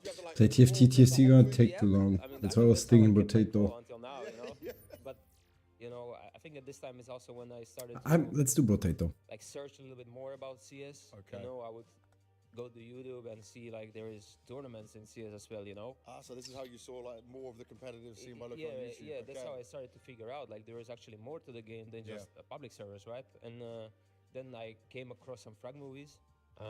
One that sticks out till this day is Annihilation. Minimize this. No one's watched Annihilation. That is epic. There's 1 and 2. Yes. And both of them are crazy good. Yep. And in one of those, there was a Slovakian player featuring called Devi. He had this insane clip in Lower Towns with it was a USB silencer 4K. Yep. If you know, we play 1.6, silencer was fucking useless. So, but you just always took it off as soon as you spawned. Exactly. But he made it like crazy highlight. And I just remember going through this and I see a Slovakian flag down in the corner. Yeah, but just so people to know as well, if they haven't seen the movie, it was like his name and then the circle and it was the flag. Exactly. And I'm like, is that a Slovakian flag in there? And I mean, that's how I was like, man, we actually have some Slovakian players like playing at a high level. Yeah. And I mean, that's like slowly how I started to feel different about the game. Like there could be more about this. I mean, obviously I had to keep good grades. I think behave good and everything like that. But I remember there was one Christmas. I think it was 2011. I say I would really love a PC for next Christmas. So I had to wait the whole. Oh wow, you waited a whole year. Yeah, I waited the whole another year to actually get the PC. You've got the PC. You've got the setup. You also understood what was going on in the competitive scene. So then, where did you take your next steps into maybe joining a team or playing with friends? Like, how did we get into you wanting to go? Where's engineer? Like these websites. I was searching with there. Their own servers. Yes. Whatever was the name, I can say, but I'm not gonna.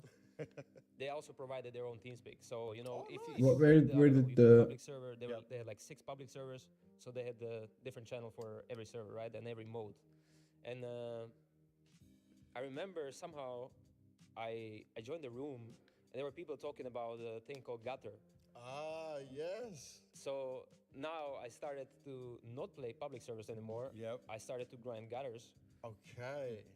Which people don't know, it was basically 10 people on the TeamSpeak. Yep. 2 were the captains, and they were basically choosing the players until the very last one. And I mean, what team you end up with, you end up playing, right? And you have to keep in mind that at this time In 2012, you would have been 10, right? I'm very young, Yeah. so my voice is very tiny. So most of the people, they didn't really want to play with me. Oh no. So I had to make my voice a little bit older, You just try to talk a bit like this, yeah. Of course, but I mean, if you're that young, it doesn't really nothing matter. helps. It doesn't matter, man. It's like there was always gonna be people who's gonna say that they're not gonna play with a kid. Yeah. I mean, I'm just glad there were some people who actually gave me a chance and really picked me into the team, and there were people calling me cheater, Yeah, but I mean, I went all not through this worth. ladder for like That's 1 or all 2 not years. worth This is taking. what I played. But like, how do we go from the gathers 2 years later into this? In one of Percentage these amount. gathers, I meet We- some players that actually had some sort of connection. Damage modifications are reduced by Like 50%. actual professional player, like Oh, so it's all of OG them. professional I players see. on like in 1.6. Nice. Another Like, wrench. Let's The go. teams that were on the top in Czechoslovakia back then, you know, yeah. which for me was That's huge. that's huge, you know, like this is the people that I see in the Frank movies, you know, like Oscar So- back then, you know, Yeah, yeah. like he was my idol for a very long time, you know. Okay. And I just remember somehow like meeting these people, and there was a guy who I don't know. I mean, I guess he just believed in me, and I got the chance to join the team when I was maybe like 12. But going from public service to playing in a team is very different thing. Completely. So how did you kind of learn your way through that? Just trial and error? Did you have someone that kind of guided you through this? So the guy who I met on these gathers, he was one of my first, like, you could say like mentors, you know? Yeah. Like he really took me under his wing at the start.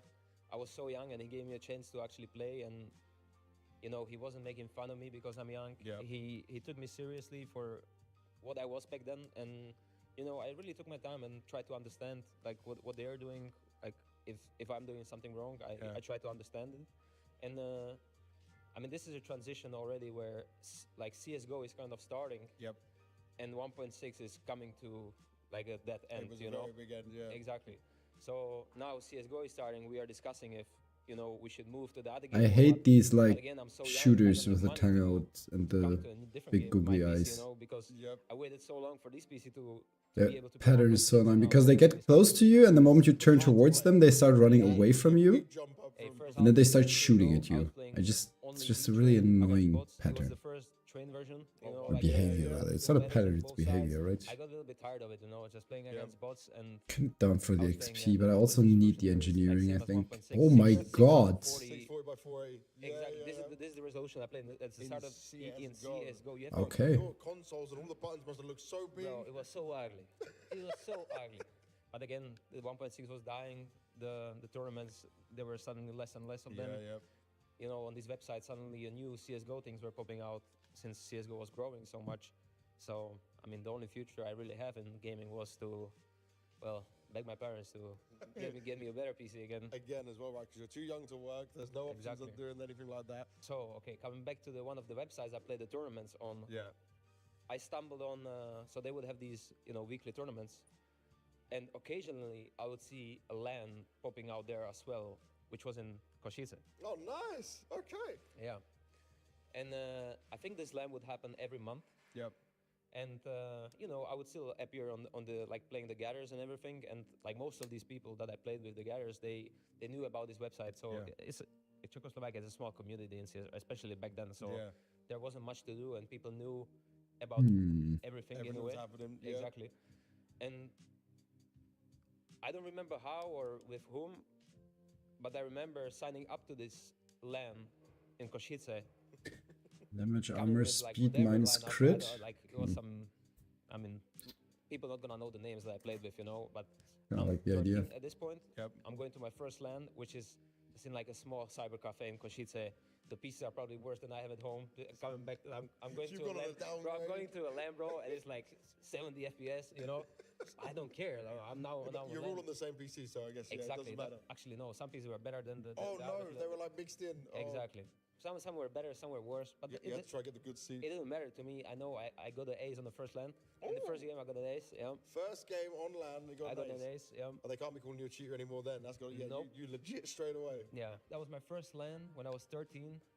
Fun fact, I mean, I jumped on the train. I mean, first of all, I had to beg my parents to actually let me go to the Košice because it is, you know, across half of the country. Yeah, it's all the way to the east, right? Slovakia. Exactly. And I mean, I hopped on the train myself, went to Košice. That young, they let you just go on the train and Yeah. go. I mean, my parents must have crazy faith in me to. Yeah, you had a lot of trust. Yeah, to just let me go. You used to have like, I had forms, like waivers that my parents used to have to sign for me to go even take part. No. You didn't have that? No. Oh, the Czechoslovakian way, it's like, the kid will be fine. Let him go. The fact that I'm taking the explosion damage might look weird, but the ranges later on upgrade to rocket towers. You know, a teammate waiting for me at at the So train that's why station, I'm you know, blood smoked already like 3 packs. of pretty sure they cigarettes. should scale with the explosion I come- damage.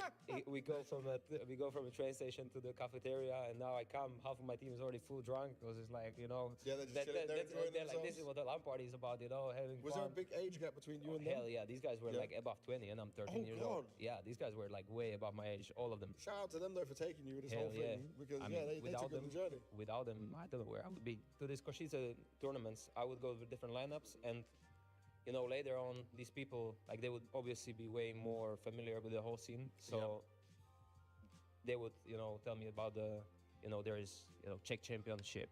There was this land called Landcraft Sure. in Ostrava in Czech. It was it was the biggest BioC tournament that it was in Okay. Czech Republic, and that in my eyes was like The Holy Grail. that was the You have to roll for I engineering need to here. go there, you know. Now I need to get myself from Slovakia to Czech Republic with my PC, my monitor, my full gear. My parents actually, they since I had to carry so many things, they offered that they would drive me there. That's a big win. That's a very big win. That's a big win, and on top of it, they took +2 of my teammates. Okay, your parents are amazing. This Yeah. is dreams. Yeah. As a kid doing this, you can't ask for much better than that. Yeah. So my parents, they took me, my 2 teammates, No, with it's not our worse. full setups, drove us Coupons to Ostrava. always The best worse. team that there is Neophyte. Oh, With yeah, Stiko, yeah, Oscar. This is the #1 team at this point in And Czechoslovakia. they're expected to just clean up, aren't they? Brother, this is Yeah. like They're I just walking the wanna path for them. see them go around me, and I'll be shaking, you know. Like, do you know, I fully understand you. I fully feel you. This is where I want to play now, you know. So somehow, some way, we set up. We go into different games every day. We play like I don't even. How come I have how yet many to games. find a You medical like probably turret? start really early, finish really late. Why did I take the health thing when I have no life steal? Parents are calling me No, because nothing. they obviously I were think there, I've right? They upgraded saw the fruits, and they're like fruits "Are you +1. guys done? You wanna come sleep to the hotel?" I'm like, "Yeah, we're Such done, a but I'm stupid not going idea anywhere. for I'm gonna 3 max sleep here next to HP. my PC on the chairs." Classic. I line yeah. up 3 chairs. I lay down, have like Done. 4 hours, So if you're happy. 4 hours of sleep, wake up, pop a monster, go play again. Yeah, we beat Cyber Factory. I was performing pretty well at this game, which later on helped me to actually get a spot. You're getting picked because of that. Yeah, so we ended up, I think it wasn't crazy, but we ended up on 6th to 8th position. Considering how highly you put that event in your mind as well, It's not that's bad. got to feel damn It's good. not bad. Engineering, Like 4 more places back with trees, Neophytes, you know, and this. Etuba and all these teams that were like back Yeah. then like competing for like, #1 spot, you know. So for me, Upgrade it's fruits. very motivational to see my name or like our team very close to them, right? And I get a friend request on Steam from a guy that I played against at the Landcraft before. He was playing for Cyber Factory. Yep. And yeah, no, he asked me like, "What's up? If I would like to try out for their team." He obviously knew how young I am, and he was at that time, I say, 28. Okay. By the way, he is my best friend till this day. Really? This guy, yeah. Hey. Yeah, so he gave me a chance. I know he would tell me the story later on that, you know, when he was writing me, in his head, he was like, there's no way he's going to play with a 13-year-old kid, you know? So they tried me out. I remember first game we played is a Mirage. Are they gonna just like full on just bring this 20-minute video? I mean, it is pretty interesting, but like, was all right, you know, for a 13-year-old. So after the first game, well, I get a message that I'm in. And now, well, I'm making my entry to the biggest Czechoslovakian tournaments where actually I get to play on the stages, I get to play in front of the crowds, you know, and actually making a little bit of money for myself. So would you consider this your first like professional team? Well, I mean, if you consider something professional, they're also halved. you're making a living out of it, right? Yeah. At this point, I'm not making a living out of it. I'm going to a tournament. I'm going from tournament to tournament, getting a little bit of money from prize pool, stacking it up. So you're just and splitting the prize pool and getting exactly, money. and I'm just stacking my money and trying to upgrade my setup, you know. From Cyber Factory, we later on we went to Neophyte because now Oscar and Stiko are getting picked up to... They've gone elsewhere, They're going to Hellraisers, so now there is a chance for a new guy to come in.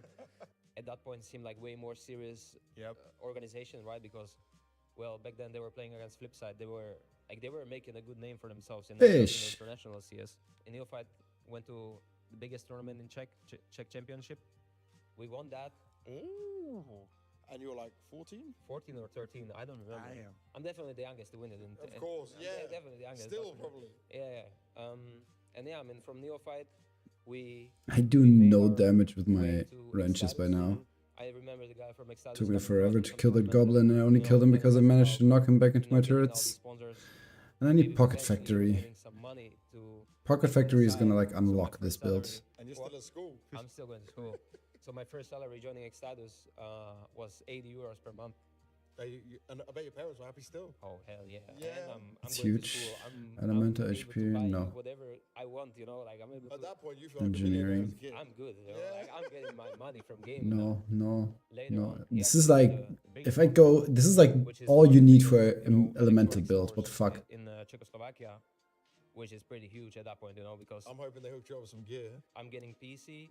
We have a Zoe. Mine as is a not backing sponsor. away. I'm getting mouse. I'm getting mousepad. I remember buying myself a HyperX headset, you know, the red one. You know, everything was red and black, so I had to. My Forest was my idol, so Forest mousepad had to be there as well. But now, since we have a new sponsor, we're getting all these things. We are getting as well more money on top of it. So now, I'm getting my first huge salary, which is somewhere around 600 to 700 euros at this point, or I think 800 maybe even. And then you'd be what? This is 15 years old, I think. 14, 15 years old.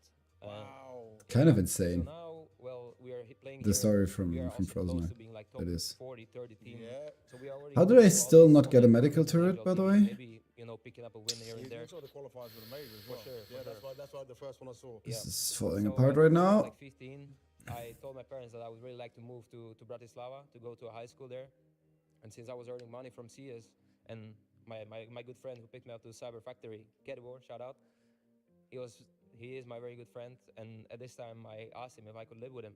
FPL at this time was just the top teams in the world getting invited. Like, you play good tournaments, you getting into FPL. So now FPL Challenger is... Wait, since when is this -1 speed? In my eyes, is pretty close to FPL already, I right? nerfed it. No. Especially the players that would have been in there. Exactly, but now as well, I have a chance to earn more money on top of my professional salary. You know, I Wait, can I earn get, money from facing can I as get well. both? Yeah, I can.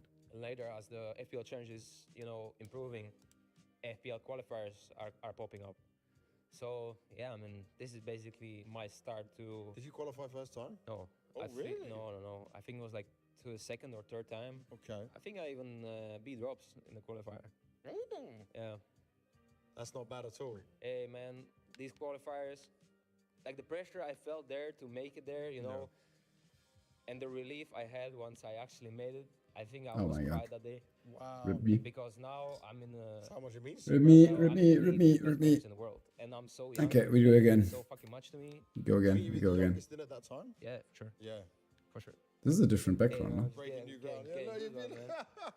Oh man. So yeah, now I'm in status, playing FPL with the best players. Come, buddy. Yeah. So now I'm really seeing where my level can be. You know, I think I won it one time when I was 15. With the guys who are full time, best in the world, fighting at like the top mates. As an excuse, I'm going to bring up that out of all the bosses that I've seen so far in this game, Like what, 5.5k I think I earned from FPL. that is the boss that I dislike the most. Damn, and you already had the PC, so you didn't need to upgrade. You're good. Now I'm good, yeah. Now I'm just stuck. You've got a bank. No, actually not the most, second most. Most is the one that like weirdly dashes and then shoots on the sides.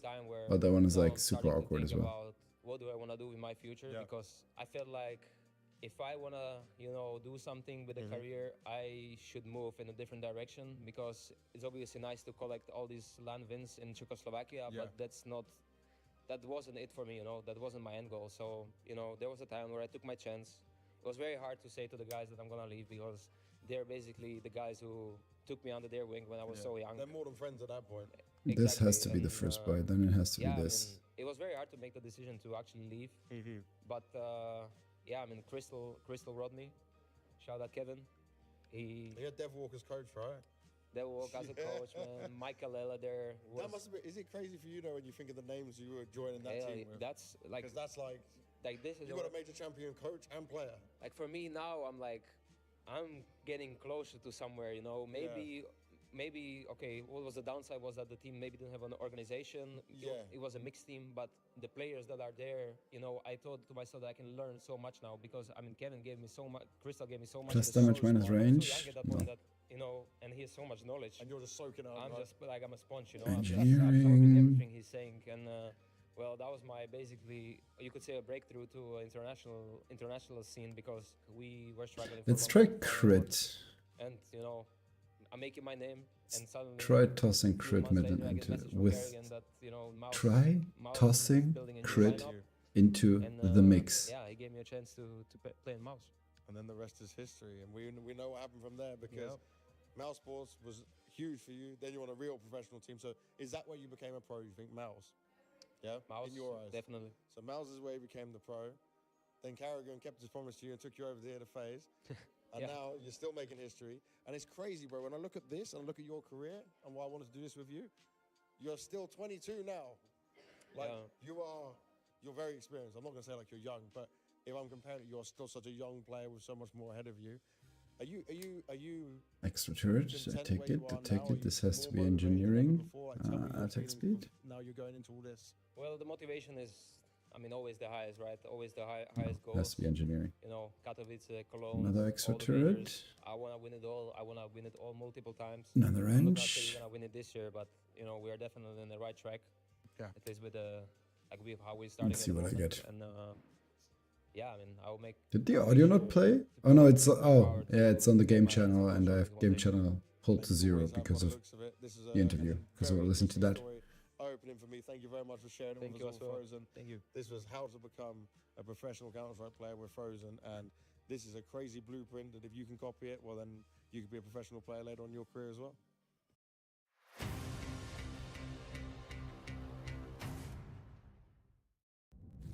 Welcome back to PGL Cluj-Napoca 2025. Yes, make some noise. We're about to have the second semi-final. We're going to be chopping it up on the desk, but we have swapped out the analysts. We have next to me, of course, the fantastic, the fabulous Blair, and joining him is Maui Snake. So, guys, I know you're excited for this one. FaZe versus Falcons. This should shape up to be a banger. Listen, Richard, any day when you have FaZe and Nico in an arena, it's a good day in the office. I'm just excited to see who's going to be working in the Turda salt mines after this one. Well, I'm going to interrupt you because James Banks is on the stage with a couple of special guests. Yeah. Immer and just some Romanian royalty, I think, Richard. This is a true home crowd advantage. I think that's like the streamer that's in the arena, right? I don't know who it is, but I guess he's like very famous in Romania. How does that sound for you, mate? Crazy as fuck. Crowd, though, I think you're missing someone here. What about Jaxie? Jaxie!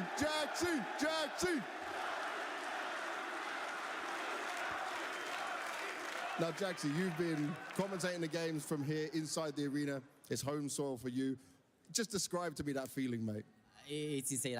I have no words. I can describe my feelings right now. This crowd is really, really insane, and I think we deserve a major here. And for you, just imagine having a major that you can come back to, be home crowd, second major for Na'Vi, or that's going to be just Austin?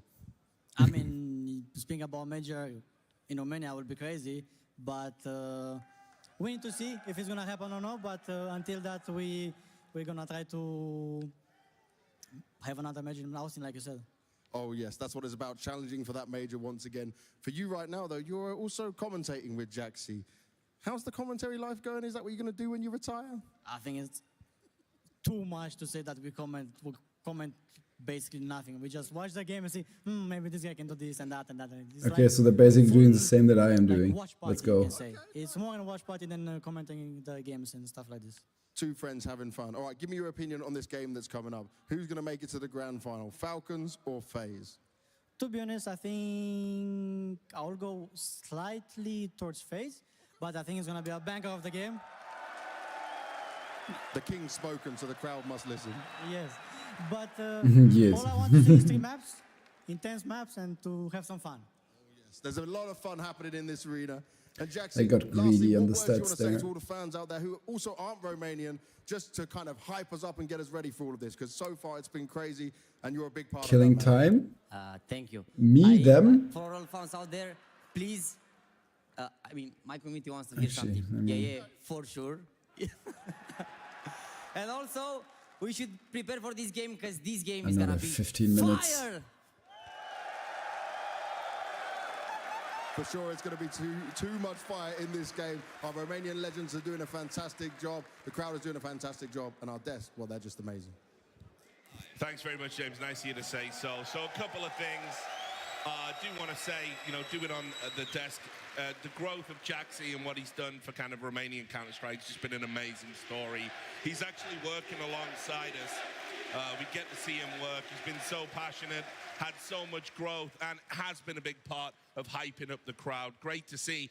And Immer as well. Listen, I'll get a bit spicy with this. I think it's a shame he was denied the opportunity to play in front of this crowd.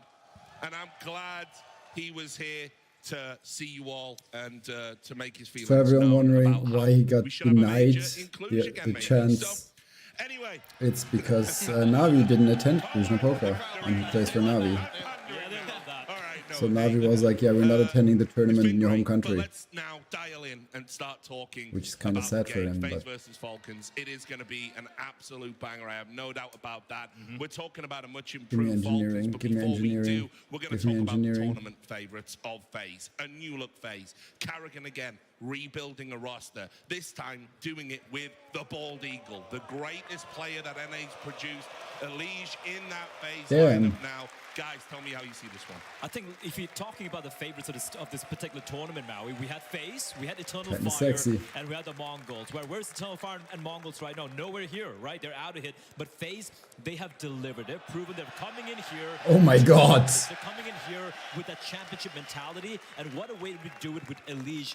By the way, for Elige, the last time he played in the S-tier arena was back in fall in the Blast Ball Finals at the end of 2023, where he lost to FaZe. So it's kind of interesting that now he's in the FaZe jersey and back in the arena as well. Yeah, absolutely. Looking at FaZe, they are without a doubt my tournament favorites. The Elige for Rops move didn't bear fruit in the very beginning, but at this point, we're seeing that the pieces, they're starting to connect, that Carrigan is making sense of this constellation of players, and that Elige is finding his form. But on top of it, Frozen has been given a new lease on life. He has been fantastic in this tournament. And speaking of constellation, you'd have to talk about stars, right? And I'm looking at Frozen. I'm looking at the side of Brokey, and I'm looking at Elige as well. Now that they've had a few reps in a couple of official tournaments thus far, it seems to be kind of 15 minutes. coalescing together right now. They've been looking fantastic. Albeit, I'll just say, they haven't had to play too many games so far because of how dominant they've been. But at the moment, the three Musketeers,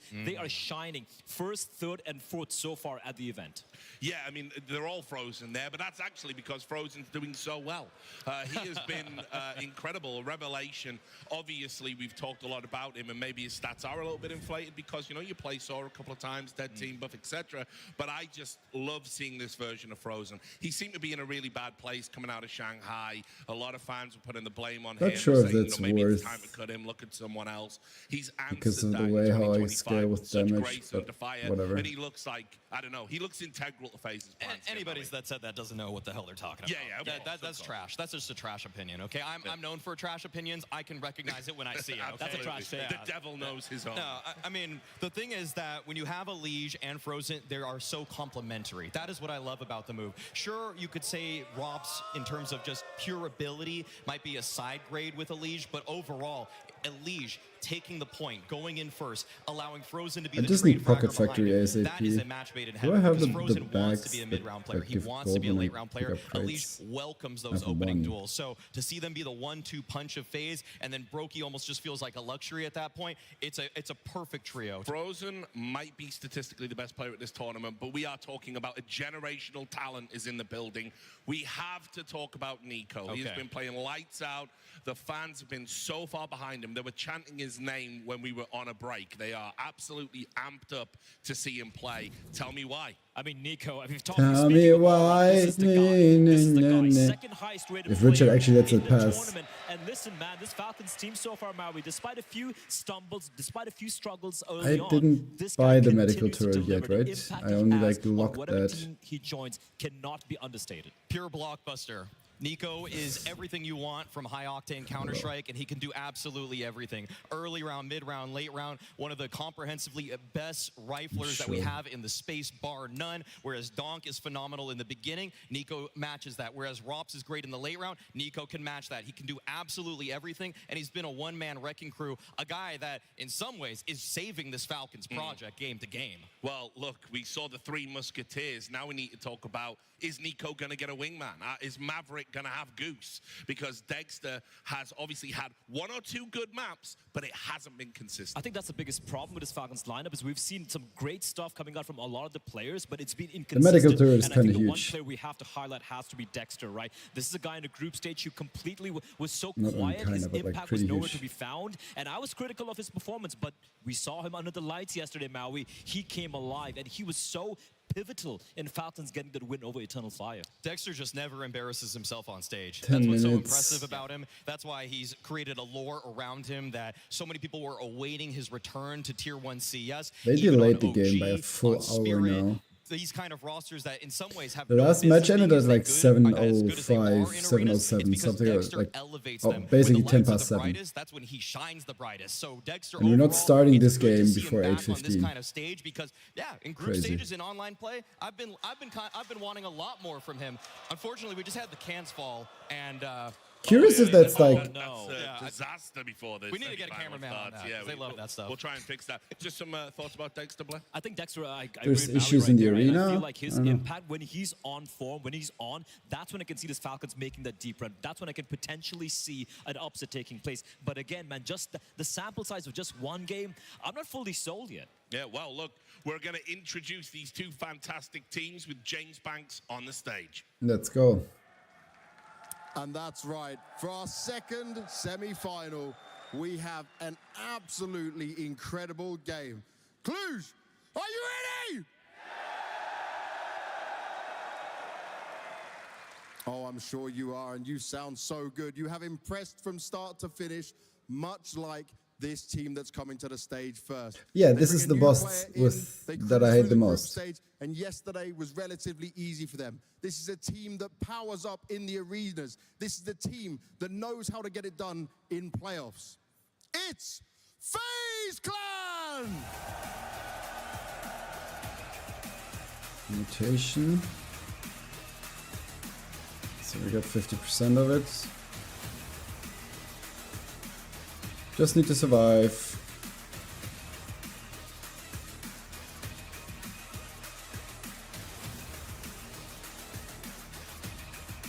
That's why I love this build. Or the engineer rather, because you don't even have to do the damage. You just like chill around your turrets and let your turrets do their thing.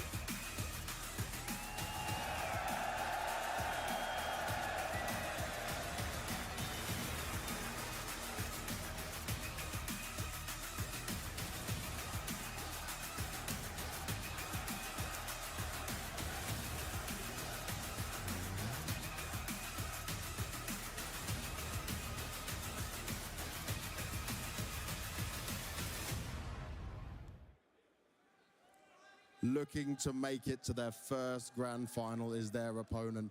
And we said yesterday how they've taken flight. Well, Nico is a big fan favorite, but it's going to take a lot more than him in order to get there. There's no easy fight for these guys, but they've shown up and even beat a team yesterday who they struggled against already in the early parts of this year. It's the Falcons! Crowd is mixed. Crowd not sure if they're supposed to cheer. They want to cheer for Nico, but they like want to boo for Falcons.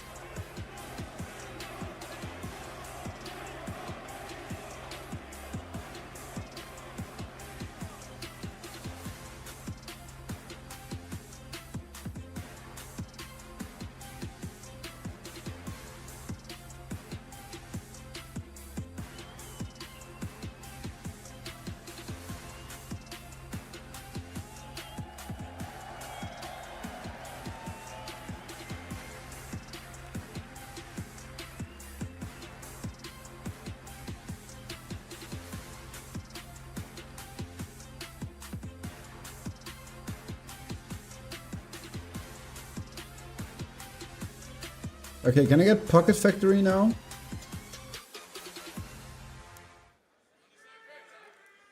They're laughing around right now. Rain, come join me up here.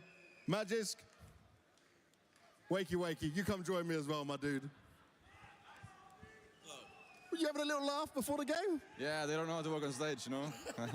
It's been a while, right, for them, but for you guys, you're very used to this. But I want to talk about some changes for you, Rain. New positions, new way of playing, new style. How much are you enjoying this? I'm enjoying it a lot, you know? I get to see Counter-Strike in completely different ways, so it's definitely been a fun change so far. And how confident are you guys feeling right now? Because obviously back on the stage, it's the first playoff game with Elise. We say all the time how you guys play better when it gets to this moment. And everyone seems to think that this trophy is in your hands. Yeah, I mean, we feel very confident. There's, of course, a lot of things we have to change with the new positions and everything, and things to get used to, but we feel very comfortable and very confident coming into this. So I looked this up at the start of the stream. Banks is 193. Do you feel like this is a team? So this is two very big guys standing there next to each other. I don't know, we're gonna have to wait and see, but I have a good feeling. Ooh, he has a good feeling with a smile on his face. Because Rain ain't much smaller than him. It's been a long journey for you in the Falcons jersey already, but this is positive signs. How good does it feel for you to sit in this position right now? I mean, it's better than going home, so that's a good start. Yeah, so it's a good feeling. And in terms of it being a good feeling, we're seeing you guys improve. We're seeing what it means to you guys after every win. For you still, someone who has done it and achieved it all, how badly do you want to be in this grand final beating FaZe to get there?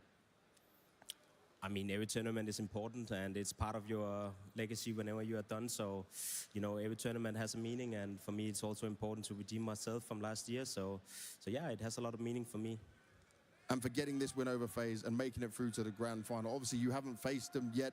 You've seen you struggle against maybe opposition not up to the same caliber of them. But do you feel like you've improved enough to get it? Swarm should be fine, though, this wave. I think we have been improving game from game and playing better Between the all time, mines so I and the, definitely what is believe it, that we have the 3 players rocket and turrets also that I already have the should be team to fine. beat FaZe today. I mean, it's 2025, so it would be embarrassing for them to lose. So. Well, let's see what happens when we get the server. Fist bump, shake hands, whatever you want to do, boys. And take your seats.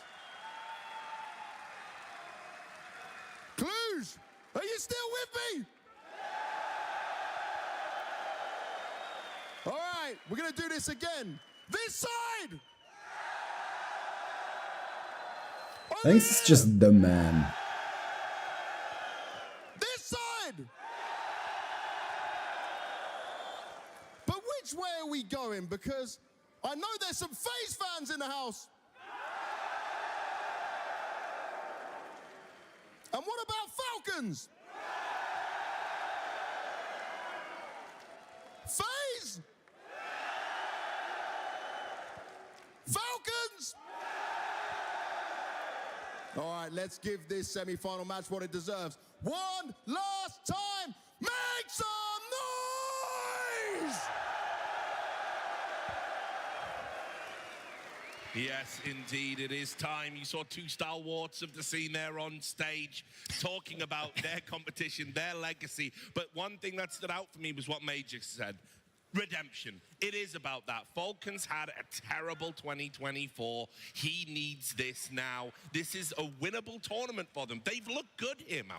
In the last 6 months of the previous season, the best team that the Falcons defeated on LAN was Virtus Pro. They beat Eternal Fire, the number 4 ranked team in the world, yesterday in an arena. Falcons are already on the right trajectory. This is already the best version of Falcons we have seen. This is the best 5-man lineup that have donned the green jerseys. And there is a chance, Richard. My favorites are FaZe in this matchup, but to say Falcons don't have a chance, that would be foolish. I agree with you, absolutely. But this is going to be the toughest test for this particular lineup thus far. You're talking about a FaZe That's so much in knockback, the it feels so arena. good. That is the boss you have to go up against. We're going to jump straight into the videos here right now, Maui. The usual bands coming out. What do Falcons go for? Is it Dust 2? I'm thinking Dust 2. Dust 2's been the pick that they've been outlining for the last month or so. Second pick, I mean, for FaZe, Has they've been to be Ancient. I think it's got to be Ancient. Kerrigan's known for a curveball here and there, but there they go. Okay, straightforward so far. In terms of second band vetoes, I'm thinking it's going to end on probably Mirage, maybe Inferno. FaZe banning out Nuke, that's the usual second ban for them. The map not super comfortable on yet. Okay. And it is going to be Falcons saying, you know what, Mirage, we're going to duke it out if we ever get to it on a map which could get very brawly, Richard. Oh, absolutely. But let's start by talking about the one I don't like we've the got, idea of which is getting obviously Falcons. We've Thank seen you what they there. can do on it.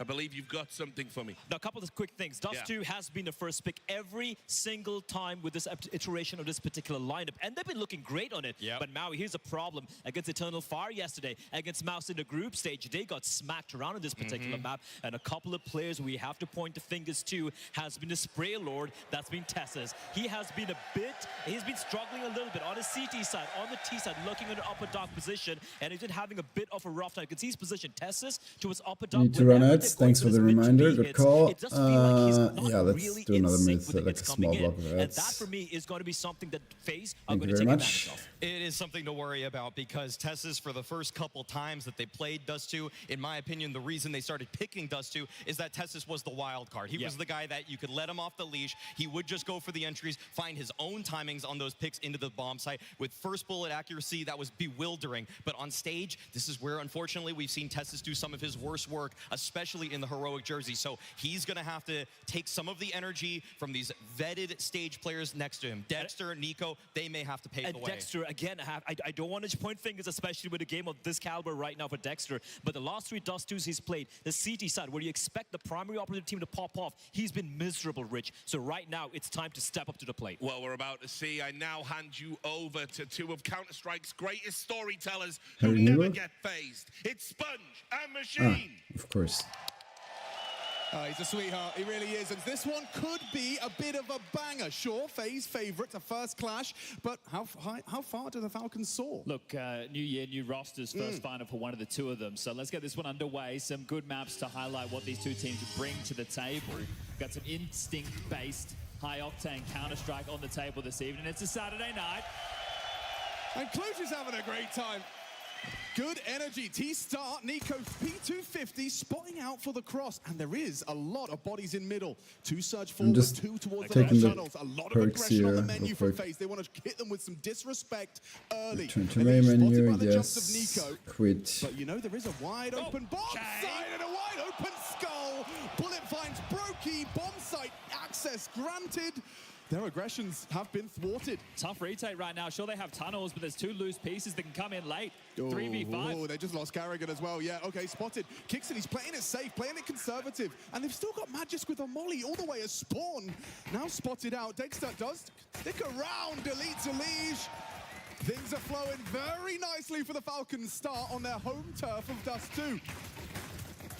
Rain and Frozen on the way back in. Sure, you've gotten a couple. Oh my god, Nico, the view model, really? Sticking around, Tess's in the window, in trouble. He's on the bomb, guys. Do we get nervous? We don't need to get nervous, right? I mean, I know he's still on the defuse. I know that, like, that bomb is still being defused. Oh, no way, Frozen just sticked it. Let's go. The smile on Frozen's face says it all. They cheekily got away with that one. And you ask yourself, how? They had the side, they had the loose pieces, the opening kills, the man advantage. And if you're looking for frustrations early, there's one for Falcons. Check out how it Nice started. shot, though. It's crispy. Desperation from Carrigan. Dexter takes the window fight. This is a 2v5 situation. How?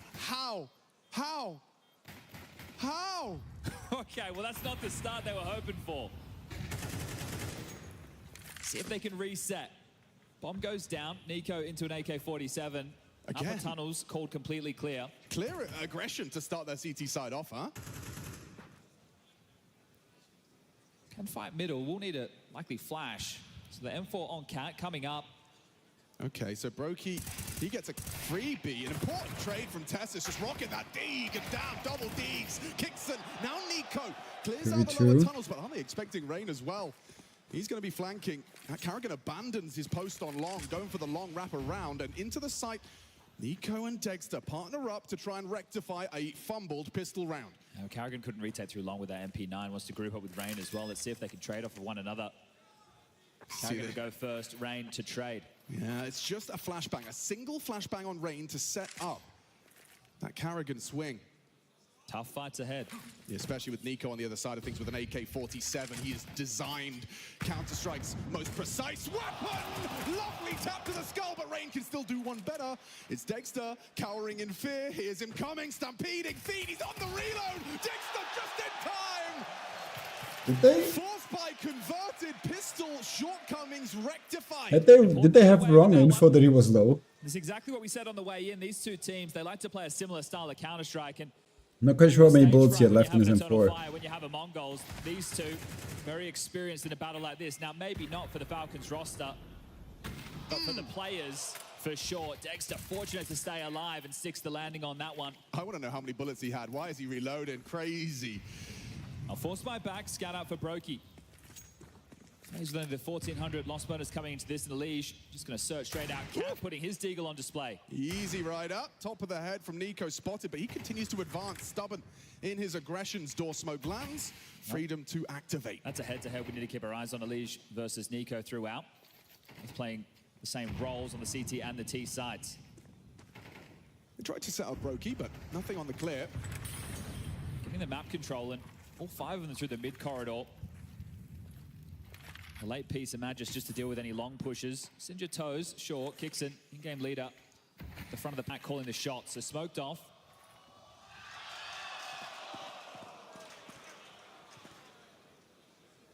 And a disaster in the crowd as more cans hit the deck. Guys, put your cans in the air, yeah, you not missed on the floor. Well, as we wait for this smoke, so do Falcons. Enough utility for the execute if the Molly lands sight. Rain's going to be thrust into the open. Feels like he's destined for nothing here. He's on his own. Yeah. It would be amazing to see him actually manage to make something out of this. Just one man crouched out behind the boxes, and a chance onto Kingston. He makes good use of it, spammed away. 1 point of health for him. Finally felled, and the round should be converted comfortably from there. Tough retake for FaZe. So if they can get past Magisk, Elige will have to hit quite the shot. Mantle's up, spotted now, and Magisk continues to take the duel, able to convert a double. The Dane just delivering. Okay. Magic from the man to deal with the force. Okay. Just one to find beautiful work. Okay, Magisk. The eco up now. We see you on feeling comfortable today. Right, you lose to the defuse. You know you should have won that round. It could have really spiraled out of control. Great news that they win their force by back. Nico's AK in play, and then they deal with it. And there's a man under a lot of pressure in recent years.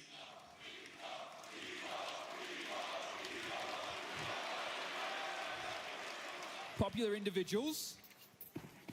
A very popular team in FaZe. As far as the big names concerned, they've rocked up. And they're the front runners as far as favorites of the tournament go now that Mongols and Eternal Fire have been eliminated. I love this proactivity from Tessus. I mean, he's just playing, he knows it's an eco. And already he's dumped some util, claims B site for the boys. Now, last time this happened, of course, was in the pistol. Could take this moment on the eco right now to reiterate the nice little graphic that the desk brings up with these positions. So both of these teams are going to have in-game leaders playing long.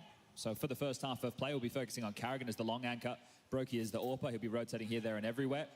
Elige is the A rifler, taking that away from Rain. Rain heads over to be the B anchor, and then Frozen your mid to B player. And that's a big talking point with this FaZe roster, is just how many preferential positions, as Nico's going to farm up some eeks. It's his time this time. But yeah, for Elige, he's been given everything. And Rain did it before as well. When Frozen came in, sacrificed some of his positions, gave them, not all of them, but gave some of them to Frozen. Do you see his answer? With Elige, like when James asked him about it, he seemed genuinely like. Well, you want to put a positive spin on it. Yeah, but it didn't look like he was kind of faking it. He had a smile on his face. Maybe he's just a good Bets actor, on who? He was kind of saying I'd say FaZe. New positions. The way that I frame it is, if you're going the way FaZe levels up on stage should be enough. And the same to be said for no matter how Frozen. close the game Two gets. stars, the players of the future for FaZe, and then Rain becomes more supportive, more of an anchor player. Well, the others need But to then again, Dexter going for a long pick. We're still talking about Nico. Can Elige get on the board? No frag from him yet. Dexter braves the smoke, pokes his nose, and wipes off Elige. Oh, and a leg shot too. That's not bad. Aggressive AWPing out of Dexter. I can't believe he's transitioned back there. Nico and Device are both tied for total appearances in the HLTV Top 20. And they're like both record tied with 9. Simple as 8 appearances. Lurk smoke dropped. CT smoke as well. There's a lot of pressure so, from the side right now. Yeah, and there's no AWP in play. Nico is like... So they know that they likely have the defense split 2-2. The mid to be pressure draws back one of those a wonder child, generational talent. Do we play for long? Do we worry about the mid to B? Do we focus short? You have to give up something. You can't hold it all. Don't have enough resources. I mean, that's the reason Falcons wanted Nico, right? Smoke lands, flash over. Supposedly they wanted him last year already. Carrigan, look, the fact he's already so low, what's he meant to do? And then contracts didn't come through. Occupied, heard the shots. He's alone. I think if Carrigan goes down without anything, it's likely a save. Brokey can't help him from CT. And there it is. Now, do you let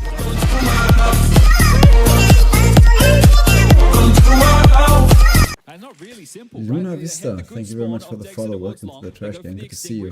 Hi. Able to take I'm the doing pick to great. corner, gets another shot off, does a lot of damage, and right now these three cowering over towards the B bomb site.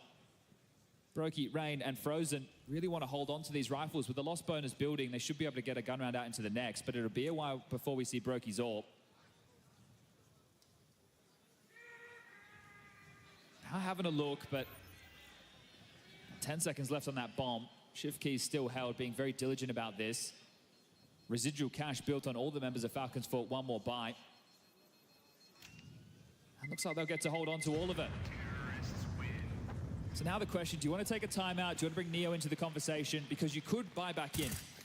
You could drop some M4s, it's fine. Or you could use these 3 M4s, just go for some pistol upgrades, and into the next get another buy round. I think we'll likely see that.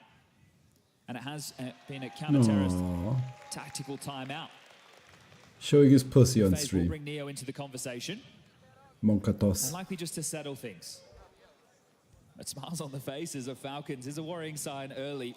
Right, and they did lose a 2v5 in the first round of play. Yeah, which felt unforgivable, but they've already made good on that.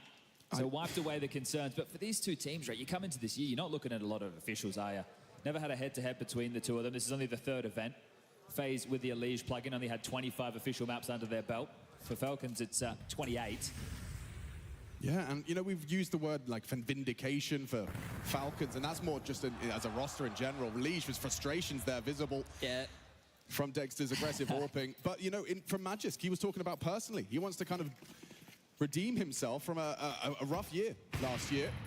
Different pieces though for Magisk and Zonic into this 2025 It's been pretty good for Zonic, hasn't it? You get Device in Astralis, you get Zywoo in Vitality, now you've got Nico. Wait, did Dexter drop a decoy? He works well with a Hall of Famer.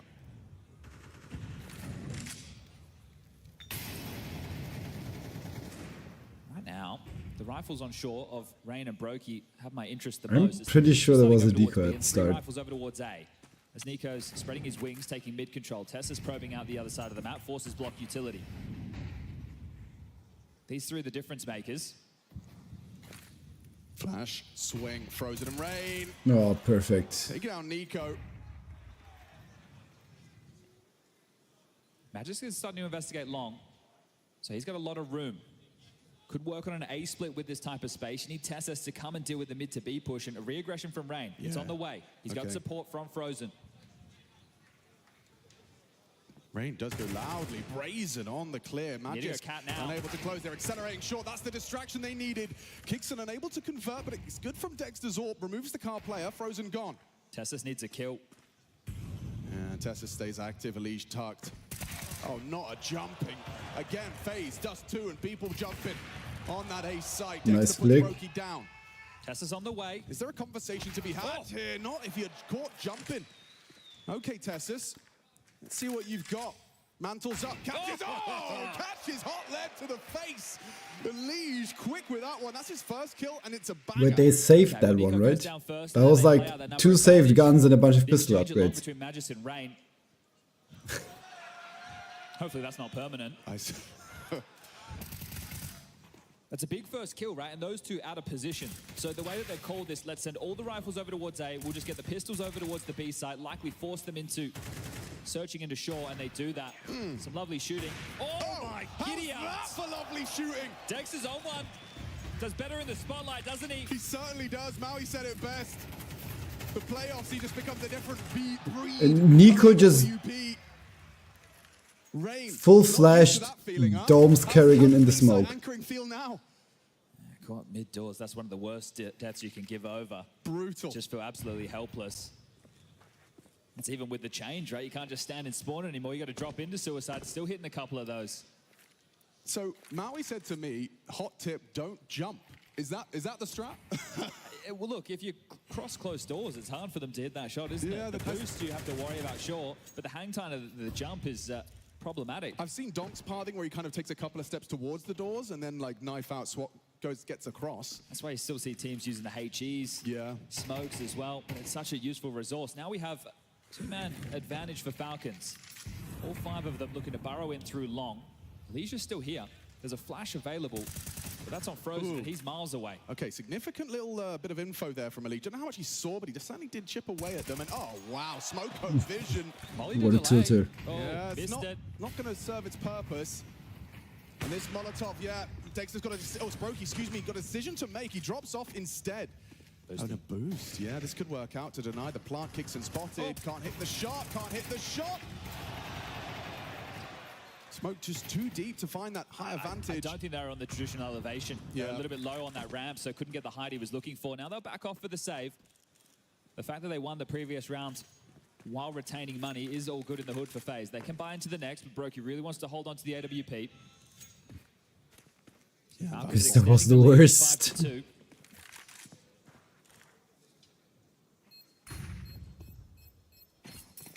I think I never used Vista a lot. The run so far for FaZe has been a bit of a walk in the park. I went from 98 to 2000 to XP well. EF took a map off of them. The team has been putting them under some pressure, to 7 to 11 to 7 to 10 to 11. Took on Saw again in the quarterfinal.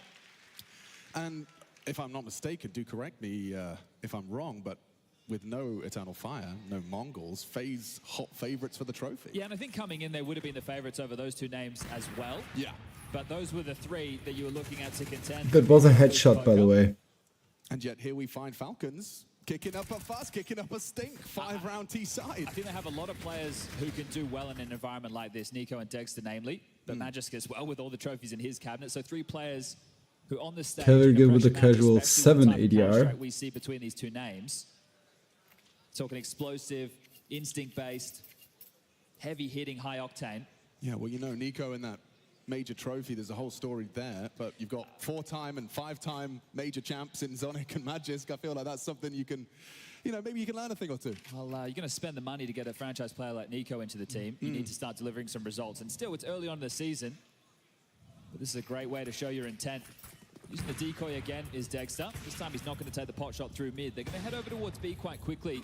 Okay, so a test for Rain and Frozen. Decoy orb. Far enough shots. Good chip damage from the HE.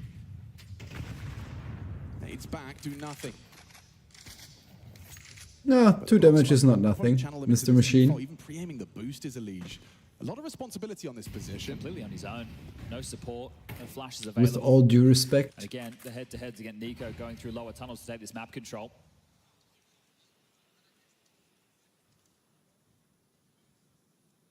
Going to stress the mid to B by the looks of things and then still try and finish towards the B site. Falcons' current positioning, very telling that they already have picked the finish. So this is a direct call from Spawn. Sure, it's not a rush. Ooh, can he see anything over the top of that? Lovely toggle of the X-ray just to see what Rain's actually working with. And it wasn't much, but Tessus, it was enough. He takes down Rain, Frozen under a lot of scrutiny now. Nade exposed, but yeah, Nico finds the head of Carrigan. It's a Nico double. Such precision. It's a Nico double. Brokey once again finds himself. I have to open the door, you know, fight it. No other options really available for Brokey. Knows what he's up against, knows how much territory's been lost. Nico's already stepping CT, jumping around, doing parkour. Important he holds on to this. We can start doing a bit of quick maths. So into the next round, 2,900 is the loss bonus. Don't think it's going to be enough to justify a full buy. Maybe there can be a hero M4 behind this, and that's if he gets to hold on to it. Brokey does find Nico. Now it's just the game of saving. But this is a great start. 6 rounds already. Oh, nice flick. But not the round. Falcons convert. And they're looking to snap their yeah, streak. I think I know now almost what is making her having blood in her poop. What is it? Like to see. This veto between the two seems Tell very me. cut and dry. Yeah, I mean, from the outside looking at this T-side does look like it's well-rounded. Admittedly helps when Dexter's on T-side does for too. Sure. Like, yeah, and you heard Blair pointing out as well that he has a tough time on the CT side of Dust too. That's a dirty flick. put on a bit of a clinic from time to time. Now Carrigan, he has become Beef protein, secret beef agent. meat. No Okay. kills just yet, and Elige with the pivotal rotating position towards A, only 2 frags as well. Kixon taking that spawn to have a little look, see if anyone overextends. Carrigan gonna wait for the smoke, so diligence there. Nico. Pops into lower. Yeah, he could be caught by Brokey, and he caught a glimpse of him, but well aware of Elige, and here's that retreat. So lower control garnered.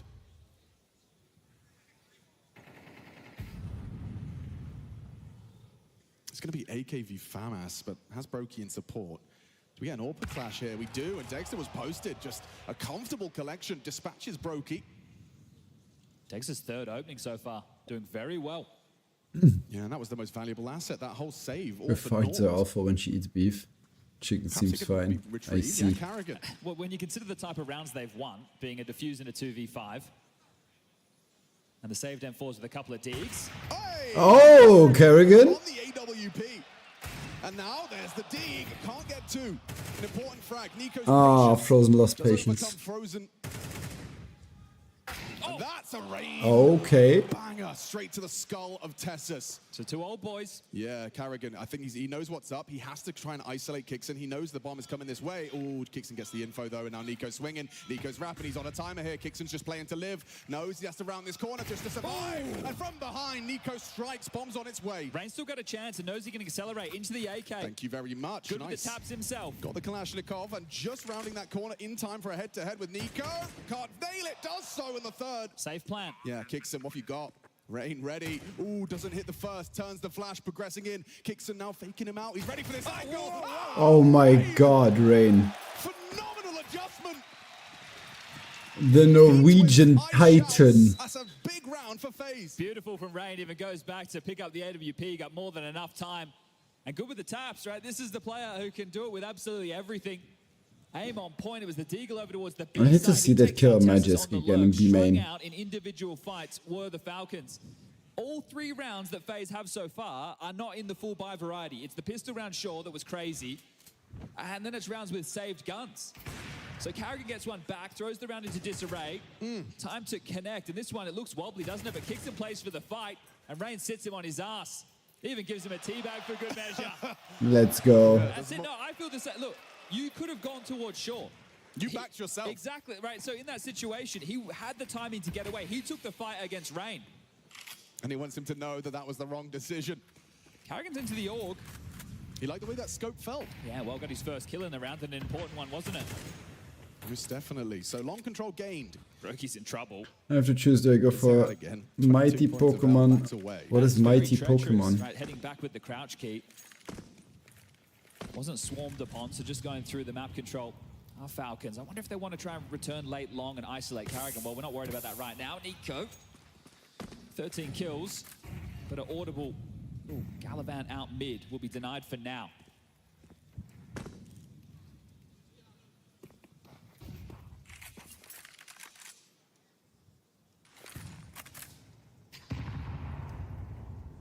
And they are rerouting. Trying to isolate Carrigan's position at long. Well, he's not home, it's broken. So it's either a raid or an arena fight, or what do you mean? Yeah, it's the perfect weapon for the job, but such low HP. We'll have to get away after that one. Position noted, an important frag. Opens up the account for FaZe Clan's 4th. Dexter posted on the corner, Tuck's car. Go raid. Now. Have to go A. 37 seconds remaining. Cross smoke available. Brokey posted on this cross back long side.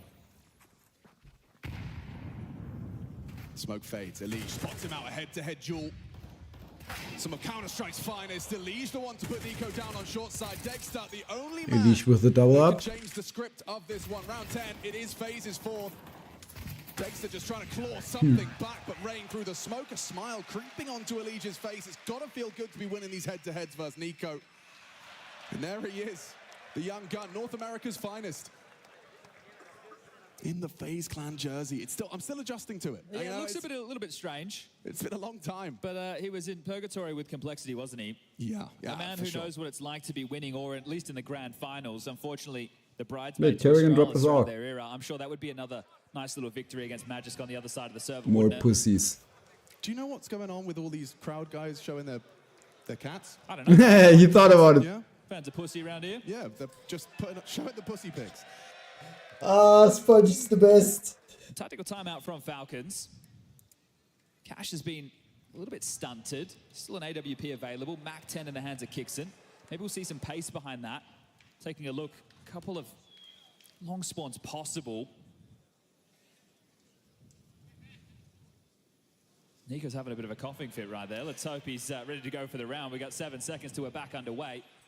But that previous was all to do with Brokey playing the long corner. The fact it was contact, the perfect weapon for the job. Are they going to go out long? Let's go. Dexter looking to take a peek. Elijah's throwing out the long smoke, but there will be a window of opportunity for them to push through. The extinguish there, the smoke will block his vision eventually. Flash, pull the trigger, but one across on the blue bit, and there's a layering. Kickson with the flash. Tessus tucks Carrigan in tight, and now Elijah's got a reaction. So much focus on the long side from that. Nisha's also playing a view model now. Will catch them off guard. Not quite as bad as Nico's, Flash, but perhaps an indicator as to his presence. Thinks twice about committing. This is a wild position for Nico to have found himself in, isn't it? Well, I guess they know that the map has to get an awful lot smaller. The bomb is starting to reroute. So on Tessus, the man to find the entry, he's backing out. what is Nico doing there? I don't know if we'll catch it in the replay, but that's an unforced error there that caused Carrigan's death. He missed the molly. I really Most like this likely was M4 meant to near land Warcraft. Bluebin as well. This is the next head-to-head. Brains up. This one. Yeah, can he put With the 3 of googly them eyes. down? Highly unlikely. Perfect weapon for the job, though. Yeah, you're right. 30 bullets, and he's just started to move. He's not to know.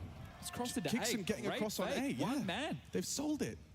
Oh, they've absolutely owned it. What do you do now if you face? You're in a rock and a hard place. I mean, you look at Reigns on the minimap. He's heading up mid. He doesn't really know what's going on. It's too quiet. Penny's dropped now. Yeah, but he's here quick. I don't know, man. They're in. The bomb's But there's only being 3 planted. on B. Yeah, you're right. Kickson's still long side. Dexter, however, this is an interesting one. Yeah, he seems to know. He's caught wind of him. Has he? Yeah, now he has. Brokey Now onto 4v4. Dexter. This one's back on. But Kickson's still long, and Elige can't believe it. That's got to be a frustrating death. They're looking to save. Okay. What is this Felt round? like they were going to give it a look, in a position to at least start pressuring through tunnels, but doors smoked. You wonder how much more utility they have. Wow, faking out FaZe is an accomplishment to Kickson and co. And they ran out mid. It looked really weird for a moment there. Nico tucked it over towards the backyard of B. Aware that Tipping the hat to was Mr. given up, they Kickson pivot here. back silently. They waltz on in. Rain's timing. He gets called over. He was the only piece of information they had on the other side of the map. Bomb goes off. 7 rounds for Falcons. Putting a stop to the spree. FaZe finally put 2 consecutive together. Now we go into the final round of the half. And here it is. So that molly right there. Ah, yeah, I see So it. likely if you're doing the doors smoke that Alicia's throwing, he knows. You need to make sure you're hitting the blue bin molly. Because then they're thrust into the open. They can path in front of the blue bin. Yep, short. I've been drinking again. It's a big error for Carrigan to make in that situation. Yeah, it's rough. He's actually called for extra backup here. Kickson taking his spawn once more. Oh, missed shot. Golden opportunity to remove Carrigan. In again. He goes for a second dip. The double dip is ambitious. Take this away. Information being called on long. Nico's liberated in middle and okay, Tessa's Rain, just got caught. Yeah, they blocked. Okay, I thought Rain might hoover up that info, but not to know. But you know that the AWP was on B. That's good information to just team out Cat. You know there'll be no AWP car. And no way to block. You Frozen, don't that's need a an nice AWP for your quick frozen 1-2 punch. goose. Onto Nico. Elysian support gets there just in time. No longer looking too promising for Falcons to end with 8. Elige trying to set up Frozen for an engagement. That flash does connect. The incendiary is going to make life awkward for them. Delay that cross. Turns the flash head-to-head with Magisk. And oh, he's done well there. The nade to finish off the job on your end. Oh, Kickson. They clear it. Frozen. Again, Frozen delivers. Magisk so low thanks to Elige's hard work. And Frozen, in combination with the damage Elige did, it's all Frozen. 4 to end it. FaZe 5. I need to pee. And I probably need to run ads. It's Question tough mark. to fault Nico for that decision right there. Right, they know the AWP on B, and I understand it I'm won't be around on Cat. 30 I think the seconds only here. difference is maybe his teammates could have been a little bit closer, just to take the space and be able to trade. Likely not expecting. Around 30 Frozen to seconds, take I think I such get rid of aggressive the duel. next complete Tough block. half for Carrigan, only 1 kill. This scoreboard's at the top, and right now they're only 2 rounds behind. They're able to sneak the pistol past the Not keeper. quite. Let's see if they can get both. Be flicking on to the attack, and for them, they've only played this map 4 times with this roster in 2025. Won at 3, lost at 1. So not a bad record for them either. Comfortable map pool for both of the teams. Ancient up next. We keep it brawly, and then Mirage is the third and decider if we need to get there. The Falcons, they're in search of their first big event grand final. I mean, that certainly would be a very good way to start your season after making such a big signing. Wow, 2 years back-to-back, you've taken cores of top teams. And this time around, you've got Nico, your franchise player, absolute superstar. And he has been delivering throughout. Well, if Falcons can convert Dust 2, that certainly would be more likely. Yeah, for sure. I think this one could go either way. Could be a 2-0 for either team. You could find yourself in a 3-map affair. Oh, look at this pistol strat. Okay, so it's only one man here. What's Tessa supposed to do with Kevlar and a whole team running at him on long? Feels like he needs to definitely do a whole lot of that. Back pivoting. Okay. Just playing for information. Nico's lead out middle. Sees nobody top home cat or low up. Kicks him rotating over. He's got a flash to try and enable Tessus on the fight. Late smoke from Carrigan. So they've taken long control. They're going to park Frozen. Everybody else looking to reroute. It's a second smoke on Rain to work with. So is this be a short play or a mid to B split? Well, up Cat with the bomb. Oh, but look. Kixer could set up Nico, and he's got the aim, and he puts one into the brain of Rain, and now Elige trying to trade, hungry for it, could do some damage. More than that, it can take them both. Combines with Brokey's Glock, kicks and touch. My bald eagle. Frozen spots him out, hard shots to hit, can't find it. Magic's fast on the flank though, and there's Carrigan, good enough. Gets the job done, round going the way once more of FaZe. Well, Dexter has to concede this. Hold on, the Jill Berettas keep that Kevlar. Could have gone very wrong there for a moment. Opening kill against Rain, bomb spills out, but the trade works there. Carrigan getting his second frag. And presumably a second round conversion a whole lot harder without a bomb plant and that extra cash. Falcons managed to do it the first time, but doing it here, maybe the Kevlar can help. Well, that's the thing. You're likely to see Dexter go into a scout right now. Yeah. See if he can stay alive. Probably gets it out. Did I mention that I need to get myself a pair of these know how close Hydro he is to this strikes? when the bomb goes off, does he round that corner? 9. Standoff. So it's fine. So it's fine. There you have it. 7-6, just a one-round game. Both pistols. Oh, sounded good, but loses it last second.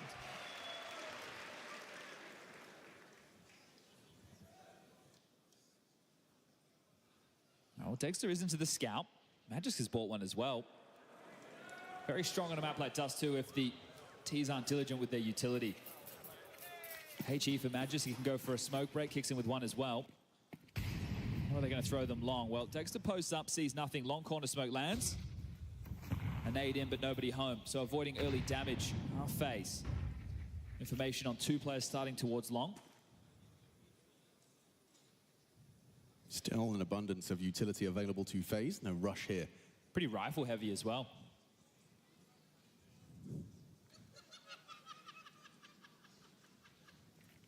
What was that laugh?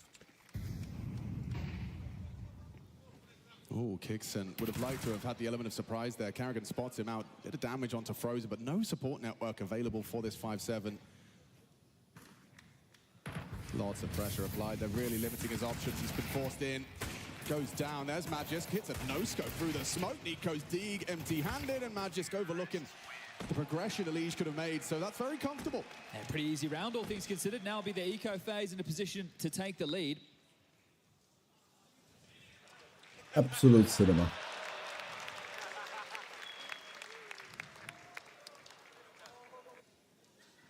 Seen Kixon on Dust 2 throughout this tournament also have tough times over towards long. It's not an easy position, but absolute cinema. The Danish duo on the B side, Magisk and Kixon, Magisk and Tassis to lock that down. Dexter, obviously, I am the eating, talking about so.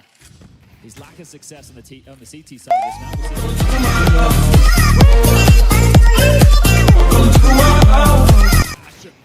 Mary Martin, thank you very much for the follow. Welcome to the Trash Gang. I do custom art for streaming with direct seas. No, thank you. Highly unlikely unless you can take down Frozen, scoop up the AK. And yeah, not going to happen. He's lovely work from Frozen. Read them well, anticipated the retrieval, even snatches away the Deagle, despite Magisk hitting a couple of good shots. Okay, well, broke into his AWP, the same for Dexter. First rifle round, second half.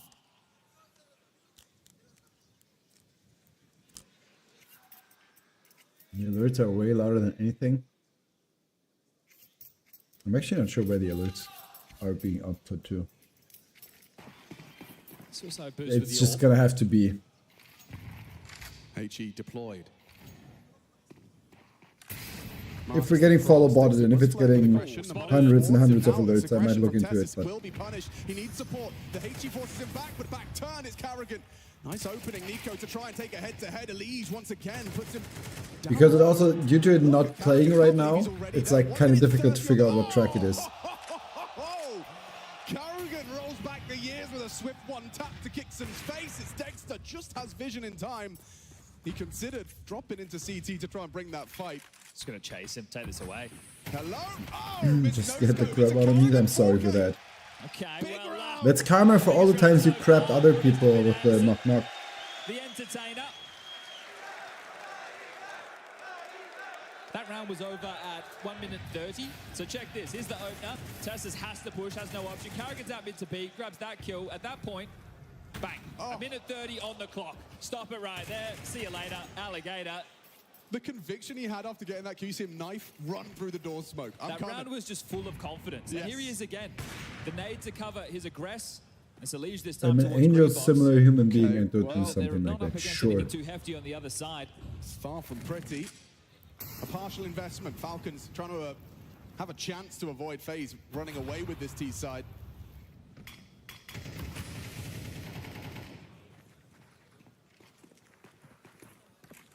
To try and read the situation so these upgrades can be in the right position to clamp down in the chaos. As FaZe is setting up the nades round, they're trying to take some territory. You need to snap into action. They don't have a flash to assist this. But 3 around the mid doors, 1 short. Smoke starting to fade. Ahead of this, Knock incoming in 3, 2, 1. To his funeral. Unlucky. Double from Elige. It was Kixon on short, just forced and trapped by the flames. You can see there's diligence to FaZe Clan. Comfortable into the double digits, just 2 more to find. That's a good word for it. That's a very good word for it. Yeah, comfortable. Magic's probably uncomfortable knowing Rain is just around that corner. The round is theirs, though. Bomb on the back of Brokey. I say that Nico is alive. And he has his Desert Eagle, so I'm not one to write him out until Elige takes that head-on fight.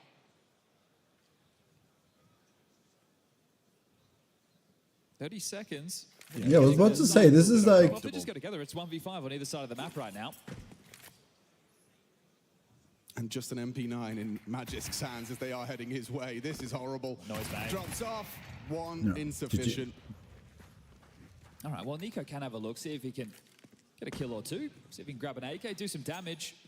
Loss bonus is there. Rifles will come out into the next. Yeah, there's nothing particularly retrievable. Must feel nice for Elige. What's it? 12-12, Is it a doesn't need Pikachu to carry. emote? It's not complexity. Not looking left at Grim and right at Floppy. Pika Ramen. Do I have that as well? Is that like global? Pika Ramen, I'm sure there it it's an is. incredible feeling for Crazy. someone that has had his fair share of woes. Yeah, look, you look at the Liquid era, and again, they were the bridesmaids to that of Astralis, but still, they're also Grand Slam winners. They had their time in the spotlight. And it is a pretty good damn time for a tactical timeout to bring Zonic on the mic. Look, this is the rifle round where the comeback needs to begin. Yet to post anything in this second half of play. FaZe have managed 5 consecutive, 6 if you consider the tail end of last half. Well, you know, you mentioned Just Dexter's type P, CT side of course. troubles with his AWP and lacking contributions. He was crucial to the 7 they managed to find. Because you always on think of the attack. P. It is going to be coming out round 18. Yeah, and you just have to take a look at what the first rifle round, or the only real rifle round of this second half has been. It was aggressive. It was straight out. It was actually Tessus who took the first fight. They wanted to be aggressive. They pushed out Cat. So Falcons' game plan within that round was to be the aggressors, was to not Yo, sit you on their changed the way haunches. your I pick wonder if we badge. just see them play it more of a standard round right now. Right, lock down the long control, make sure they can't go through B, and then post the AWP up towards Car. Just some standard Counter-Strike on this one. No need to do anything too crazy. Instant long corner smoke, but no good spawns for FaZe to start long aggressive. So their turn to be quite heavy over towards B. Elige in through lower dark without any issues. Magis to anchor down the site. Support of Tessus Yes, dealing with I middle did. right It's now. cute. Good nade. Decent damage. But the execute set up. Smokes in the sky.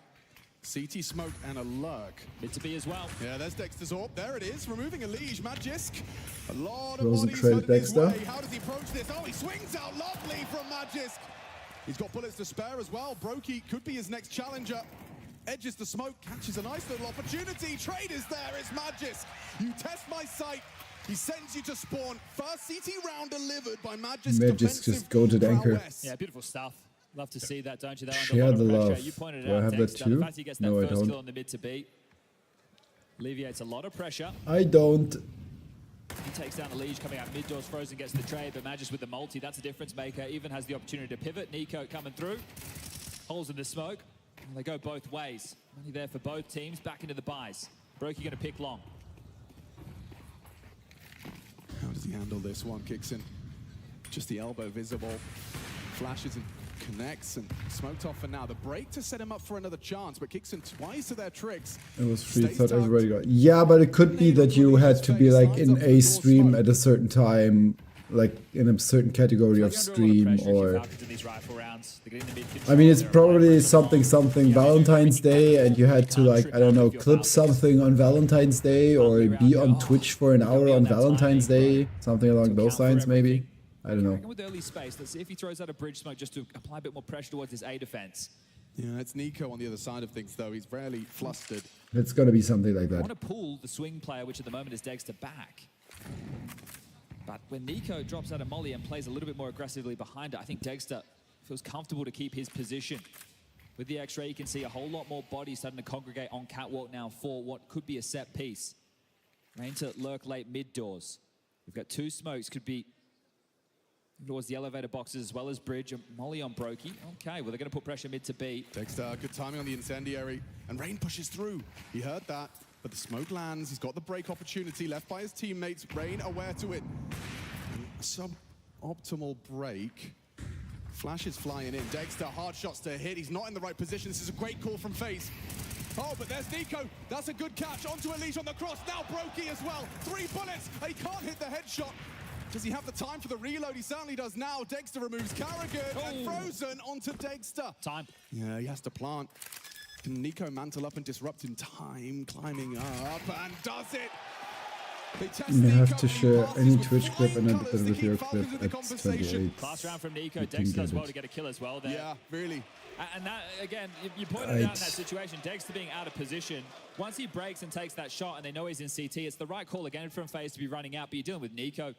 Makes that rifle look like an AWP, just deleting them. Can we talk about the audacity to have 2 kills and have 3 bullets and then still be looking for... Hey, look, he's going to back himself no matter what, isn't he? Fair play, fair play. Well, there's still so much cash to work with for FaZe. Should be a drop available into Brokey's hands, but everybody should be looking good for rifles at the very least. 8 bullets, 3, and he goes looking for that tap as well. That's the one you were talking about from Dexter. Important catch onto Carrigan, a belated trade. But yeah, 10-9. Okay, the CT side has got legs. And Brokey. Dexter, you tempted fate there. Across his back. Just 5v5. You want to keep the comps a little bit crazy in that moment because they started 3 rifles A. So if it was, you know, I don't know exactly how many crossed, it can just slow down the B lurk from looking to try and isolate that fight against Magis, who started on his own.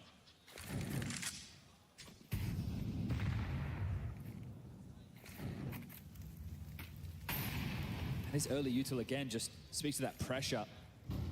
Nico want to try and take back some territory. It can be very risky. He's feeling that they're already up short, but their timing is a little bit slower this time around. So as they continue to avoid a lot of this, look at that, all dumped. What's that, of over 1K worth of nades and really no damage. They're going to try short again. Well, now they've put Dexter's orb over towards Car. This is more of the traditional setup. Nico gets to be that flex rifler. I think those were deliberate footsteps. Chap, I'm not sure if you have to click on that. He is on his way. And Nico spotted. Ooh, gets away with it on the mantle. And a reposition audible. Uses that waterfall for his benefit. I'm going to try and go mid to B. Seems like that's the plan. Carrigan just drops down. Nico can't believe his luck. A free frag. Hard spray. Magis spots out their attempts out mid B. Oh, and that flank from Kixon's worked out eventually. Just gets the tap, but Elige is going to punish. I say with bated breath, they slip away. They might want to save. Yeah, at this point. Ooh, Brokey gets 1. Does that change the plan? They're so low. And Bomb's going straight to its demise. Tessa's ready. 14 seconds. Yeah, there's nothing for him here. Combat save though with 1 bullet in the AWP. Yeah, worst case, you go down after time, so they want to try and back off safely. I don't think this is safe. This is far from safe. 4, 3, at least he's dead already. Elige got a bit more distance there. Or did you use the like share onto Instagram? You didn't use the like share onto Instagram button or something, right? Timeout and they've been able to tie things up. This is really good work. Before the stage, within this second half of play, they'd only had 1 rifle round. And now they've been able to string a bunch together. They've broken FaZe. They've actually put them under pressure. Take a look. Timeout 3 from 3. So 1 saved AK. Lost bonus starting to build. Mary, I am not interested in any arcade for streamers. Thank you very much. Behind Elige to try and facilitate the fight. You need to take a look if he has a good spawn, and that's not the case whatsoever. More over towards B. I mean, I tried doing the Twitter thing, and that's where I copied the message that I shipped you to. I allow the round to come to them.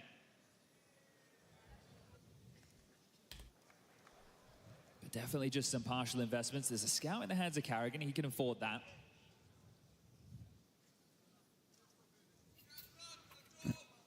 He sold Yeah, I back. suppose. Okay, keeping a little bit more conservative. Well, eyes on Elige. Saved AK. What can he do with it?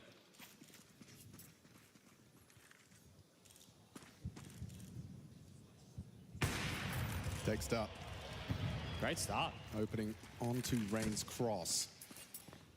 Another one for Dexter. He's been very good with the openings. 5 and 1 in that department at the moment. You need to have fun fact with all these people that like similar to what was the kid's name, Ayomi earlier and Mary Martin now. Yeah, and the same kind of nade cycling from Nico. You know, he is ahead. Yeah, I noticed that they always like ask you to type it into chat because they have, I bet they have like 100 streams open at the same time and just tap over from one to the next and don't have anyone like audible. That's why they never hear what you say to them and they just react if anything is in chat. Facilitate a cross and oh, hello and goodbye to the bomb, but wait. He needs more than one. He certainly does. He will engage onto the AWP, controls the Oh my spray God. nicely. Barely. Reaction quick. Nico's coming in from short fast. Spots and deletes a lead. Never mind. Playtime cancelled. Nico strikes twice. Oh, and Brokey can't transfer. Valid attempt, but you've got to account for Nico. You're actually looking at these gun rounds, and you'd say that Falcons have done a better job. I understand that was just up against a saved AK there, but throughout this map so far, it was the pistol that FaZe got away with. Then it was some scrappy rounds with saved guns and deagles. They had 2 of those. One of them was the Rain clutch in the 1v2 situation against Nico and Kixon. They win the pistol round, they deal with the force, they get the eco, they win the first rifle, they I deal with thought the bots partial. because As this, far as full guns are going, I'm I think the Falcons I might like have them what edged. who writes that instead of CS. I don't know. But that could also be like less bot and more just AI translation. Anything close to the long spawn right now, But they're like non-native speakers and that like DeepL or ChatGPT or whatever they use to translate their messages Could have a lot of work to do if he like spells it out. AWP, but Tessus, he's got plenty of experience. The smoke might change plans. Okay, looked like they wanted to contact in if the smoke didn't come. Yeah, but the door smoke implies there was a commitment on its way. Does that lead to CTs reacting with some space taking? Yeah, they have to. They've just crossed back over. They've actually used one of their own smokes to block the mid doors. You can see this here on board with Magisk. Now, going a nade through for the progressions for the default. Need to apply some pressure. IGLs might crash there on long doors. That's Carrigan and Kixon, right? Like one inside, one outside doors. Tessus with support now from Magisk. Dexter here again. Clear game plan from Falcons with his positioning in a lot of these rounds. Juiced up and P after this map for me. Jeb dropping them bars. By the bang. He can't be the point man now. Certainly not. Kixon and Carrigan, this leadership standoff. Late long from Carrigan, that's a big pick. A lot of pressure now onto the A players and Dexter on the mantle up. Oh, frozen. Got caught out, pulling out the pin. Carrigan dealt with. Pressure applied. Dexter last seen towards the boxes, sticks around there and jumps up. Oh, Dexter with a miss. Elige doesn't. It's too easy for Dexter. Lovely work. Combat open on the CT side. Kenny who? So much pressure from Nico. They're looking at Nico. They're worried about Long, and it's Dexter looking and getting G'd up by the boss man. Flicky Ficky? What? I think about Dexter in big games before. He does the best when the spotlight's on him. Spirit once upon a time stage match. That was an Antwerp versus a FaZe clan. And that was a spectacle. But how many chances did he get? I don't understand, really. I mean, I presume it's because If that Nico... shot gets missed, you're thinking, guys? oh, Elige, he doesn't clock it. And the fights just keep coming. Wow, Well, this could be the final round. Yeah, it certainly could be. Can't quite believe it. For the other unneeded pepper. Kixon, he hears those flashes. The smoke will block, but they're coming for the second wave. Oh, Kixon realizes he'll swing out, catches Carrigan clearing blue. Elige is spotted and now can fall back, facilitated by that AWP hold. The smoke actually now working against them to try and hunt them down. And look at the U2 that you have to work with for FaZe. Just a molly and 2 smokes. Ooh, maybe Rain can slip up short. That would make things awkward for these two. He's not to know. Or posted, flash is good. Nico dips into the smoke. Dexter misses his chance as well. Pressure remains. Pincer movement. Nico versus Rain. And it's comfortable for Rain in the first engagement, but Dexter's there. Doesn't hit his shot either. 4 versus 4. 60 seconds, but Rain wants more. And flanking on the flank. It's nice TK. shot. Dexter's just shot, kicks it in the head. 3v3. Wait, what? Bomb goes down, sure. Retake on. Safe plan. Don't tell me Dexter flicked onto Kixon there. Nade lands, but so does the bullet from Elige's AK. Magic swings through, same result. Clean taps out of FaZe. They will not go down quietly. We will see every single round of regulation. Well, that round had it all, didn't it? But important for Elige to hit some shots there. Falcons will use their final timeout just to talk through how they can get this done in regulation. I started with a Kixon opener, his first opener in this map so far. It felt like it was the nail in the coffin. Rain getting that space, it was all his timing that caused the chaos. They couldn't stay in the side. They gave up the cross. They were all burrowed in towards CT, then the accidental TK. So this one right here, that puts so much pressure on the other 2 A defenders. They feel boxed, takes the shot, Oh, wow. backpedals into it. Yeah, an unforced error, whether it's Kixon, whether it's Dexter. Long spawns this time for FaZe. Haven't seen a lot of them to work with in the rifle rounds. Let's see if they just push the issue and try and run out, take that fight, and how Falcons want to deal with it. Remember, this is for all the marbles, round number 24. Red gloves, green knife. Nico has the long spawn.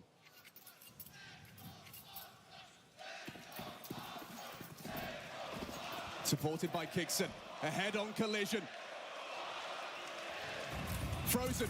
Rain coming out. And it's a hail of bullets from Nico that finds him. Opening frag and getting away. Never mind getting away. Puts Frozen on notice. It's Carrigan and Testis with an uncomfortable exchange at different elevations. The nades will chip away. But a man advantage for Falcons to close it out in regulation. Can FaZe rectify the absence of Rain? The low HP on Frozen. Brokey. Bogdan's puts the AWP onto Frozen. And it's Elige leading the pack. He's going to try and be the spearhead to claw them back in and take us to overtime. Kixon not ready for this. Doesn't expecting anyone to have crossed, and so Elige successful. Brokey gets the bomb down, masked by that CT smoke. It's looking like it's falling through their fingers, but Nico's still alive and kicking. Puts Elige down, keeps him humble. Bombs down. 3-3, 3-4. Already 2 kills from Nico. They're all coming short, no? For One Brokey. CT? Support network is miles away. 6 Magus. do have Molotov. Magus is CT, no? Yeah. But a smoke on Tessus will enable a defuse regardless. That's good from Magic. Swings it for the Oh my god, Magus. spinning around and from behind. Nico strikes. Falcons take their map pick in the semifinals. That's got Took them 24 though. Alright, P-break, juice up. A new year, a new roster, and 1 map away from the Falcons' first grand final. You pay for Nico, and this is what you get. Look at this while I'm gone. I just caught this Sproxy. The fuck is that? She said she loves you, but she can't love me. The fuck is this Sproxy?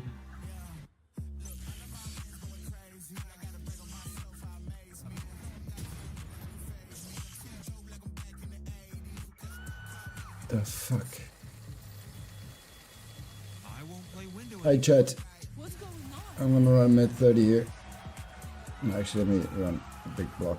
I mean, it's so good. We're back.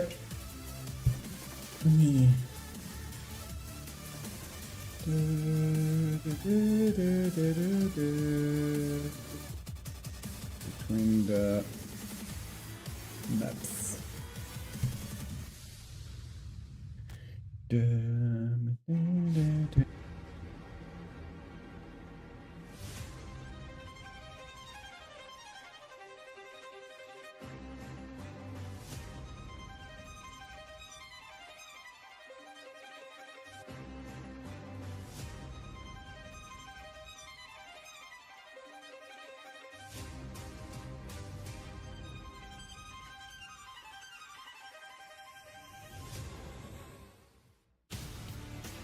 Play. It's not going to catch them off, not at all. Elige goes deep. FaZe Clan have cruised through the opening games without facing their usual group stage problems. Frozen can just park the bus here, and Mutira swings in, handled. Karrigan's flanking. There's so many moving pieces. Frozen is the best player of the tournament so far, and Elige is looking great in his new team colors. Will it be FaZe up again? Oh! Denied! Karrigan's been trying to get in with kills. Finally able to connect one. Jimmy scours sight, sees the scope, and can do nothing about it. He's going to try to get an angle, but now they know exactly where he is, and you see that reaction. It is adamant here from FaZe Clan.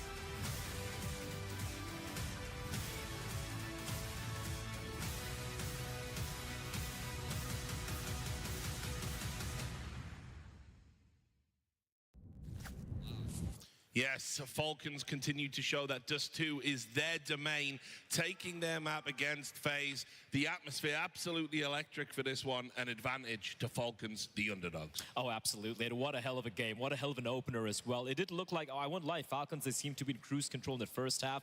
But again, FaZe, they never make it easy, except this time around, Nico. He was a difference maker. Nico was unbelievable on that A-bomb site. Every single time they were going into him, it was a multi-frag. He had 8 multi-kills on the map, which is just exceptional stuff. You can see exactly why Zonic wanted this guy for so long. Yeah, I mean, look, it's not like it's a secret that he's a really, really good player. The question has always been, he does pick some strange teams to have around him, and people thought this was going to be one of those when he made the move across. There was all talk of a super team. When it didn't happen, there was jubilation that it wasn't going to happen, and that Nico was kind of going to get his comeuppance for having the temerity to go and pursue the bag, right? Which is crazy. But now, I think that this roster looks to me like they've accepted, actually, no, we are doing a full season like this. It's time to, you know, dial down and get into it. And they're looking better and better with each series. What's most impressive for me about Falcons is that even though Nico was unplayable on that A-bomb site, it was actually the supporting cast that were able to deliver so much impact. Magisk towards the B-bomb site, Dexter with multiple highlight rounds, like doing just despicable things, by the way. Like, Dexter was doing some stuff that you should not get away with, you should not be allowed to do, but if you hit every shot, that's what an Opper can do. And he was basically killing everyone, even his IG at some point or the other, right? And that's the thing with Dexter. You can still be critical of some of his decision-making when it comes to re-peaking time and time again, continuing to take fights. But man, if you're going to be hitting shots like that, screw it, just go for it. So he was absolutely finding a lot of impact. Rich, as a prelude to this game, I did say on the CT side, he's been struggling quite a bit. We saw him again, you know, delivering opening kills after opening kills on the T side. But what I loved was the moment he got the AWP in his hands, he didn't play cowed, he didn't play scared. He was in their face, and absolutely the supporting cast. And also Kixon, shout out to Kixon, low fragging in the game, but some incredible mid-round calls from him on the T side. But we must continue to talk about this player. Nico really has stepped it up here in Cluj, and I've just got to say it. I mean, when he plays like this, it's unplayable. You know, you are going to lose. There's not really anything you can do. He's just inevitable when he's going to put up these kind of numbers. the game planning that Kerrigan had, it felt like they were trying to just throw him for a loop. They were trying to do all these different types of plays, splits from long, from cat, splits from mid to B, but every time it feels like Nico's just going to get the better of you. Even if you try to avoid him, even if you try to tailor a game plan, that's going to throw him for a whirl. He's just going to hit so many shots. He's going to be able to position himself so well. T-side, of course, on top of that, really one of the benefactors of a great system that Kicksan put together. Overall, Nico, like, he is a phenomenal rifler. Like, it got to be right there, up there with Donk last year for the best in the world. And this year, he is obviously continuing that campaign. Oh, absolutely. And again, if you're looking at all this frag highlight right now from Nico, right? It's almost like every time he sees this person on his screen, if it's not blinded, he is winning that duel. He's 100% going to deliver one kill, and most of the times he's just not getting caught off guard, right? And by the way, this is against FaZe. 8-minute break again. This is against Rain, who's also having a great game, by the way. You have Brokey as well, and Actually, yet Nico just able to trump them every single continue time. Class is permanent, and that's Nico. Yeah, and We I go really to like the relationship he's starting Game to form Blanco. with Dexter. I kind of talked about this a little bit in the green room. I don't mind bringing it to the desk. Browser. Just watch the way they sit next to each other, how they interact with each other in the mid rounds. Dexter turning to Nico immediately. You know, by the way, what you didn't see on camera, or maybe you did, but it didn't look like it was going out on our monitors. Dexter was pointing at him while the crowd was chanting his name.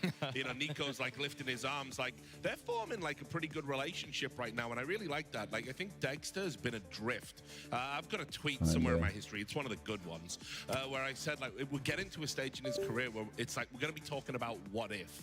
Right, and that's like the saddest two words about in any sport about someone's career. And Dexter was knocking on that door. It was looking really bleak. He'd been on mediocre lineups. He was having visa problems. Didn't know if he was going to get into a good team. Heroic rumors circling that they were going to maybe cut him loose, and now he's here playing with one of the greatest riflers of all time, and that rifler is invested. Can I get something useful? Do I get punished for like dodging the game? For me, for Dexter, is that he's just slapping hands a little lighter because he's sitting next to Nico now. He has to respect his arm. Like, he can't be slapping him too much. All in all, though, that's $1 million arm, dude. Exactly. Amen. Exactly. He knows how much it's worth now that he's on Falcons. So, all in all, I do think that the duo between them has been really lighting things up. But overall, what I liked in this one also. I thought the calling was so great from Kicksan. Round number 8, great example of just the way that they like to pincer bomb sites together. I was highlighting Testis in the pregame. He didn't necessarily have the best overall. I like this pattern because as long as you keep running in the opposite direction of it here, it's fine. That they're able to take space so effectively and decisively. This is the great stuff that we get out of Kicksan. Throws the left side smoke, corridor smokes on middle there, and then you know that FaZe want to get something back, and Testis spots that fight out. Good crouch swing on that. Good entry. And Nico from the top rope, like, look at these shots. He's just, he's no. Okay, never mind. Got karma. And then just to Let's close go back it to out, co-streaming. nothing being saved, right? I think Brokey, the only one to save the AWP, and then it's not just Shouldn't an have anomaly this one. should have never switched away. Like in a different style. Insta karma. Is so good. It's beautiful, You got to give him credit where it's due. Actually and this is going to be a round. It's going to be an opening kill. A bit of a failure by Kerrigan, as Chad pointed out. The Molotov not finding its way towards blue, allowing Tessis to tuck on in. The flash comes out. Kerrigan, the second phase of utility, by the way, gets caught by Tessis. Now what do Falcons do? They start grouping up to outside of B, and you can see FaZe uncomfortable. Elish pushing up towards mid. The flash is a tell. He can't commit to it, and then Kicksan by himself selling this A fake. Rain was holding towards tunnels, by the way. He could potentially have caught all the plays from the Falcons, but a perfectly timed fake by Kicksan. They run into an empty bomb site, and that's about it. This is just the advantage you get when you're in a 5v4. The world is your oyster at that point. The playbook opens up completely. You're allowed to toy with your opponent, understanding the likely rotations that are going to come next. It's a reason that we've been rating Kicksan so highly. It's that the pullback all the way from long to just send the single player out himself, as a matter of fact, while controlling the troops to send them towards B to an empty bomb site. It's just beautiful stuff. It's why this is their perma pick. And even if you look at a couple of rounds that FaZe were able to steal away, right? It's just a difference in style, so to speak. For FaZe, it's so FaZe-esque. The first pistol round at 2v5,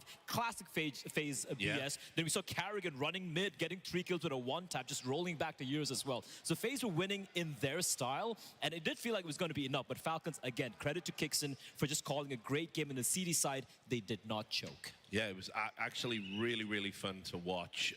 Just a quick thought, before we move on to the next map. In terms of Kerrigan's calling, it looked to me like they were calling a good game. I really do think it just came down to individual performances, you know, most Nico is who we're talking about there. I'm not upset about Kerrigan's calling whatsoever. Yep. It did feel like he wanted to just have those great splits onto bomb sites, generally speaking. It's with only 2020 hindsight that you could say that maybe they should have just 5-man grouped a little bit more and just swung everybody off Cat, because that, unfortunately, is the only way you're going to deal with Nico. If you only have 3 guys swinging off Cat, he kills 2 of them. And so you do need the more bodies, and unfortunately, like, he wasn't able to piece it together, and I think the game plan was good overall. Let's just also quickly remind ourselves of the stakes of this game and brave new world of the VRS that we keep talking about, a kind of a unified tour across all tournament operators, and it dictates whether or not you're going to be at that major. So we've said historically, Falcons, are they really a top 10 team? Probably not. Is that inflated? It's very hard to gauge even based on this, but that doesn't matter. What the pundits say doesn't matter. It's the cold hard facts that if they win this, they're going to jump up to 7th. That's huge. Pretty good to beat the major. I mean, it's beyond huge. It's beyond huge. Yeah. Falcons get into a major is wild for them. And reminder for everybody at home that if you're in the top 10 in Europe, you're instantly birthed into stage 2 or stage 3 of the major. Because I did something else. That's a lot of buffer Enjoy. room. Okay, you have to fall pretty far at that point to get out of it. it. You also, fun. You want to play MRQ, especially when you are in EU. So many gnarly teams out there that you just don't want to be playing. Anyway, let's talk about Ancient. This is FaZe's pick. Obviously, we got to stress Falcons did win their map pick. So I'm tempering expectations because we know FaZe, they are absolutely amazing on this map. The mid-control between Liege and Frozen is just phenomenal. I mean, the way that they're dynamic off of each other, it's exactly what you wanted when you saw Liege being signed to this roster. I mean, they're both usually fighting for it, both on the T side and the CT side. And really, Nico, he's been having some trouble at middle. He was actually battered by Astralis. That's not the kind of matchup that you want.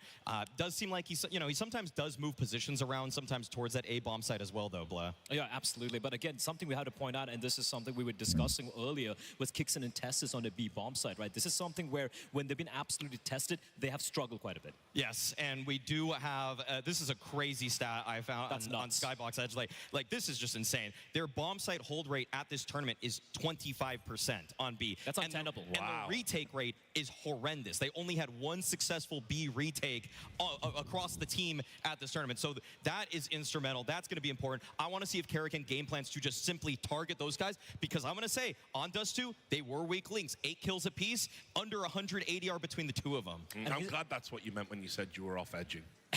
Also, one more thing which leads to this particular scenario, the fact that the B defense is so weak. We've seen Dexter cheat over early towards a B bomb side early on. So you know what that leaves? Mid is pretty much almost impossible to take if you're Nico or Magisk alone. You have to kind of go for a gamble, and that's a difference between his FaZe CT side and the side of Falcons FaZe. You got a Liege, baby. He's gonna be just running in mid. He's gonna be working in tandem with Frozen, just battling out towards mid early in the game. This is a tendency they do have, though. Later during the latter stages of the first half of the CT side, what they're gonna do is they're gonna hold back. Just gonna give up mid, gonna sort of usual utility, and then you're gonna see Frozen start pushing up towards A main, just getting all the information, and then you have all the information in the world. It's such a solid CT side from FaZe, and I feel like that's what's given them the edge over Falcons.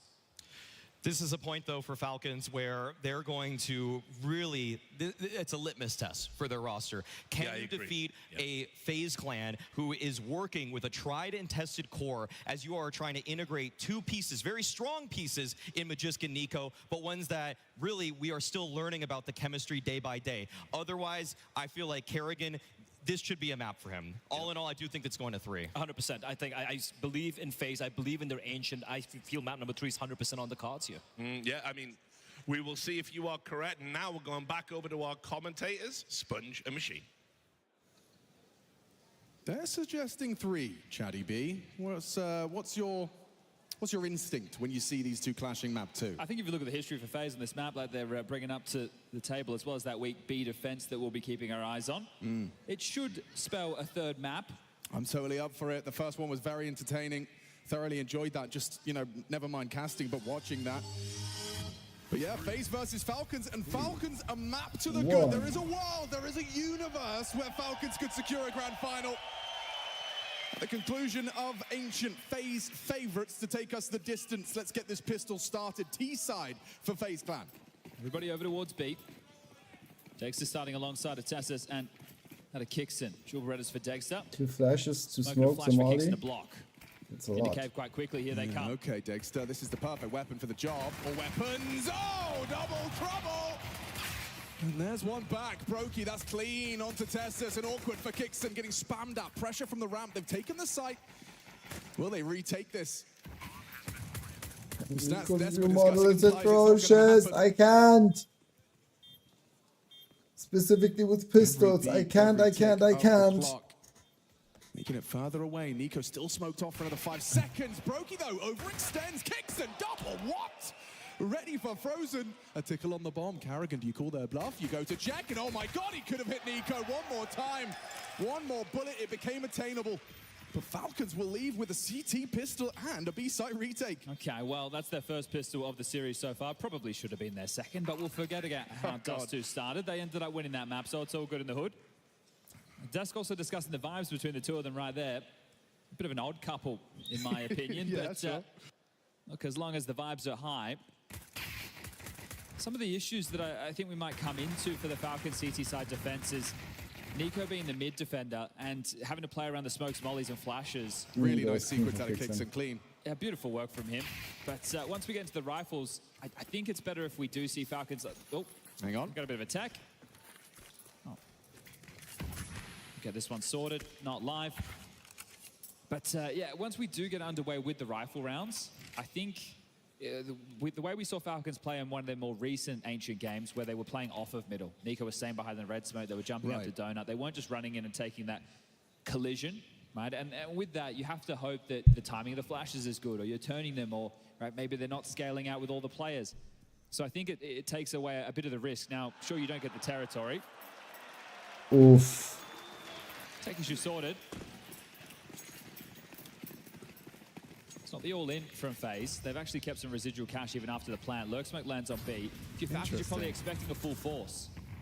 Yeah, well, Frozen's going to show up, and you're going to assume it is when this AK-47.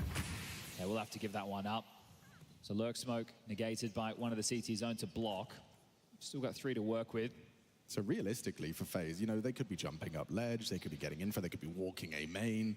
There's so much commitment. When you're against a force buy, it's very unlikely that the CTs are going to do the full press forward. Right. Unless they want to go all in mid and all in B lane and then just hope that they beat you right there and then. But anti-eco approach is something a little bit more like this. And playing anti-eco successfully, Kixon gets the info, spots the AK and removes it. Okay, Kixon, this is his cave. And Elige just about puts him down. Immediate trade out of Nico. And a comfortable close bomb under his feet. And he's not reloading. He's got a USP and he wants the frag. The smoke actually says otherwise. He'd like the round. Well, that's what he'd like. Might be going down regardless. The jump up from Magis, the MP9 in hand, and Force staying alive with an AK brought through. Thank you for the gift, Nico says. Yeah, I think if you bring in the AK, you're hoping for maybe a little bit more than just one kill. But still, should see them into a rifle round now. Carrigan, the one who dropped the AK over towards Frozen, will have to work with something a little bit. I am the legendary Super Saiyan. Yay! We're all Super Saiyans! I will eat you! Give money. Give money. Sound good to see you. Hope you're having a good Saturday, my friend. Thank you very much for the third month. How they want to go with month. this CT mid defense. That's what I'm going to be keeping my eyes on. So yeah, Magic Scout towards Donut. Much appreciated. Out towards the cubby, tucked in for now. Big Nico? opportunity for No. Nico. That's an important trade from Actually, Frozen. having you His time good. is cut Having you short around is in perfect. round 3. That's big. Wow. Do me a Tessus hasn't favor, done that next round, immediately. I'm gonna let you know Force them when, into a 4-man but do me a favor, focus on Nico's view Tessus is model. just back in his aim in this one. He believes he'll pull the trigger first, and well, Rain does onto Kixon. Is there a gap up to B? Yeah, it is a possibility. Nico's Tessus view has to model respect is like, that. it's like a virus. It's infecting right now everyone. It's like, it's not him starting it, but he jumped on the track now, on the train now as well. And when Nico jumps on it, We'll be joining Elige for some of these mid we jaws, all know depending what's on gonna happen spawns. next, right? Brokey and Carrigan to try and set them up. We settle in towards the mid round. Smoke HE and a Molotov to work with, and looks like they want to try and edge over towards Yuzera has a similar Frozen, one, likely to but activate late. Flom said he has that. CT He has smoke had lands. that Dexter will forever. look for some information, so it's all going to come down to I think timing. Ima is the one. Block smoke of their own design from Falcons. They'd love to get some space. Magic is kind of similar already, but not as bad.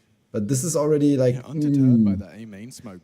Time will become the biggest issue, 30 seconds. And nade could have been an issue for Broke. He gets away with it on 18 points of health. I feel like Frozen has to play early in this. He is starting to move. Dexter acknowledges that potential, but with only 8 bullets in the mag, it feels like, yeah, if he goes on the reload, Tessus just walks on in, gets a jump scare. Frozen's in spawn, but Dexter delivers. Round over. What a double from Dexter. There's actually a little bit of a conversation. He's got 7 bullets, 5 points of health, and Dexter's just running away with a knife in his hands. An unwinnable round delivered to FaZe Clan's door. It's What is he doing? with a smirk on his face and 4 kills in the round. How's that one? Can't he like leave cave or cave temple, whatever that's called? The moment Frozen gets the first kill on site, if he wraps around any the time to get into the site and get the bomb down, literally just like stay Frozen is alive, sprinting, no? 15. So you got a player tucked in temple. After this kill, I don't know. he is Frozen. Why is he not away already? So you could have just parked more passively in Donut if you were Magis. What's happened there? Here, this view model. Look at it. He's not happy with the way that round was stolen from them. Kickson. Bad with guns. It's worse with pistols. Look at it. I've got 2 bullets, mate. There's been a couple of these situations. He loves where, it. Yeah, look, I'll just go low ammo. Yeah, you can make it work. Well, 2 you have taps a to man the head. advantage right now. You need to make up for this. You did on the first map. Yeah, will you're just right. get info on block and I'll do. Yeah, I think Nico's playing for 3 stretched, so that is a fair point, but 30 points of health. Rotation on its let me way. double In fact, check. Magisk and Dexter I looked it up scampering already over. once, but I And it's the forgot. right call now because Nico and Kickson fall in unison. Dexter has arrived, as has Magisk, but still this conversation favors FaZe. Oh, only for a moment. Dexter's spam does change the dialogue. yeah, he's playing 800p, 16 by 10 No way stretched. Magisk can handle that. What about this from Tessus? Oh, whoa, wow. Wallbang works both ways. bell rung. Let's give this a look. He is. Yeah, he's definitely looking a bit raunchy for it, but realizes perhaps the better of the 2 decisions is to bring an AK into that CT side. With Nico on your still team? trying to recover. Well, hey, look, we're not talking about that. I'm still trying to recover from the last round. Yeah. Frozen in spawn at 14 seconds. Sure, you can give Dexter over, right? Like, he's pinned in temple. He probably gets run down, but why don't they just play the bomb? I can't quite wrap my head around that. Maybe they get one funky round to map. That's so like, Dust 2 was the pistol round. Yeah, okay. The Falcons guarantee. Just this was, what, was it a 1v3 at the point that Frozen made that kill? Maybe it was a 2v3 before that kill came in, but either way. Yeah, because Dexter got one main after. Yeah, still having a tough time piecing that one together. So what could have been a nice little 3-0 start for Falcons is now a 2-2 tight scoreline. And what is just going to be that save to AK? I'm sure Tessus is going to hold on to that himself. I mean, I was looking for Imma's view model, Be a timeout but into the I next just one, found this Falcons, Reddit just to settle post. in when the rifles come into their hands once more. But actually, hold up. So There's this a is bit more of an Imma's view investment than model. what I thought. It's atrocious. This is interesting. Even players have bought all the way down to 0. So they are fighting for this.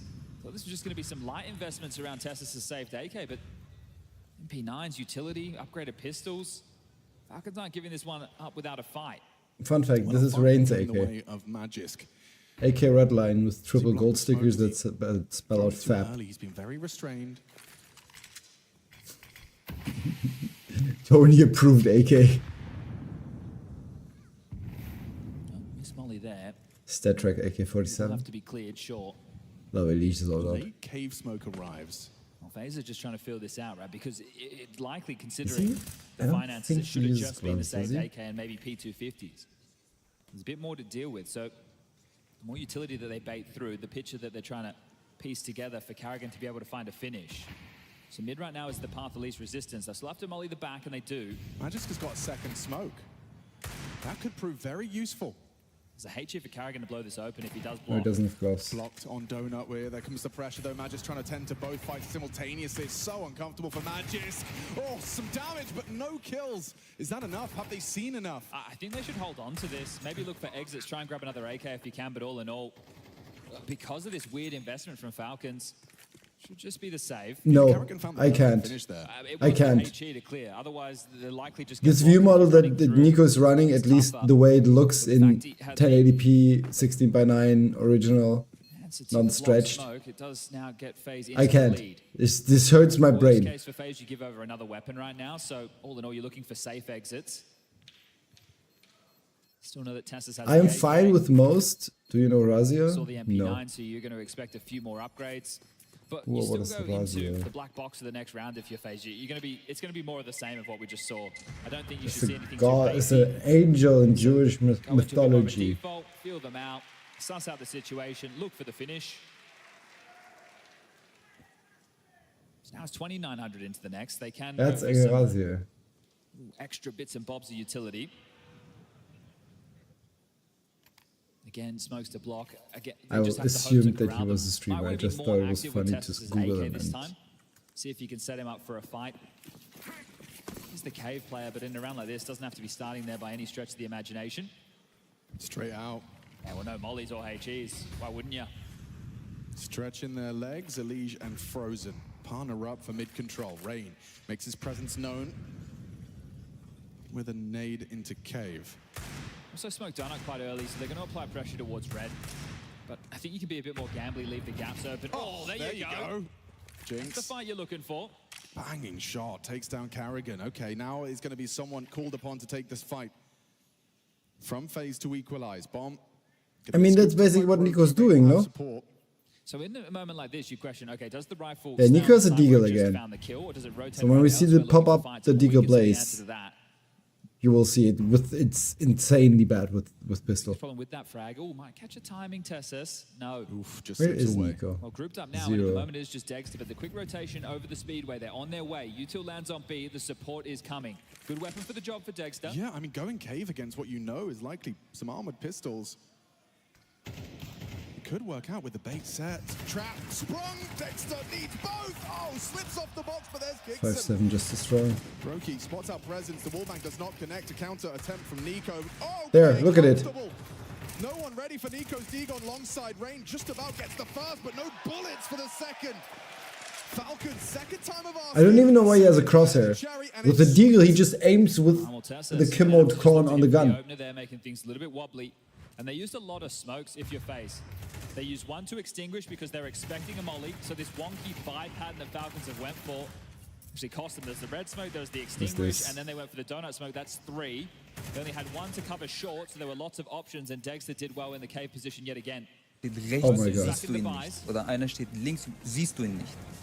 Das ist der Nachteil am Blackpass. Ihr könnt nicht so viel sehen. Oh my Doesn't God. like a direct approach, and it is going to be Elige head-to-head with Nico. Wins it out. Opening delivered by FaZe's new addition. Holy shit. Awful. Kickson retake B, playing short, just going to catch the timing, catch their cross. Rain, oh, he's so prepared, wins it out. Galil versus M4.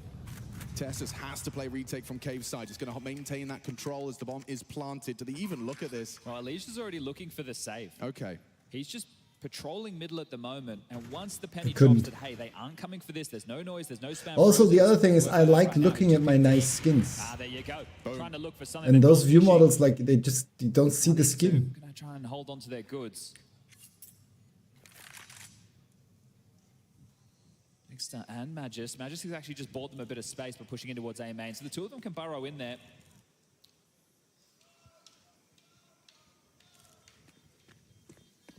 Would you say you're seeing discomfort in Nico's mid right now? Well, that's what I'm saying. I don't think he should be playing so forward, and he's not doing what you see from other mid players running in directly behind those mollies because the way the meta's adjusted right now. Right, you see the run There's 2 boost moments and- he's gotten caught in that limbo period near the little cubby. Yeah. And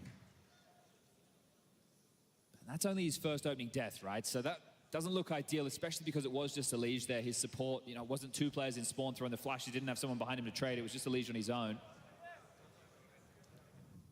Because of the round that they won in the previous, they're more than comfortable to get out another bite. Vidor smoke, elbow smoke in the sky. More passive stance from Nico this time, sticks to red room. And no red smoke from the tees. Yeah, interesting. You can just maintain info on that. Might get a head-to-head and a missed shot from Brokey. Kickson, lucky to be alive. And they know he's pinned towards that side. Yeah, good nade damage, chipping away 3 of the 5. Kickson can smoke that off from the long side, so when he does feel that there's a little bit of B pressure coming. But look at this, Elige again, just walking in the park of middle. He's chilling. Yeah, and he actually has a lot of room, I think undetected. I think he caught a really nice timing on this. Yeah, Dexter's Who's tending there to in the red potential room? red Thanks, hopping. Karrigan waltzing through a main. Is there a pivot here? Are they mid-rounding out of their lane? I really don't think Dex is aware of this.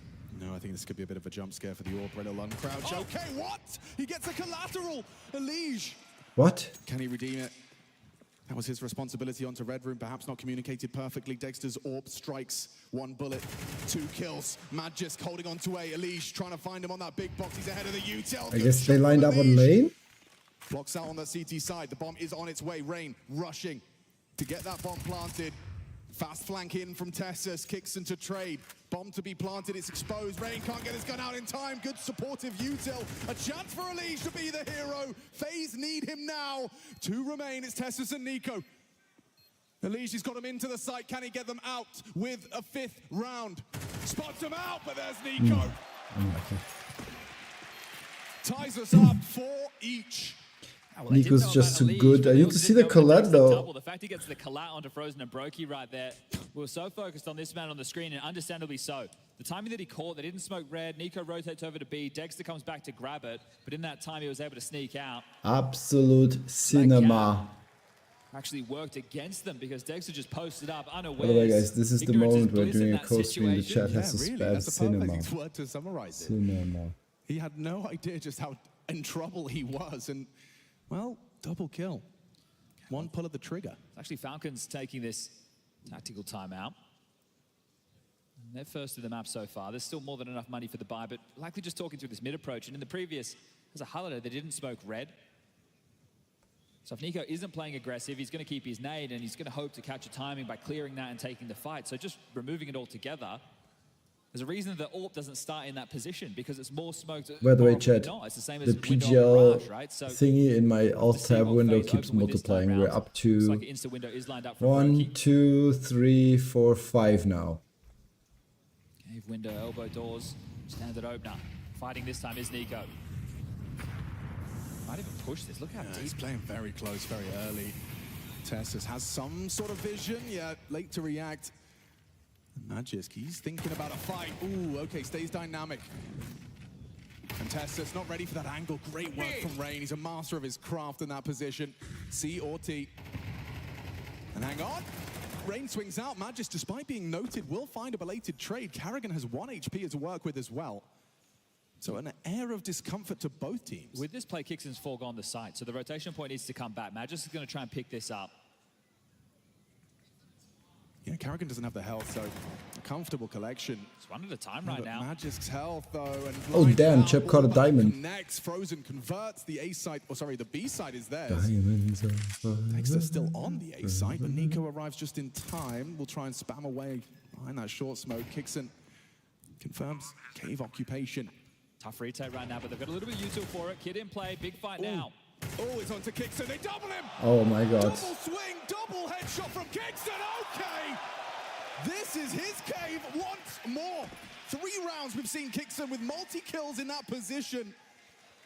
Zonic understandably giving him his moment. A little bit of spotlight on him for his holds and his frags. Oh, that just tells you how uncomfortable FaZe are feeling in that situation. They're all on site. They don't have long control. They know that there's a player in cave, but that's one of the worst fights that you can possibly take. You're coming through a little doorway. So by trying to buy themselves some room into the post plan, they get thrust into an unfavorable duel. For that maybe they could have posted in cave and just held the doorway themselves. He would have had to have retaken at a certain moment, but Elige and Frozen unable to get it done, and Kixon kicks it up a gear, puts Falcons in the lead, and also look at the money situation for FaZe. I'm gonna have to just take a bit of a partial. Double mollies mid. Yeah, missed elbow smoke. Nico has to throw out a second. And the flash is perfect. Magisk completely booked. Karrigan and Elige combo. That's an important trade from the cave player. Tessus gets active, as does Dexter. Tested by a jump from Frozen. Shadow confirms a second body present. It's Brokey's Deeg. Swings out wide, baits the shot. Dexter's not shy.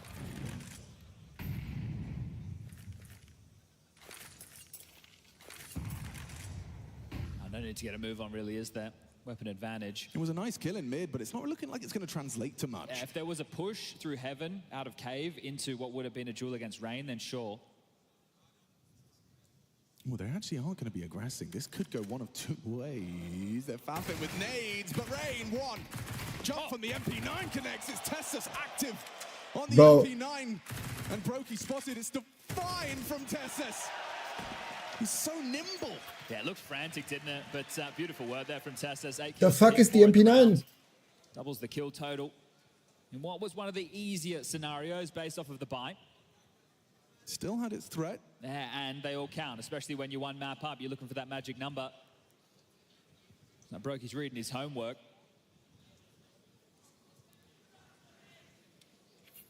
Back underway with the rifles in hand.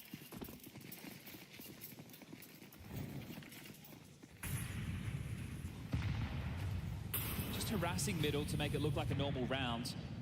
Rain's not playing through the door smoke, so if there is aggressive lane presence from the likes of Falcons, they can get this info. So Kixon coming down, he's going to say nobody's home. His biggest worry is the pocket, and that puts a lot of pressure on A. So Magis now rotating back over, will have the support of Dexter. He blocks.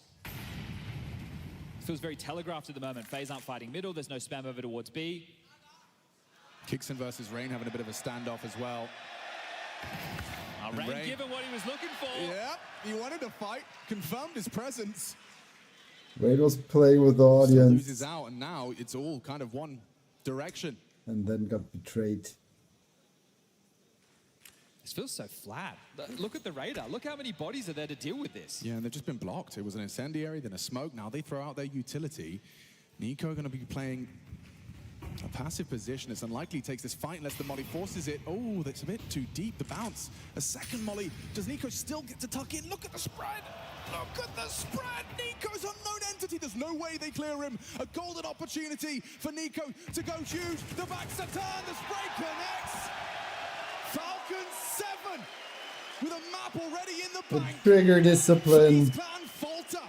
You don't normally see such a telegraphed round coming out of Why the FaZe. fuck did it not spread there? If I'm Holy Neo, shit, I'm Nico taking the time don't out just to let them think break about me. that call. A little bit odd, and sure, you lose the opening death, the Rain over towards B, but you still commit to the A call. You're going in blind. You know that they have the B lane. That's a really tough call that's been made from FaZe there. Sure, 4 rounds already, 5 they can definitely work with. So final round, first half, about to get underway, but it's going to be pretty hodgepodge. I don't think we'll see an AK. Lots of Galils being invested upon right now. So Falcons. Strong showing from Kixon, really propelling them at the moment. And then this was always done and dusted. Nico, it didn't even feel like it was that necessary. Everybody else was taking care of business. And Dexter getting fired up now. Another good map from him. Wait, are Falcons actually like a team now?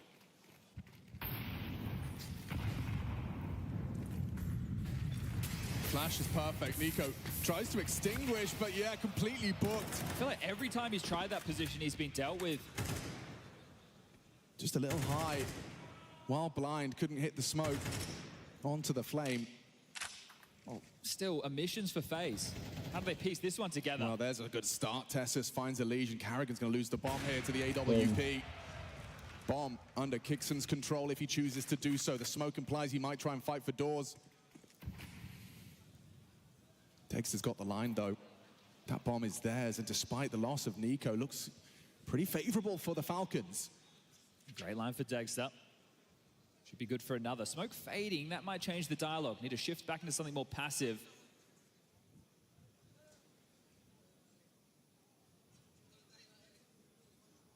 The uncrouch from Brokey, and oh, it's a hard shot to hit, but not for Dexter.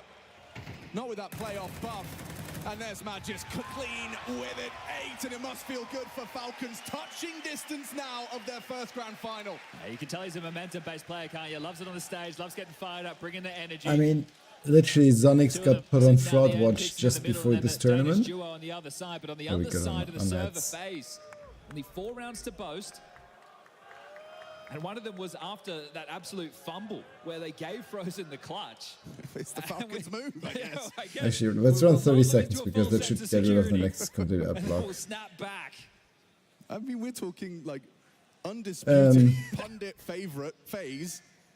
Down a map, down 8-4 on the half as we swap sides. And look, I want to point, I don't want to point fingers, but now that they flick on over, there is going to be a lot of conversations to be had about the defense. When I look at this team, if you're going to give Frozen and Elige everything they want in the positions that they have, yes, then they are the two players that have to deliver. Right now, Elige at the top of the scoreboard with 9, sure. Frozen had the clutch, okay. Well, now you need to be in that driver's seat. You need to be able to deliver some big moments. Like, yeah, it's like Falcons actually like a team. Did Zonics actually like do something? Of, you know, one of the highest caliber players. Is Zonics not a fraud because he finally has a superstar team and were never really obtainable. They can like in that FaZe jersey win now, Elige, and this, well, it starts now.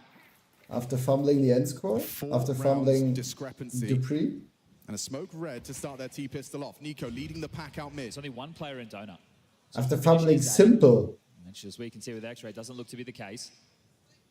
Fake mid presence and hope they walk up ramp. Man just tries to spot them out. Does bait the shot out of range. He's lining up for the long molly. Ooh, gets away with just Cave's gonna go. War wound. Progressing into Cave. These dual Berettas are going to be tested. Hank Brokey empty-handed, but Rain, good work for one. Dexter in the feed. Rain only the one more extra onto Dexter. It's still looking up for debate. Bomb plant's huge. Nico, well aware that he could get closed in on, has cover from Kixon. He's really scared to plant this bomb, has no info, and the answer's on Cave. And there's the shot, confirmation of presence, knows he can't get walked on now. Covered by Kixon, but closing the gap is Carrigan. Couple of shots hit into the buttocks.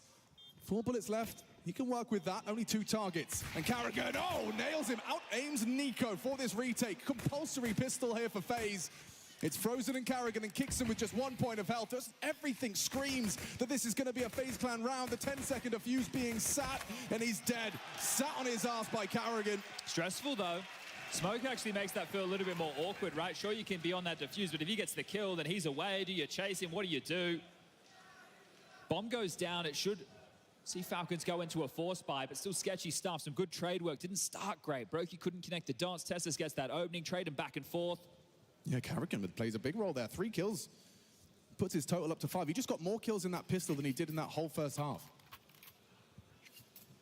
Slow start from him on Dust 2 as well, but then in the second half started to get activated, having some pivotal moments. Here's the force for Falcons. 2 Galils, Deagle, Tech9, and a Scout. Shouldn't be in too much of a rush with this one. Want to allow the CTs to use their protocol utility. That's exactly what they're doing. Doors blocked. Elbow as well, and I think Kixon's setting up for a bit of a fake. He had their number in the fake department on Dust 2. Do you think if he can manipulate them once more? That's the thing, as mentioned, the anti-force, anti-eco setup, you shouldn't play too far forward for information. So here comes the fake. Does it force the rotation from Frozen or Elige? Still stay 3B. Pretty weak fake. Oh, Frozen, yeah, he's not buying it. Not buying what Kixon's selling. Elige, though, rises first, forced away. A dink has been hit. Galil puts him low. Access to the bomb site now. Tessus has that bomb. And Frozen, stubborn, doesn't expecting Nico's progression. Spam from Elige doesn't connect, but the bullets from Nico do. Swivels around. A walk on the smoke is crazy from Carrigan, thinking about it, thinks twice. Look at their health. 3v3, they can pause. Bomb needs to go down. Fake, he's so terrified of this smoke. So she's going to do it's going to fade. Elige is going to be exposed, but oh my goodness, Kixon, that's a great fight. Especially considering Elige only has 10 points of health. Next to Scout, essentially an AWP versus Elige and Rain. Kixon! Stunning work from Kixon here on Ancient. He's making a statement in the semi-final. And they're not rushing this. 20 seconds. They will be having to hasten up now. Bomb on the back of Nico. And now Dexter. He goes down. It's up to Kixon. It's all Kixon in that one.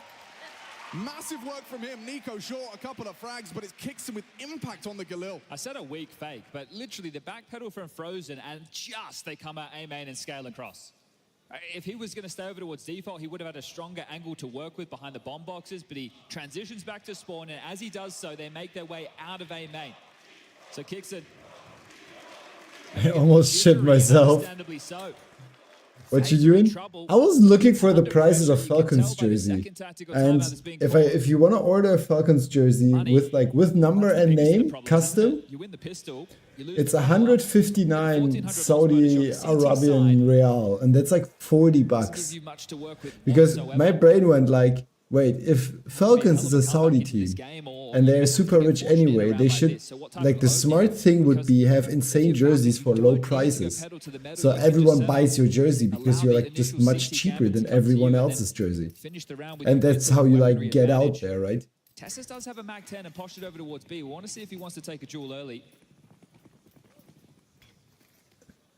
Just standard mid-harass utility. And yeah, the 2024 jersey is 99 real. Is it real? Oh, Carrigan. Yeah. Actually, Nico head-to-head with Elige. He wins that one comfortably. There's the head-to-head in Cave. Nico, will he overlook this from the sound? Unfortunately, I have to log in to figure out how much shipping is. Otherwise, I would actually consider it. Low on HP, they will just have to gamble one of these sites. So now we're going to turn to Kixon again, who's been having a great map, 14 for 7. Feels like this was one of the maps where he really put his name on the map with Apex so long ago. And we've seen some good calling on this map from him throughout the tournament as well. Sure, it's been a whole lot more missed for them, but 14 for 6 for Nico, 15 for 7 for Dexter, 14 for 7 for Kixon, the three of them contributing. Magisk and Tessus just along for the ride at the moment. B-bomb site empty, bomb will go down, and round should be secured.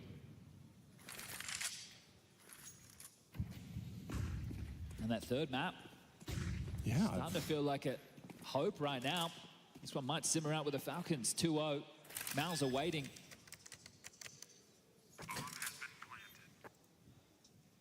Yeah, I know what you mean. Have you heard about Riot's new deal? Conversation for tomorrow if they keep this up.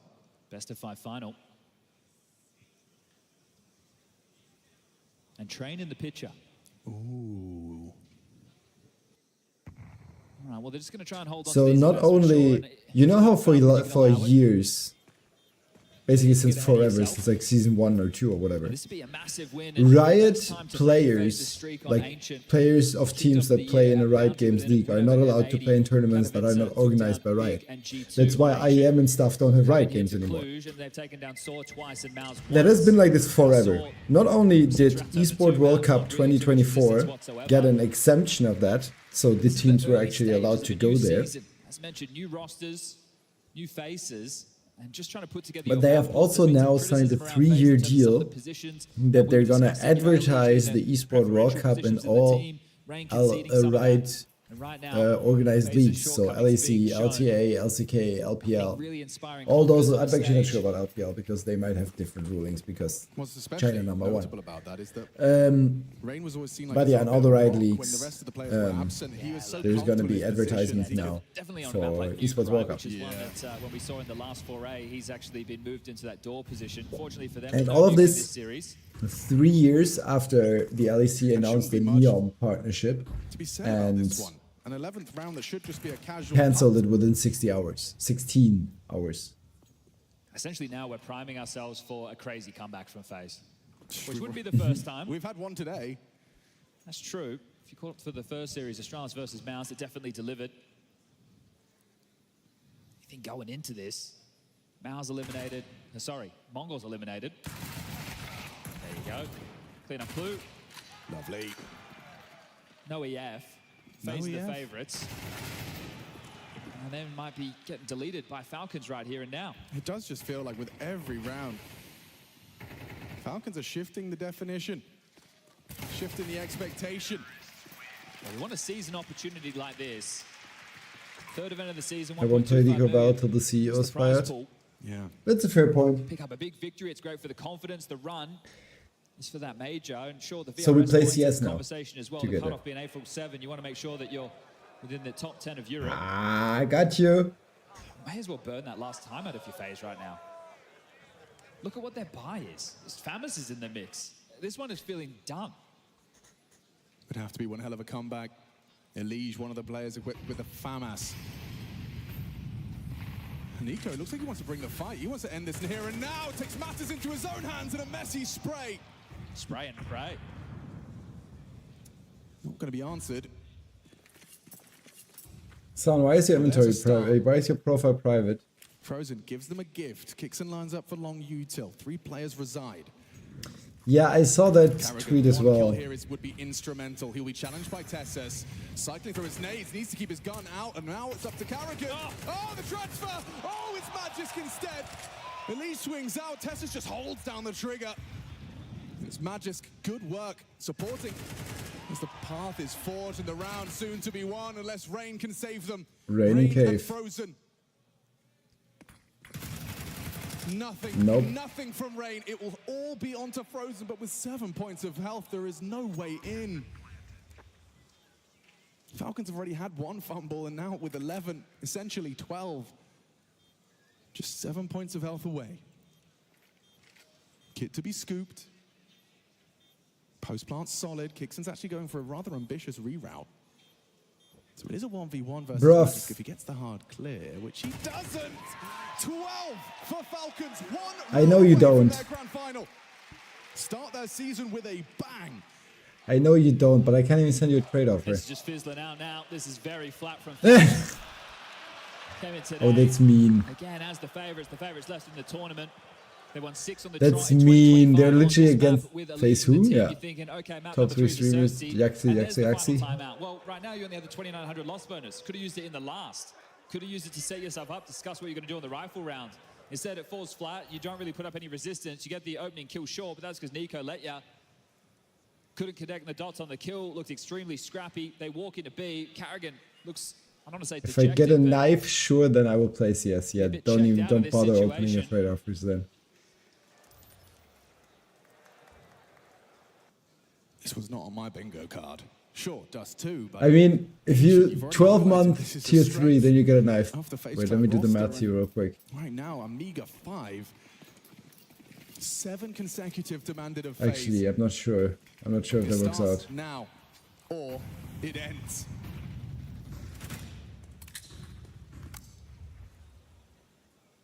Interesting call out of Kixon. Look at this. So Nico has mid control. And immediately I can see 5 Falcons starting to congregate.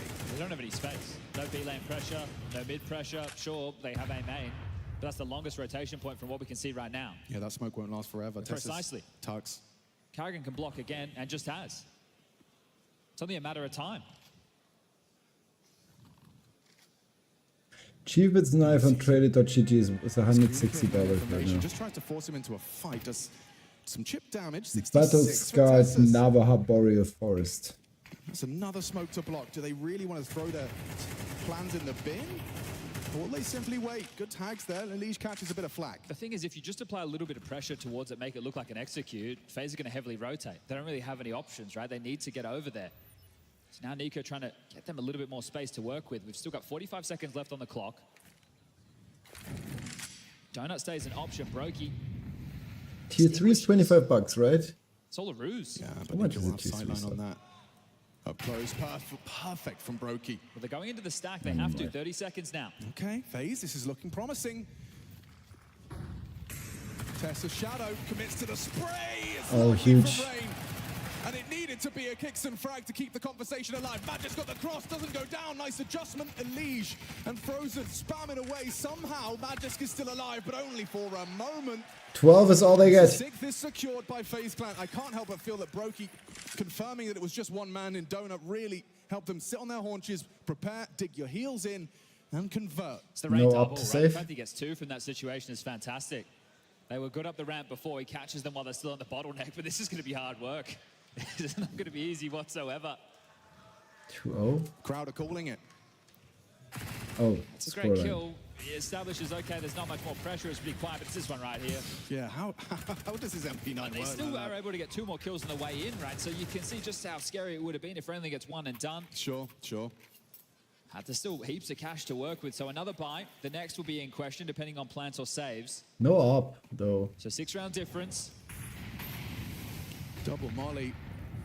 Heavy barrage of utility. Boosted orb with a nade right on his face, and he sticks around! Lovely work from Dexter. They threw the kitchen sink at him. But it's Rain that falls. Oh, Frozen, wow. Onto Magisk. With some CT aggression of his own. He can also clear out A main. He's going to do a lot of info as well as a clawback kill. Oh, well, now you can keep these 3 players on B. Elige continuing to harass.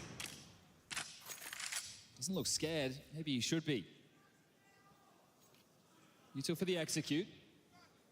So they go in contact. Okay, well, that's a test for Carrigan then, and then a swing out of Brokey. Elige close by. Nico, though, trying to forge the path, the pre-aim, the pre-fire. Lovely work from Carrigan, but Tessus does one better. Brokey, the unknown entity, needs two here, and he's nearly got Nope, enough. only gets one. Frozen, 18 HP clutch. Top fragger in the server, Kixon versus FaZe Clan in a semi-final. Frozen, the last to fall, or the one to save FaZe. It's Kixon's day! Calls the shots, and Falcons. Well played, Falcons. Didn't expect to say that tonight, but well played, Falcons. And it wasn't Nico. It was not the Nico show. The first for Dexter. And his Falcons' failure to launch no more. Soaring into the grand final. Mouse await tomorrow. A best of Mouse versus Falcons. 1.25 million. The Lions Crazy. share go into the victor. And they've taken down a household name. 2-0 against FaZe Clan on the stage. Gonna have to put a bit of thought as well for that one. It did look uncomfortable on Ancient. Still integrating a new player, but you know, the expectations are incredibly high with such pedigree as FaZe Clan. They waltzed through a group stage for once. That's not normally how FaZe gets it done. Not put through their paces, not tested. But Falcons flourish, and they're in the final. Everyone getting their phone back. Falcons have made it to the finals, besting FaZe 2-0 in this one. And Dexter, I got to ask you, because from your times on Spirit, going into OG, now here on the Falcons as well, you have never made a big event grand final. You finally done it. What do you want to say? First of all, guys, I love you. Thank you so much for your support. You are an amazing crowd. Thank you. He can't hold it at the bottom because that's where the antenna is. It's first time ever in my life that someone cheering for me on the crowd. I'm always adapted to play against. Thank you. Second thing, thank you so much everyone who is in our team. I love you all, guys. You are amazing. That's how I feel. I really appreciate everyone in my team. They're insane. I'm almost crying. I need to stop. You're buzzing, and you deserve it because you fought hard for it. And you were a big reason in able to take this one over the line. I'm going to come and take your mind back to Dust 2 on this, because you're 10-7 down. It looks like you might lose your pick. I mean, he's low-key, okay, he's 23, but like, he is, or he was potentially on the back end of his career before he switched to came. There was no chance that our team wouldn't believe in that. There is no chance. It's Falcons. We Yeah, are believing in that always. He played for Heroic, but didn't like click there. It's lovely to hear this, isn't it? And then he switched together with Stabby, and it basically was like, so relationship on this team at the same time. You can see his belief in you when you're pulling off some crazy moments. What's that? This is the Falcons roster, right? Tessus, Dexter, and Kixon, these three came from Heroic, and basically everyone said Dexter had only value because he was part of that core, because the core moved over, and that's how they got BRS points. When I was not even pro, I was watching him, and for me it means a lot when he supports me or helping me or giving me a trust. I always saying that to him. And that's a man I would definitely trust as well. Nico is one to do it all. Now for you guys, you're entering into the grand final tomorrow to take on Mouse. I know you're hyped up and buzzing right now, but how confident do you feel in your map pool going into a best of 5 for that? I mean, I'm looking confident. I don't Is it BO5 tomorrow? I have overconfidence in us or in our team. I think we're gonna do our best. That's basically all what I can say.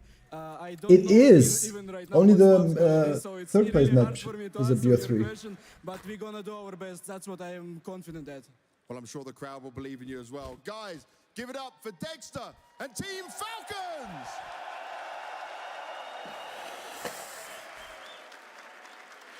Yeah, great scenes there. You can see very emotional Dexter, but obviously, as we talked about on this panel, this is a player. It was getting into what-if territory. We didn't know if he was going to be able to live out his dreams and accomplish what he could with the talent he had. He's one step away now from winning a trophy with a lineup, playing alongside one of his favorite players who apparently is now mentoring in Maui.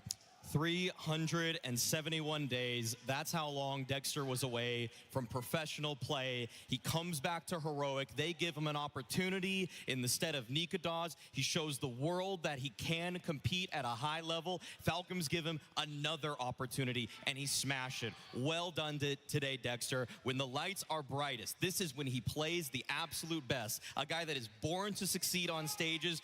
Say what you will about his stage performances, sometimes his online Richard play, Lewis and the two short kings? Wait, Maui's not standing on top of something. You can see him there. Absolutely. We're talking about a tale of redemption, and that's what Matt just said, right? For himself, for the Falcons organization, we're talking about all these guys. But Dexter, as Maui very poignant to put out right there, he's been trying to make a statement for himself, trying to prove himself. And I was critical. I wasn't a believer at the beginning of this game. I said yesterday was probably an anomaly. I said his CD side, he's struggling. He's been abysmal. He's not finding the impact he needs to find. Today, against one of the scariest teams to play in an arena, the man shut everyone up. Incredible stuff from Dexter. It is. We'll talk more about that performance. For now, we're going on over to James Banks, who is with Carrigan. Thank you, Richard. FaZe, they put up a fight all the way through, looking good in the groups, coming into this playoffs as well. I'm going to touch just initially on the Dust 2 with you, Carrigan, because you guys were up 10-7. It's looking very good. Things start to fall flat a bit more on your T-sides there. Was that kind of painful to lose in that way, or do you give Falcons their respect on that? Because obviously it's the map they continue to pick into and look pretty good on. I think it's both sides. First of all, I think we got a little scared. At 10-7, I've tried to motivate the team by playing really aggressive and take the space, because we won one of the few gun rounds in the beginning. But they have really great players, and I think there's key moments where we flash each other, where we go up short when A is kind of clear. So in my opinion, Falcons played good. They had a good game plan, but in the end, I think we punished ourselves and didn't close it out when we could have the chance. Now, we've got to ask about what happens on Ancient, because this has been a map we could kind of trust on with you guys, and I'm sure you had that belief as well, but this wasn't the FaZe we were used to seeing on this map. No, I think maybe we saw the scenarios we're playing strange. Some of the mid-rounds we had this time, we didn't get the feud last time, so still some growing pains within the structure of the team. We were not in control. I think all the Ancient game we played have been really in control, really reading the game and stuff like that, but today was harder against them, and I don't know if the team also dropped overall as a team, individually and also communication-wise, and that's why I'm disappointed that we didn't show our game on Ancient, and of course trying to do a CT comeback, but losing Force by again, that's just really hard then. And looking at what you guys are showing, though, is this new phase, right? It's obviously very different. You're getting as many events under your belt as possible here. We're seeing these changes you're going through, but is there still maybe some more positional changes, some adjustment you want to have here? I know you've got to review it, but are you already starting to think about these things? Not a bigger picture, no. Small details, micro stuff. We still have to believe we played really good 4 games here. We beat Mouse and Eternal Fire in the group stage. So right now we were group stage heroes. I want to be playoff heroes again, and it is what it is. I just think there is still growing pains for us. This is our second LAN of a second arena game together as a new roles, new team. So in the end, I think we just didn't show up today, and congrats to Falcons. They took advantage of it. For you guys coming into how you progress going forward and what's next, outside of the event-wise, is it time to, I know you've been on the road a long time, so I guess time to take a break before coming back into this, maybe a boot camp and stuff after that? How do you look at it?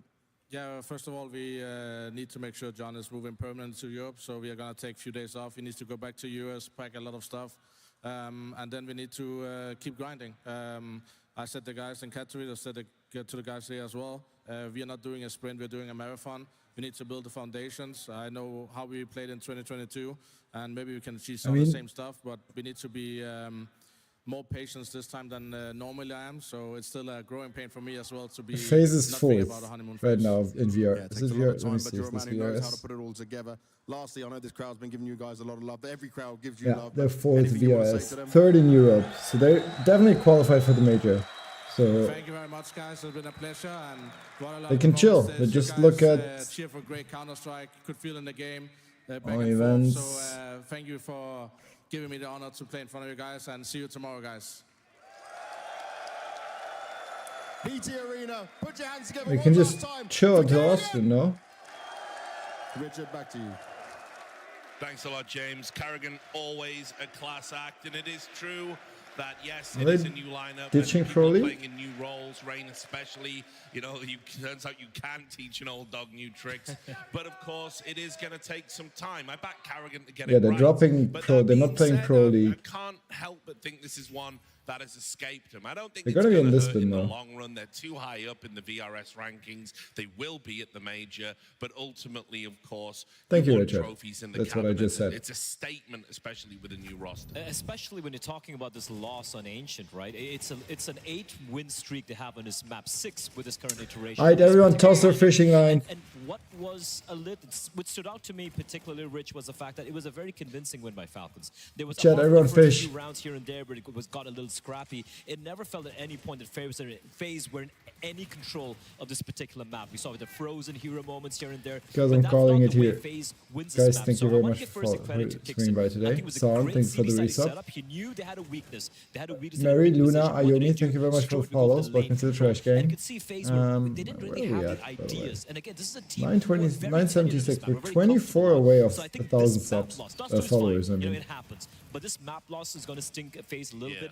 But I'm again, calling it here. FaZe are a team which are So I'm not sure. I'm probably not going to be able to make it for the third match, third place I'm match. going to toss this one out there, Maui. You decide what to do But with it. You can if you want. I should be home for Mouse vs Falcons for the finale. You know, a lot So of people were speculating maybe he just hasn't adapted to the see you all play CS2 tomorrow. See you meta. fun. Bye bye. And they did look like a team that really didn't know how to play at times. It was they were really struggling tactically. Kixon was